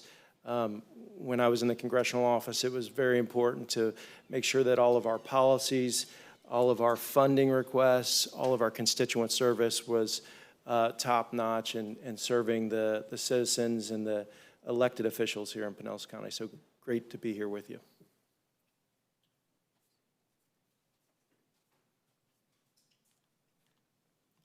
All right, well, for those of you on the dais who do know me, this probably won't surprise you, but I'm going to go a little off script. I would, to JD's point, I think he makes a great point. As I think about this process that you all are going through and the 4 firms that you selected to interview today, I don't think there's a bad firm among them. I think they're great people. I think everyone here is qualified to accomplish the work that you're going to ask that eventual lobbyist to do for you. We all know the appropriations process. We all know Chair Hooper. We all know Chair DeSigley. We all know, Vice Chair Roussan and Representative Burfield and down the line. We work with them every day. We all know the Florida Association of Counties and the policy issues and home rule issues that you all face. We know how to do things in the back of the bill and all the tricks of the trade, if you will, in the lobbying world. That's not really, I think, the decision that you all have to make. I think the decision you have to make is who's going to best represent Pinellas County in Tallahassee. And I would say that I certainly a little biased, but I think that's our team. And I think we've been doing this for 20 plus years, 30 plus for Missy, being involved in Pinellas County. We know we know the unique character of this community. The beach community is different than the downtown core of St. Petersburg, and it's different than Clearwater. Ulmerton Road can sometimes be a dividing line between the north and south side of the county. I myself had made jokes about that. Going to have lunch with somebody and saying, well, you got to come south of Ulmerton or north of Ulmerton. We know that. We understand that dynamic. And I think we are equipped. The members of your delegation that we're going to work with every day aren't just people that, we worked with to get elected and work with in Tallahassee. These are decade-long friendships, not just professional relationships. Nick DeSigli and I have been friends and worked together for almost 20 years. Same with Senator Hooper and Senator Roussan and everybody else. And so I just wanted to point that out. I'm sure you all know that, but I don't think there's a qualification issue with any of the four firms. I really think it comes down to who's going to best represent Pinellas County and make it a priority in Tallahassee. And again, I think that's our firm. And that goes a little bit to this slide. As far as I understand, I think we're the only firm that actually has an office in Pinellas County. Shoemaker, Lupin, Kendrick is a large law firm across the bridge in Tampa. About a little over a year ago, Shoemaker made the decision to start a St. Pete office because we knew we wanted to have, not just say we did things in Pinellas, but actually have an office here and operate out of it. And we have lawyers and advisors who work out of that office every single day. We're here in the community every single day. Missy and JD and myself all, when the hurricanes happened, we were calling, we were down here. Jim Taylor, who works on our team, was at the beach communities, a couple of times a week, helping out where he could. Pinellas County is something that matters to us. It's something that's important to us. So who we are, there's three of us standing here today, but the people backing us up between our teams are wide, it's a wide and varied group. It's 110 years of public service, and you can see former mayors, members of Congress, former members of the state legislature. We have a lot of people that might not be on the day-to-day list for you all to contact, but people we can lean on if we need help with something. Jim Taylor on our team was the Hillsborough County Intergovernmental Affairs Director for years over there. If there's an issue that we might not be familiar with, we can pick up the phone and call Jim, and he's on the team. It isn't like we have to go prep him and figure something out. He is a part of this team. Just because he's not here today doesn't mean that we don't have him at our disposal. Former county commissioners who also are on our team who have the experience sitting where you're sitting now, we can reach out to and talk to and figure out how to come up with innovative solutions to solve your problems. Our connectivity, like I said earlier, I think, you're not going to find a firm that you're interviewing today who doesn't have the relationships with these 9 individuals. I happen to think that ours are a little more rooted and a little more historic. But all 4 firms are going to have these same connections. Obviously, Senator Hooper has got at least one more year as the Senate Appropriations Chairman. That is going to be extremely important to the county going into this session. But Senator DeSigli also serving as the TED Chair in the Senate, extremely important. But the other members and Vice Chair Roussan obviously holds a lot of sway in the Senate as well respected. And I think is someone that the county can lean on to accomplish some major projects, and at least, if we only end up having one more year of him as chair, we'll be able to do that. Proven successes. I am not going to read through all of these. I will save you the time of doing that, but I think there are a couple that are important to point out. If you look at the city of Pensacola, one that's also not on here is the Sarasota Airport. I know the county runs and maintains the Clearwater Airport PI. There are obviously always infrastructure projects and expansion that could be going on there. We worked with Sarasota to get $23.5 million to expand a new terminal that they needed to increase traffic there. That was not, getting $23 million in a member project is not an easy task. I can tell you, we worked with FDOT, we worked with the local DOT and others to make sure that they understood why we needed that money. And then we were able to work with the legislature and build champions there that understood the impact to that community. And so I think those are the type of things that we're able to do. Large accomplishments that we've been able to have that we could also bring to Pinellas County to help you all accomplish the issues that you all are facing from an infrastructure standpoint. Missy has worked a lot with Bay County on, tourist development tax issues, beach renourishment, all the same things that you all face here, hurricane recovery, things that happen in Pinellas County. She is extremely experienced with those issues, CDBG-DR grants, things like that. I work with the Department of Commerce, as does JD. Probably 2 or 3 times a week, we're on the phone with the secretary or a member of the senior staff working on CDBG-DR or some other CDBG grant, as well as job growth grants and other things that come out of commerce. DEP is the exact same thing. Commitment to the community. Again, I think this is something that's important for you all to look at. You know, not only do we have an office here, not only do we represent folks in the community, not only are we involved, but the firm itself is giving back to the community all the time. This is just a small list of the things, you know, that we've sponsored in the community. And these aren't political issues. These aren't things that are going to help us, you know, on the business side. These are things that we care about and things that, you know, Leadership St. Pete being one of them. I've sponsored Leadership St. Pete's trip to Tallahassee every year. I've been the sponsor when I had my own firm before Shoemaker, and Shoemaker chose to carry that on. I think going on 12 or 13 years now, it might be longer. I have been the title sponsor of that event, and I think it's something important to bring business leaders, young business leaders as well, up from St. Pete, up from Pinellas County, to learn more about what their government does for them in Tallahassee. I know Missy's very involved with Leadership Pinellas, and you can see some of the other things that we have paid money and sponsored.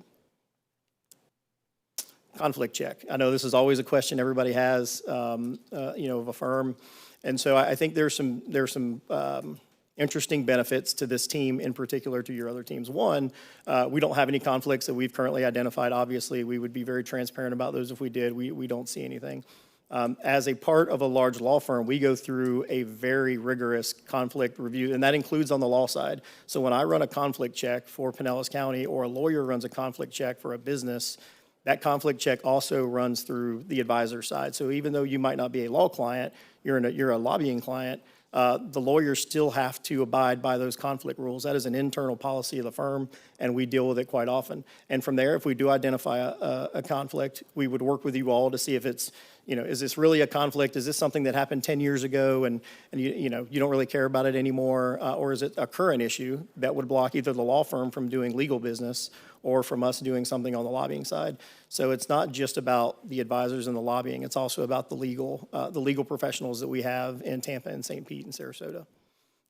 If a conflict does arise, I think transparency and communication are the two things that matter the most. If we tell you about it and we're transparent about it and we don't try to hide it or, you know, make some, you know, create some loophole that we can, you know, then later on tell you, well, we didn't know, like that's not the way to treat those. The way to treat it is to reach out immediately, be transparent, and have a conversation about whether or not it really is a conflict, and is there some way that we can be helpful to both teams, and if it is a conflict, then we're conflicted out, and we don't work on that issue for either side.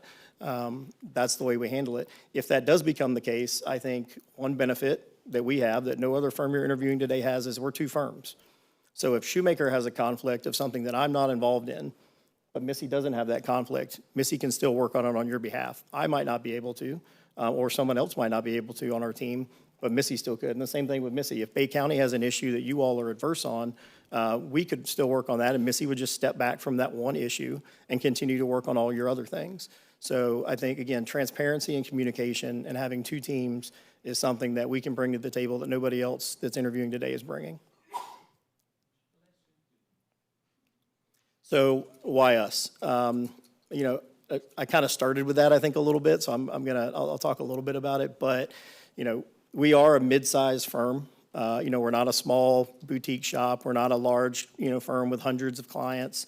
We are, and we like being in that middle road. It makes us effective. It allows us to work across the state. You know, we're going to have a great year this year with Ed Hooper as the chairman and Chair Roussan as the vice chair, and Lawrence McClure in the House being from Tampa Bay as well. But in 2 years, none of those leadership positions, none of those people may be from Tampa Bay.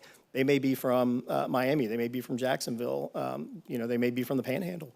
And our work and the size of our firm allows us to build relationships across the state with people who are going to be leaders outside of our region to make sure that this county is represented in front of them, even if they're not from here and don't know anything about it. And so I think that's one of the values that we bring. We are no strangers to hard work, you know, especially during budget conference, being there at all hours of the night. You know, there is a certain speaker from Pinellas County who would sometimes call me at 3 a.m. just to see if I would answer the phone, and I would answer the phone, and he would say, "Okay, just checking," and he'd hang up. Or he would say, "Hey, I need this from you. Can you get this to me first thing in the morning?"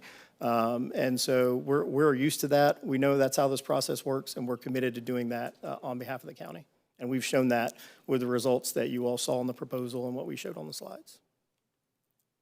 That's it. So who wants to call them at 3 a.m.? Sometimes I am up.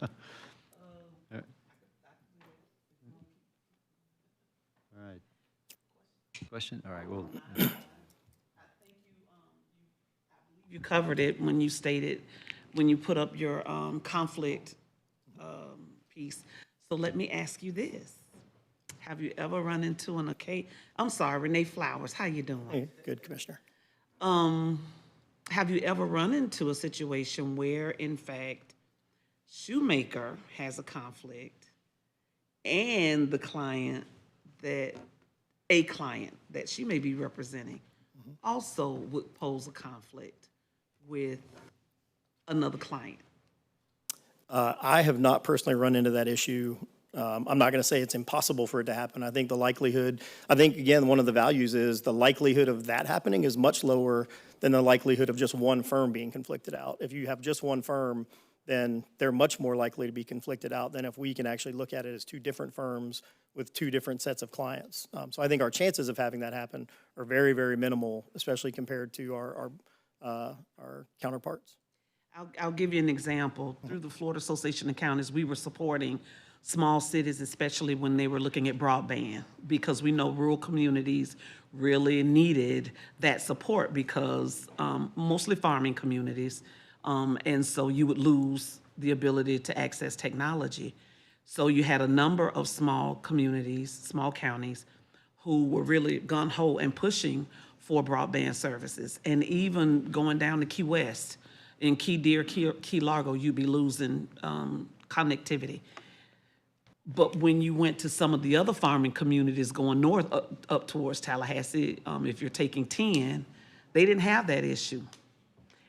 Here in Pinellas County, we kind of really don't have that issue except when the weather's bad and everybody has an issue. So you could have conceivably had Bay County, I know Bay County, you could have conceivably had Bay County that was in total opposition of what it is that maybe Pinellas County was interested in. So I just use that as an example. I'm not saying that that happened, or would happen, but I just want to know where we would fall or how you would handle that, because sometimes small counties and large counties and even mid-sized counties, based on what's being proposed, we are in opposition to each other. Trust me, at Legislative Day, the Legislative Conference for FAC, there has been some cat clawing coming out with this type of thing. So. Yeah, Commissioner, I think I would go back to what I said earlier. I think that transparency and communication solve 99% of our problems. Once we identify that conflict, if we sit down with the county staff and with the leadership here on the board and say, here's the issue, how do you all want to approach this? I've also had instances where just me personally, where two clients have said, you can't work on either side of this. You have to step out of this completely. And that's on the corporate side, not the municipal side. And we navigate that. But I think as long as we're honest with each other when there is a conflict and we're open about it and we talk about it, then I think we can always come to some sort of solution and figure out some sort of path forward. Thank you. Thank you very much, Mr. I've received I don't want to talk about 3:00 a.m. stories, but I have received those texts from both of y'all, actually probably all three of y'all during budget conference of, this is my top 5 priorities or top 3 or whatever. Sometimes whenever I, say I can't do this, y'all would walk down the hallway and talk to the speaker, and it didn't really matter what I said.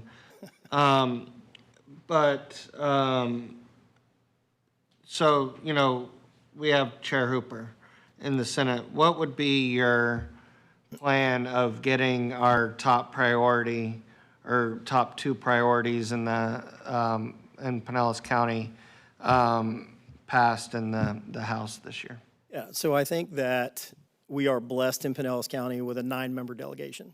So I think if you can get 9 members to come together on something and agree that it's a good idea and it's a value, then that is going to help Chair Hooper make that a higher, not that he wouldn't make it a priority already, but it makes it a higher priority. It's going to make it a higher priority for his leadership, and in the House the same way.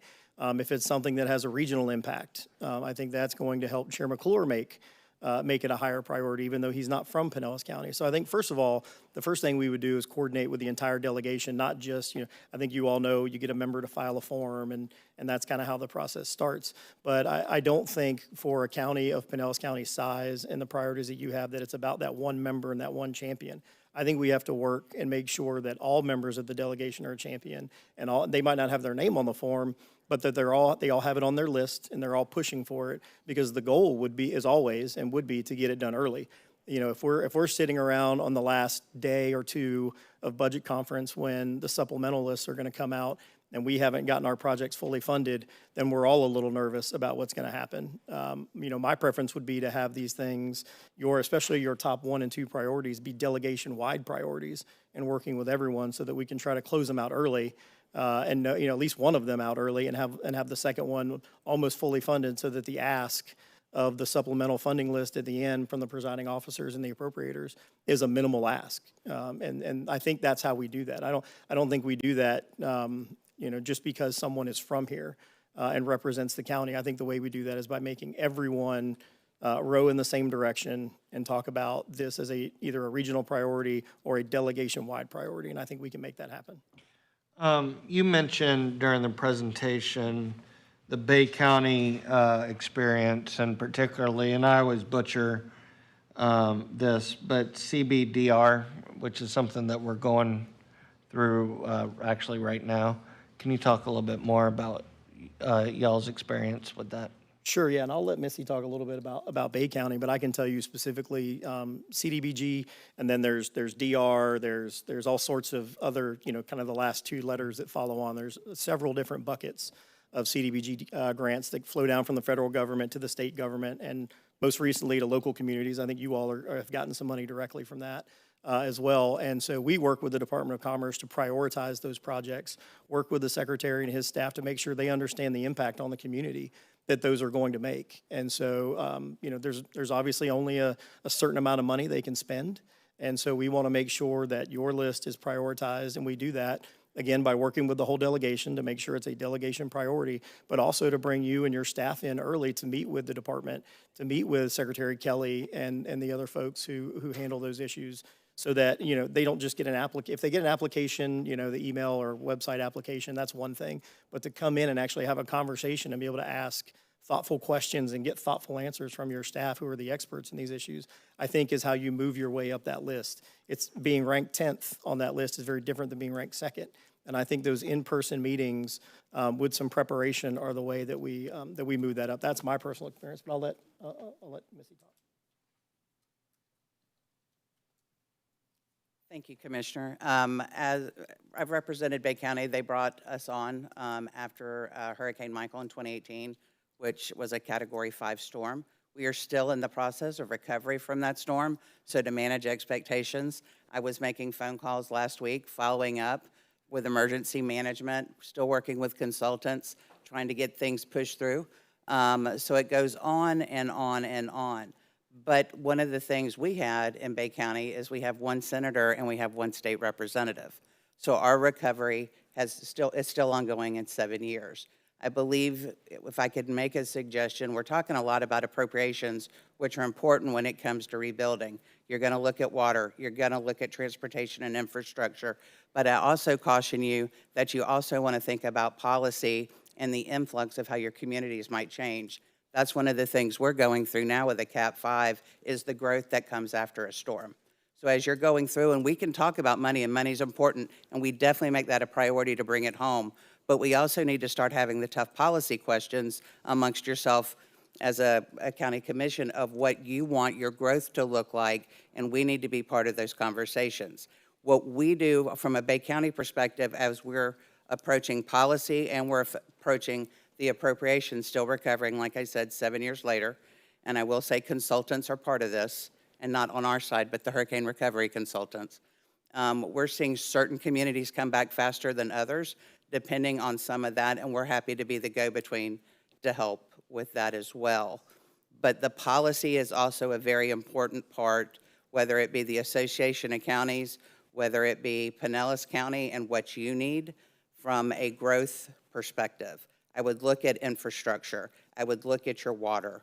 I would look at those things, and we need to be part of that conversation with you as you're also defining your priorities, whether it be appropriations or policy going forward. We would want to sit with you and work through those to give you suggestions of what might be doable during session and what might be a hot button. So that's one of the things, and one that we were successful this year with Bay County, bringing $10 million home in transportation and water projects, which we think is huge because we're having to build out because of the growth that's coming after the storm. I don't know if that answered your question.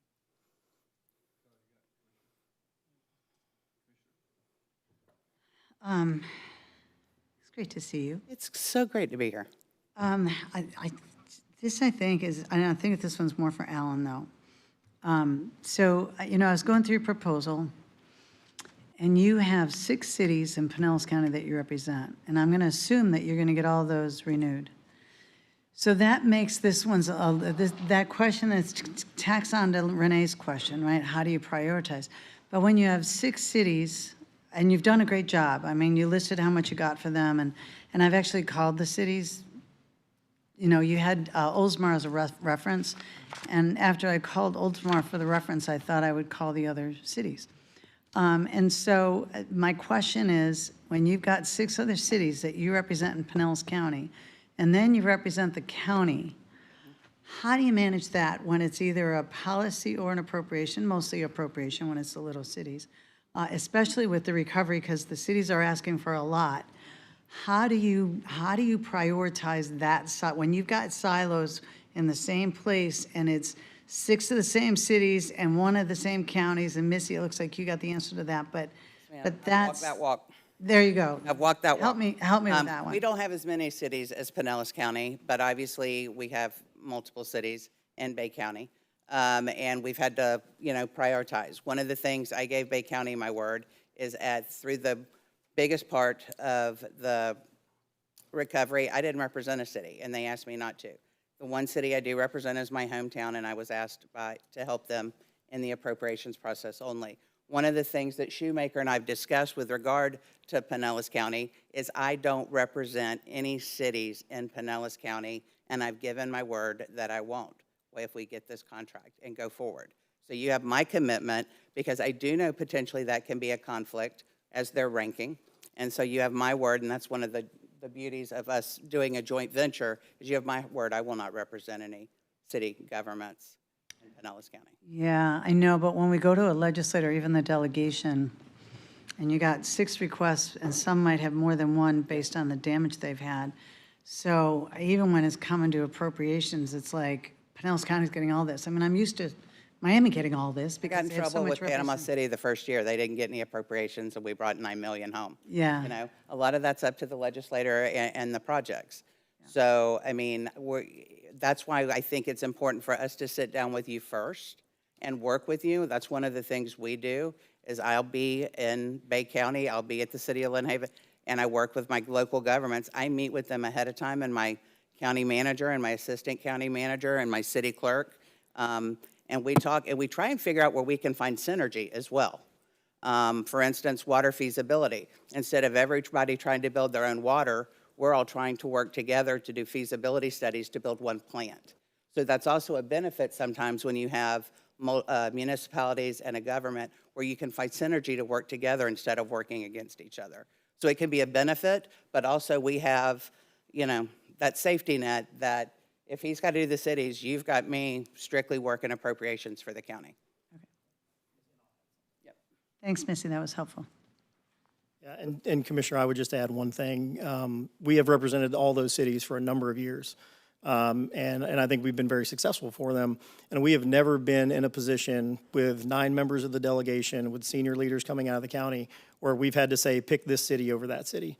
That has never happened. And I don't think that would happen with Pinellas County being added to that mix. I think that there's strength in numbers. I think that we're already working with the delegation. I think that we are, we're spending significant amounts of time with agency staff and with the governor's office talking about Pinellas County. I think that is I think the fact that we have so much presence in the county is a benefit to the county, frankly, and the work that you all are doing. But I can't tell you what's going to happen in the future. I wish I could. I'd be a sports bettor and we wouldn't have this conversation. But I would tell you that I can only look to the past, and in the past, in representing all of those cities, many of which abut each other and are very small beach communities, and frankly don't have the level of ask that you all would have. We have never once been asked by either a member or a presiding officer or an approach chair, hey, I can only give you 5 of the 6, like who do you want to pick?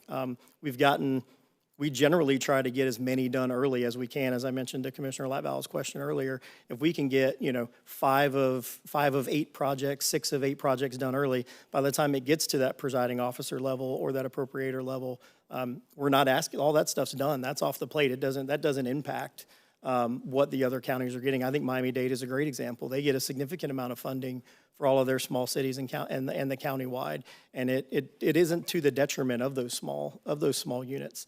So I think that there is a significant benefit to the presence that we have in the county. I don't think it would ever be an issue, but to Missy's point, if it ever did become an issue, again, we would be very transparent about it. We're not going to try to hide the ball. We're going to sit down and talk about it. And if Missy and I going in together to make an ask to an appropriator or to a presiding officer, they tend to, I say when 2 people from 2 different firms that they want to work with and enjoy working with and have a relationship with make an ask, it's easier to take care of that ask than it is for one person at one firm, because you're making kind of 2 people happy, and you all know how that works better than I do, having served there. So I think that, again, our presence is a benefit, but if it ever became an issue on a small scale anywhere, we have a backup plan that we would work with the county on. I'll leave you be. So the last firm we had difficult with communication. So if the county administrator would email them, call them, text them, no response. We never got any kind of updates related to us. We had that boilerplate that occasionally they would send out, but we never got any communication. So you didn't mention communication. So I just wanted to throw it out there. Is that part of the plan, regular communication? Definitely accessible. I know the 3 of you, so I know it's kind of a redundant question, but you didn't broach it, so I'm just throwing it out there. No, and I appreciate that, Commissioner. I would tell you that I have often been described as an over-communicator. My wife would say the same thing. Sometimes I talk too much. Today might be a good example of that. I think that you will find that we will not only. So every client's different, right? Every city is different. Every business is different on what kind of updates they want. So I think the very first thing we would do on a communications plan, and I believe this was in the broader RFP proposal where we laid this out, is we would sit down with the board leadership, staff, however you all direct us to do that, to figure out what the battle rhythm is. I still use Army terms sometimes. So, what's the battle rhythm? What does that look like? What is helpful for you all on a standing basis? Is it a call once a month when we're not in session? Is it every other week? During session, is it every week? Like what will make you all feel like you're getting the information you need? And that's one part of it.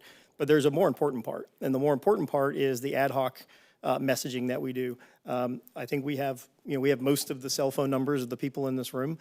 We would ask for the same thing from the right person on staff to make sure that we have because you know this better than I do. You're sitting in committee and something comes up that you didn't know was going to come up, and some comment is made about something that's going to happen. I don't want to wait and send you an email when I get back to the office. I want to text you. I want to text the right person right then and say, hey, I'll send you more on this later, but just heard this. We need to talk about it so that we can have something on the calendar to go do that. So we'll have standard communications, and that'll be something we figure out, along the lines of what you and staff want. But more important to that, we are going to be in constant communication about things that are going on in Tallahassee, whether it be rumors that we're hearing about chairmanships or whatever. All those things are important. And so I think you'll find us to be very communicative.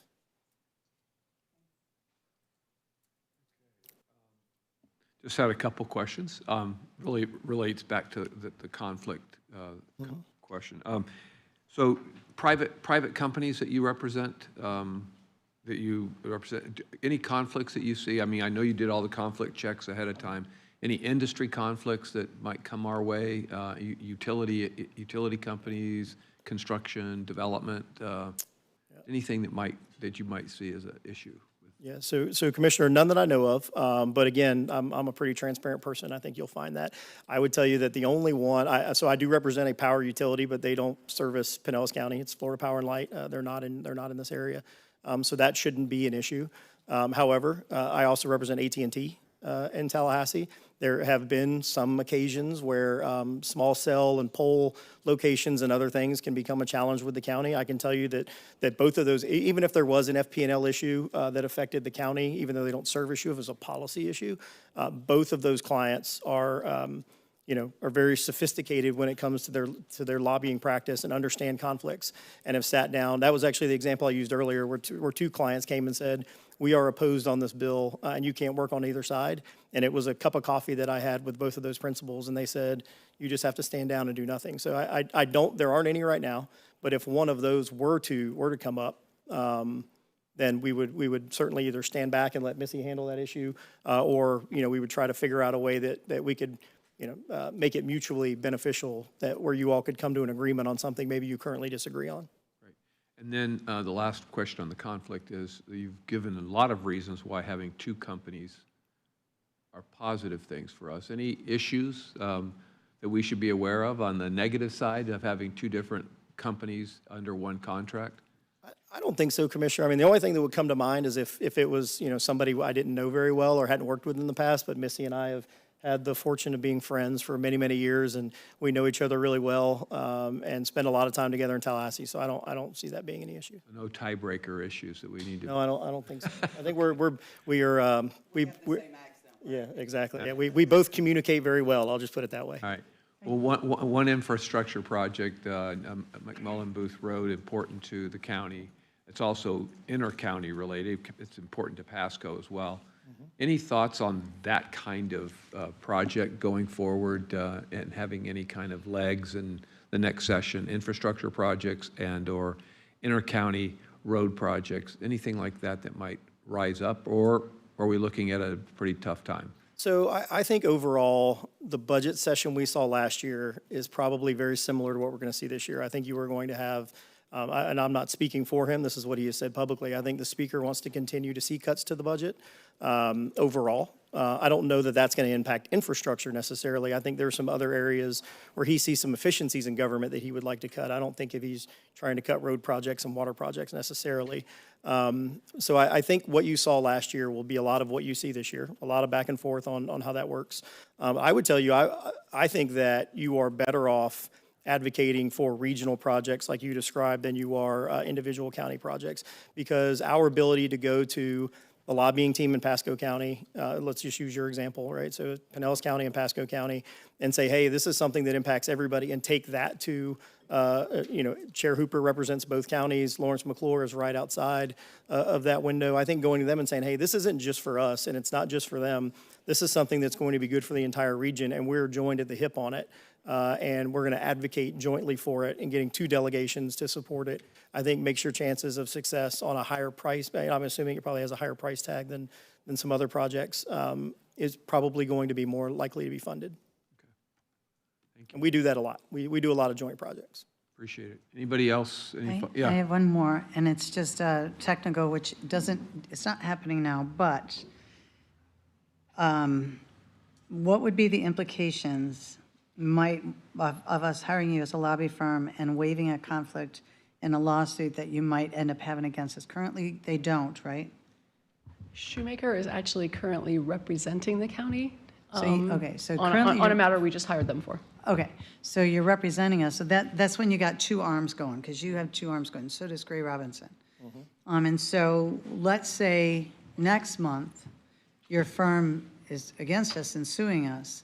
How does that work, and can you waive that conflict? Yeah, Commissioner, it wouldn't happen, as far as I understand, that conflict process that I described earlier. So when a lawyer wants to open, and I'm not an attorney, so if I say this wrong, please forgive me for the attorneys in the room, but I've seen the process. So when a lawyer opens a new matter at Shoemaker, it goes through a conflict. We have a system that they run that through, and it's a name, an address, or a municipal government entity, whoever it is you're going to represent goes into that system.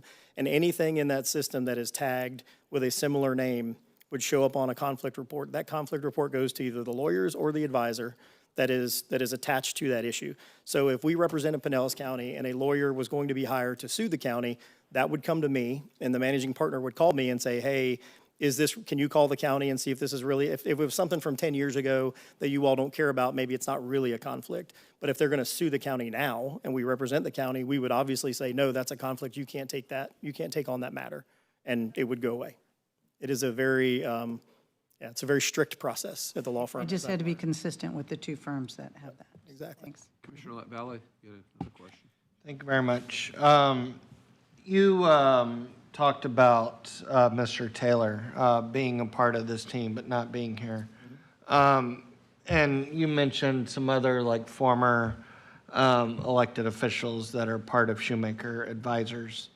And, you know, for instance, there's some, you know, very influential former mayors in Tampa Bay area that are part of Shoemaker Advisors that aren't part of this lobby contract.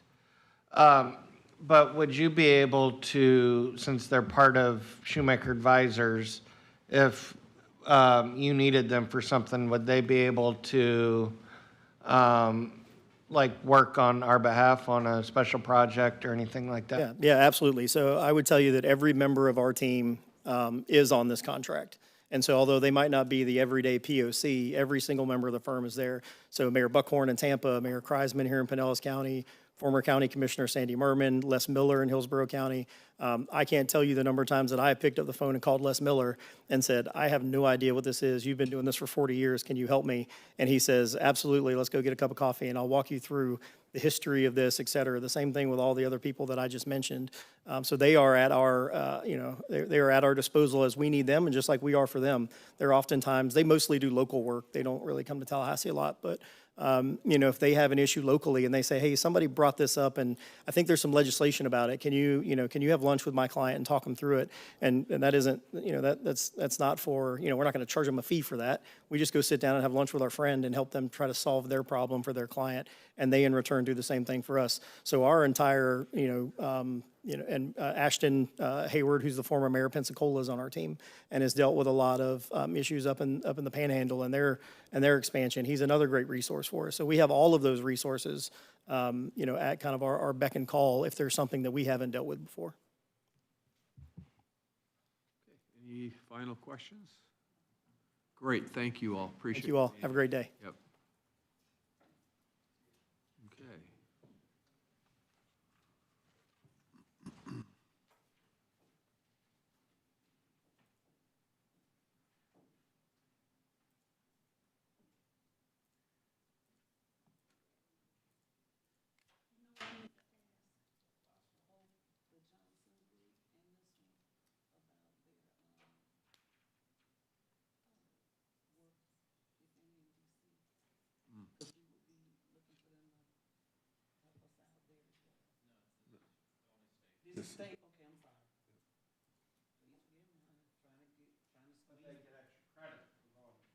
I'm trying to get the butter from the duck. Yeah, no, we still have Harry. Haven't heard that in a We still have long Harry time. for DC. Okay, I'm just trying to get the butter from the duck, honey. Everybody in. All right. Good afternoon and welcome. Good to have you here today. Good afternoon. Thank you so much. Floor is yours. Okay, I just wanted to be sure. Thank you, Chair. Good afternoon. Thank you so much for having us this afternoon. We really appreciate it. I know it's been a really long day. Save the best for last. So I am Danielle Thomas, and we are here representing Sunrise Consulting Group. We really appreciate the opportunity to be able to present to you this afternoon and talk a little bit about why Sunrise would be the best positioned to represent Pinellas County. There we go. So just very briefly about the firm as a whole. We are a medium-sized firm and spread pretty equally throughout the Tampa Bay area. We have some of the staff that lives close to the Tampa Bay area, and so would be close by and local for all of you. And then the rest of us live up in Tallahassee, so have constant work and close relationships and remain in the area throughout both legislative session as well as even in the off season to allow us to continue to work with the different departments and staff. And we do predominantly focus on local government and a lot of appropriations work, but also have a variety of representation across, including school districts and some other areas. Fun fact, we also represent SeaWorld, so that's a fun one. I am actually the newest member of the Sunrise Consulting Group team. This is month 2 with Sunrise. I was previously with the Florida School Boards Association, so working quite a bit. Yes, working I was their in-house lobbyist, so I represented the school board members and the association, working closely with all of them. And while a lot of my background, I'm a former 4th and 5th grade ESE teacher, which I absolutely loved, but a lot of my background is in the K-12 space.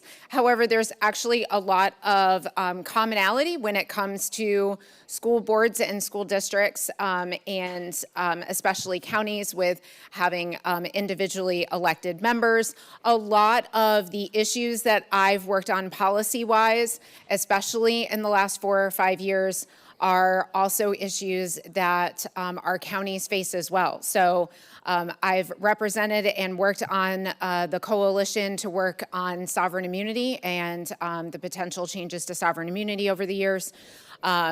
FRS, obviously, property tax, we know, is a big topic right now, and what that could potentially look like going forward in the future has similar potential implications to counties as it does to school districts as well.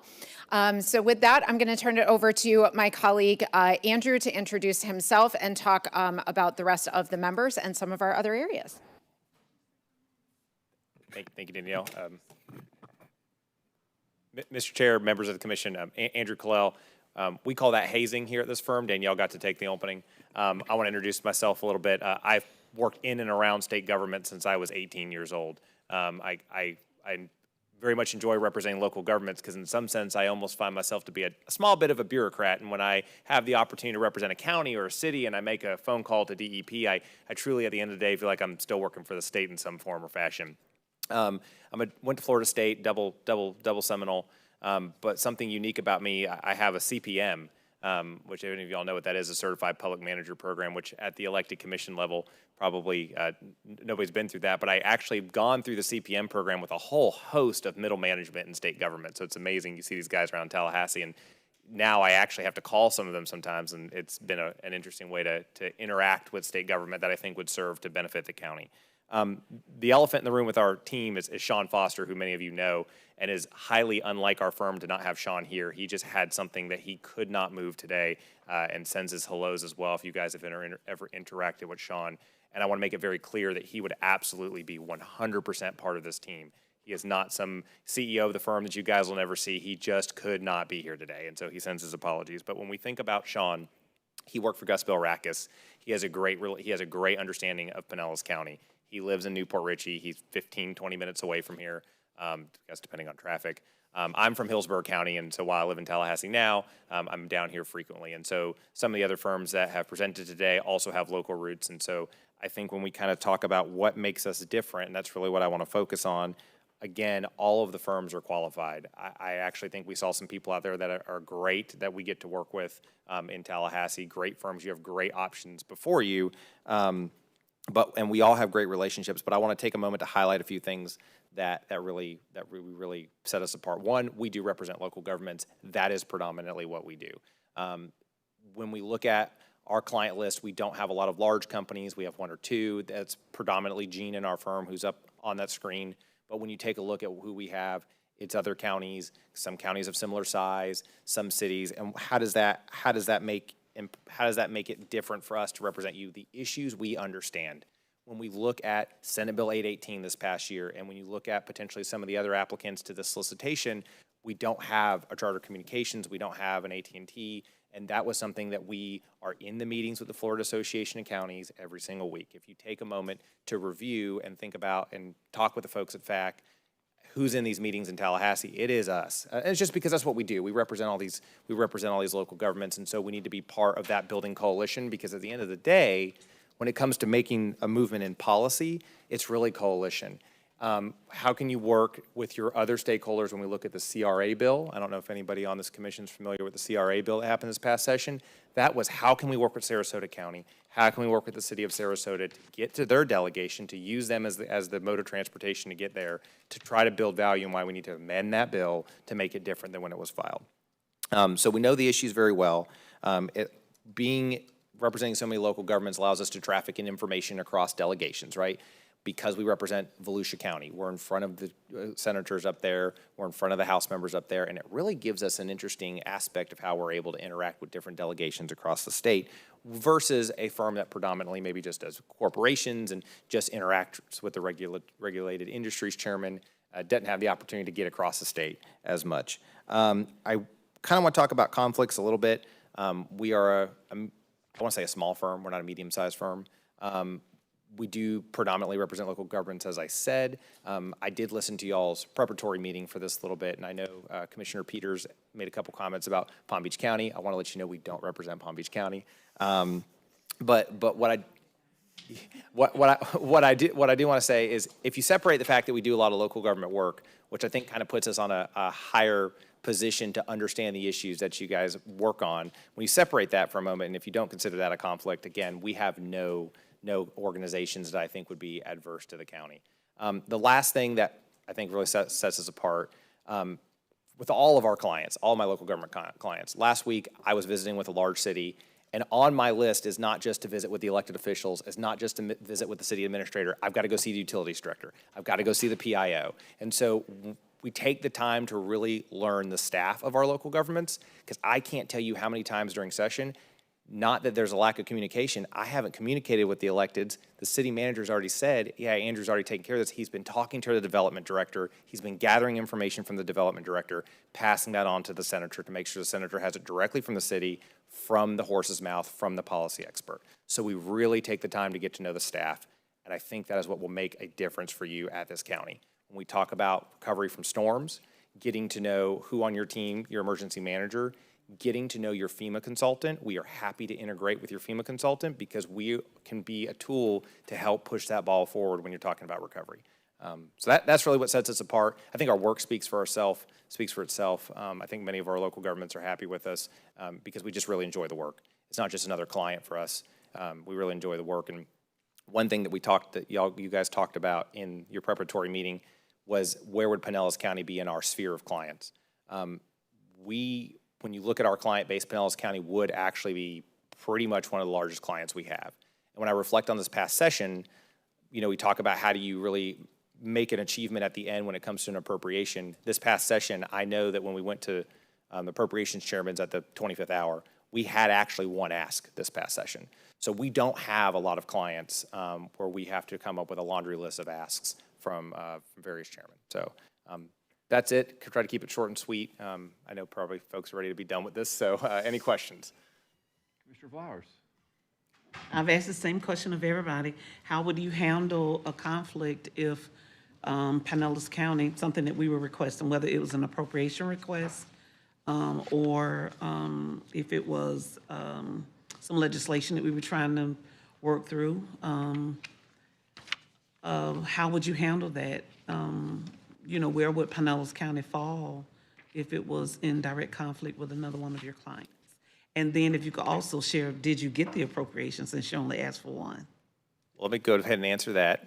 I did, but it wasn't the amount that I was looking for. Well, but listen, if you got something, that's a win. It was an amount, and that's really a question for Sean, because he was the one I had to have go do it at the last minute. But yes, we did.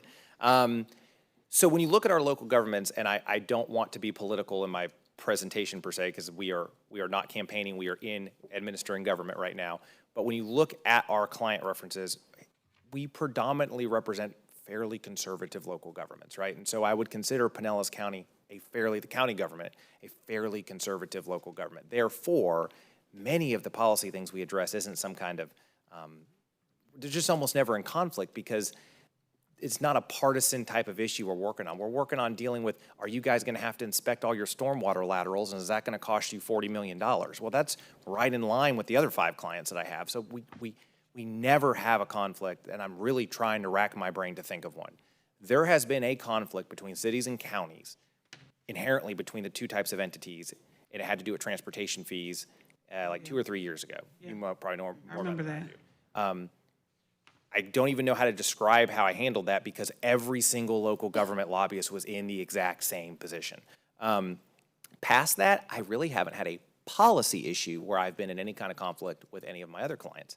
But again, I only predominantly do local governments. I'm not representing somebody who maybe is a stormwater inspection company. So, thank you for the question. Commissioner Latvala.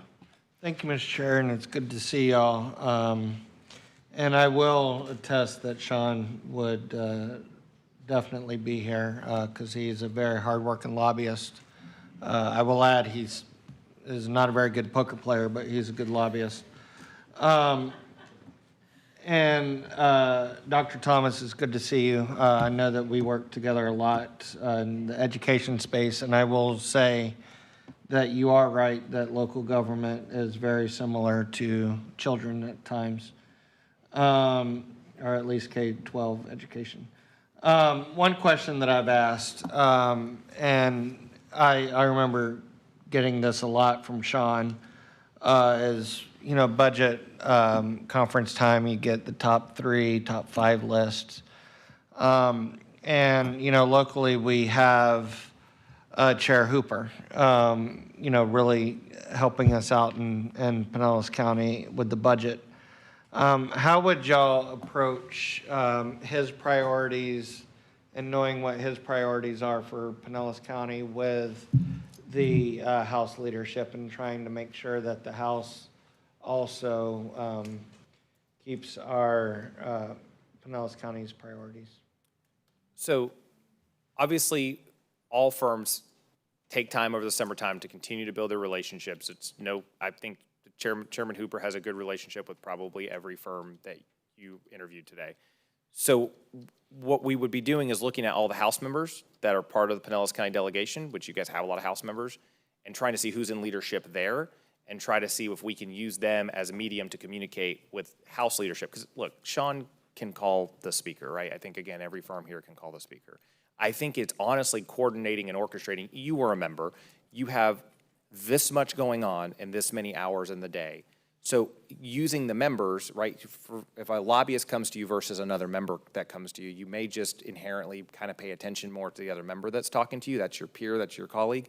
It's how do we coordinate the other members of the delegation to get to House leadership, and how do we stay on top of them to help them achieve that goal of communicating that to House leadership, and then maybe Sean follows up once those conversations have been had. I hope that answers your question. Commissioner Peters, do you have anything? No, I did call some of your references, so thank you for providing those. And they only had great things to say. Volusia and Orange I talked to, I guess you had them for a year, about each one of them. Yeah, so I don't have questions. Well, is Renee going to ask her usual one? Yes, she did. Then, no, then I'm good, thank you.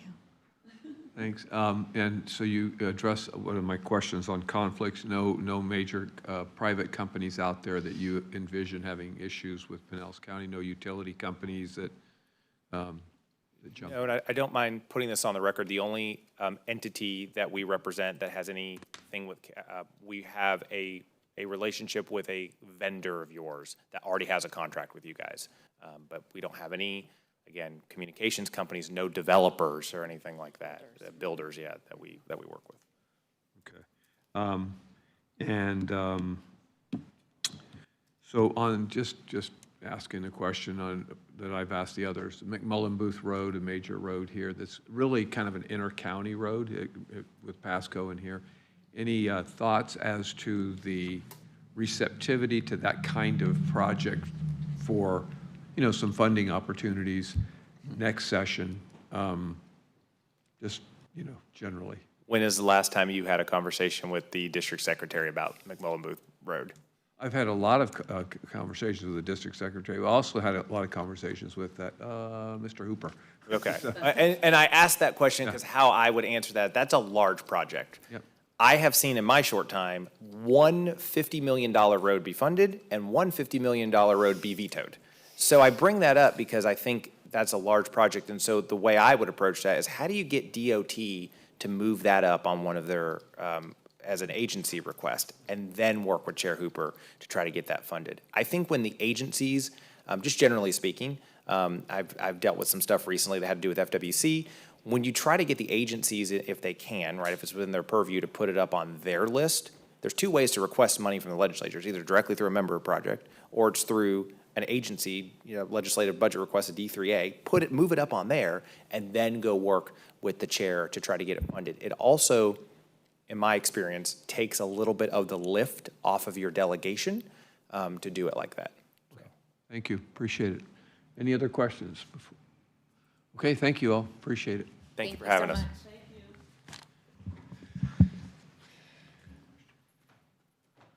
Okay.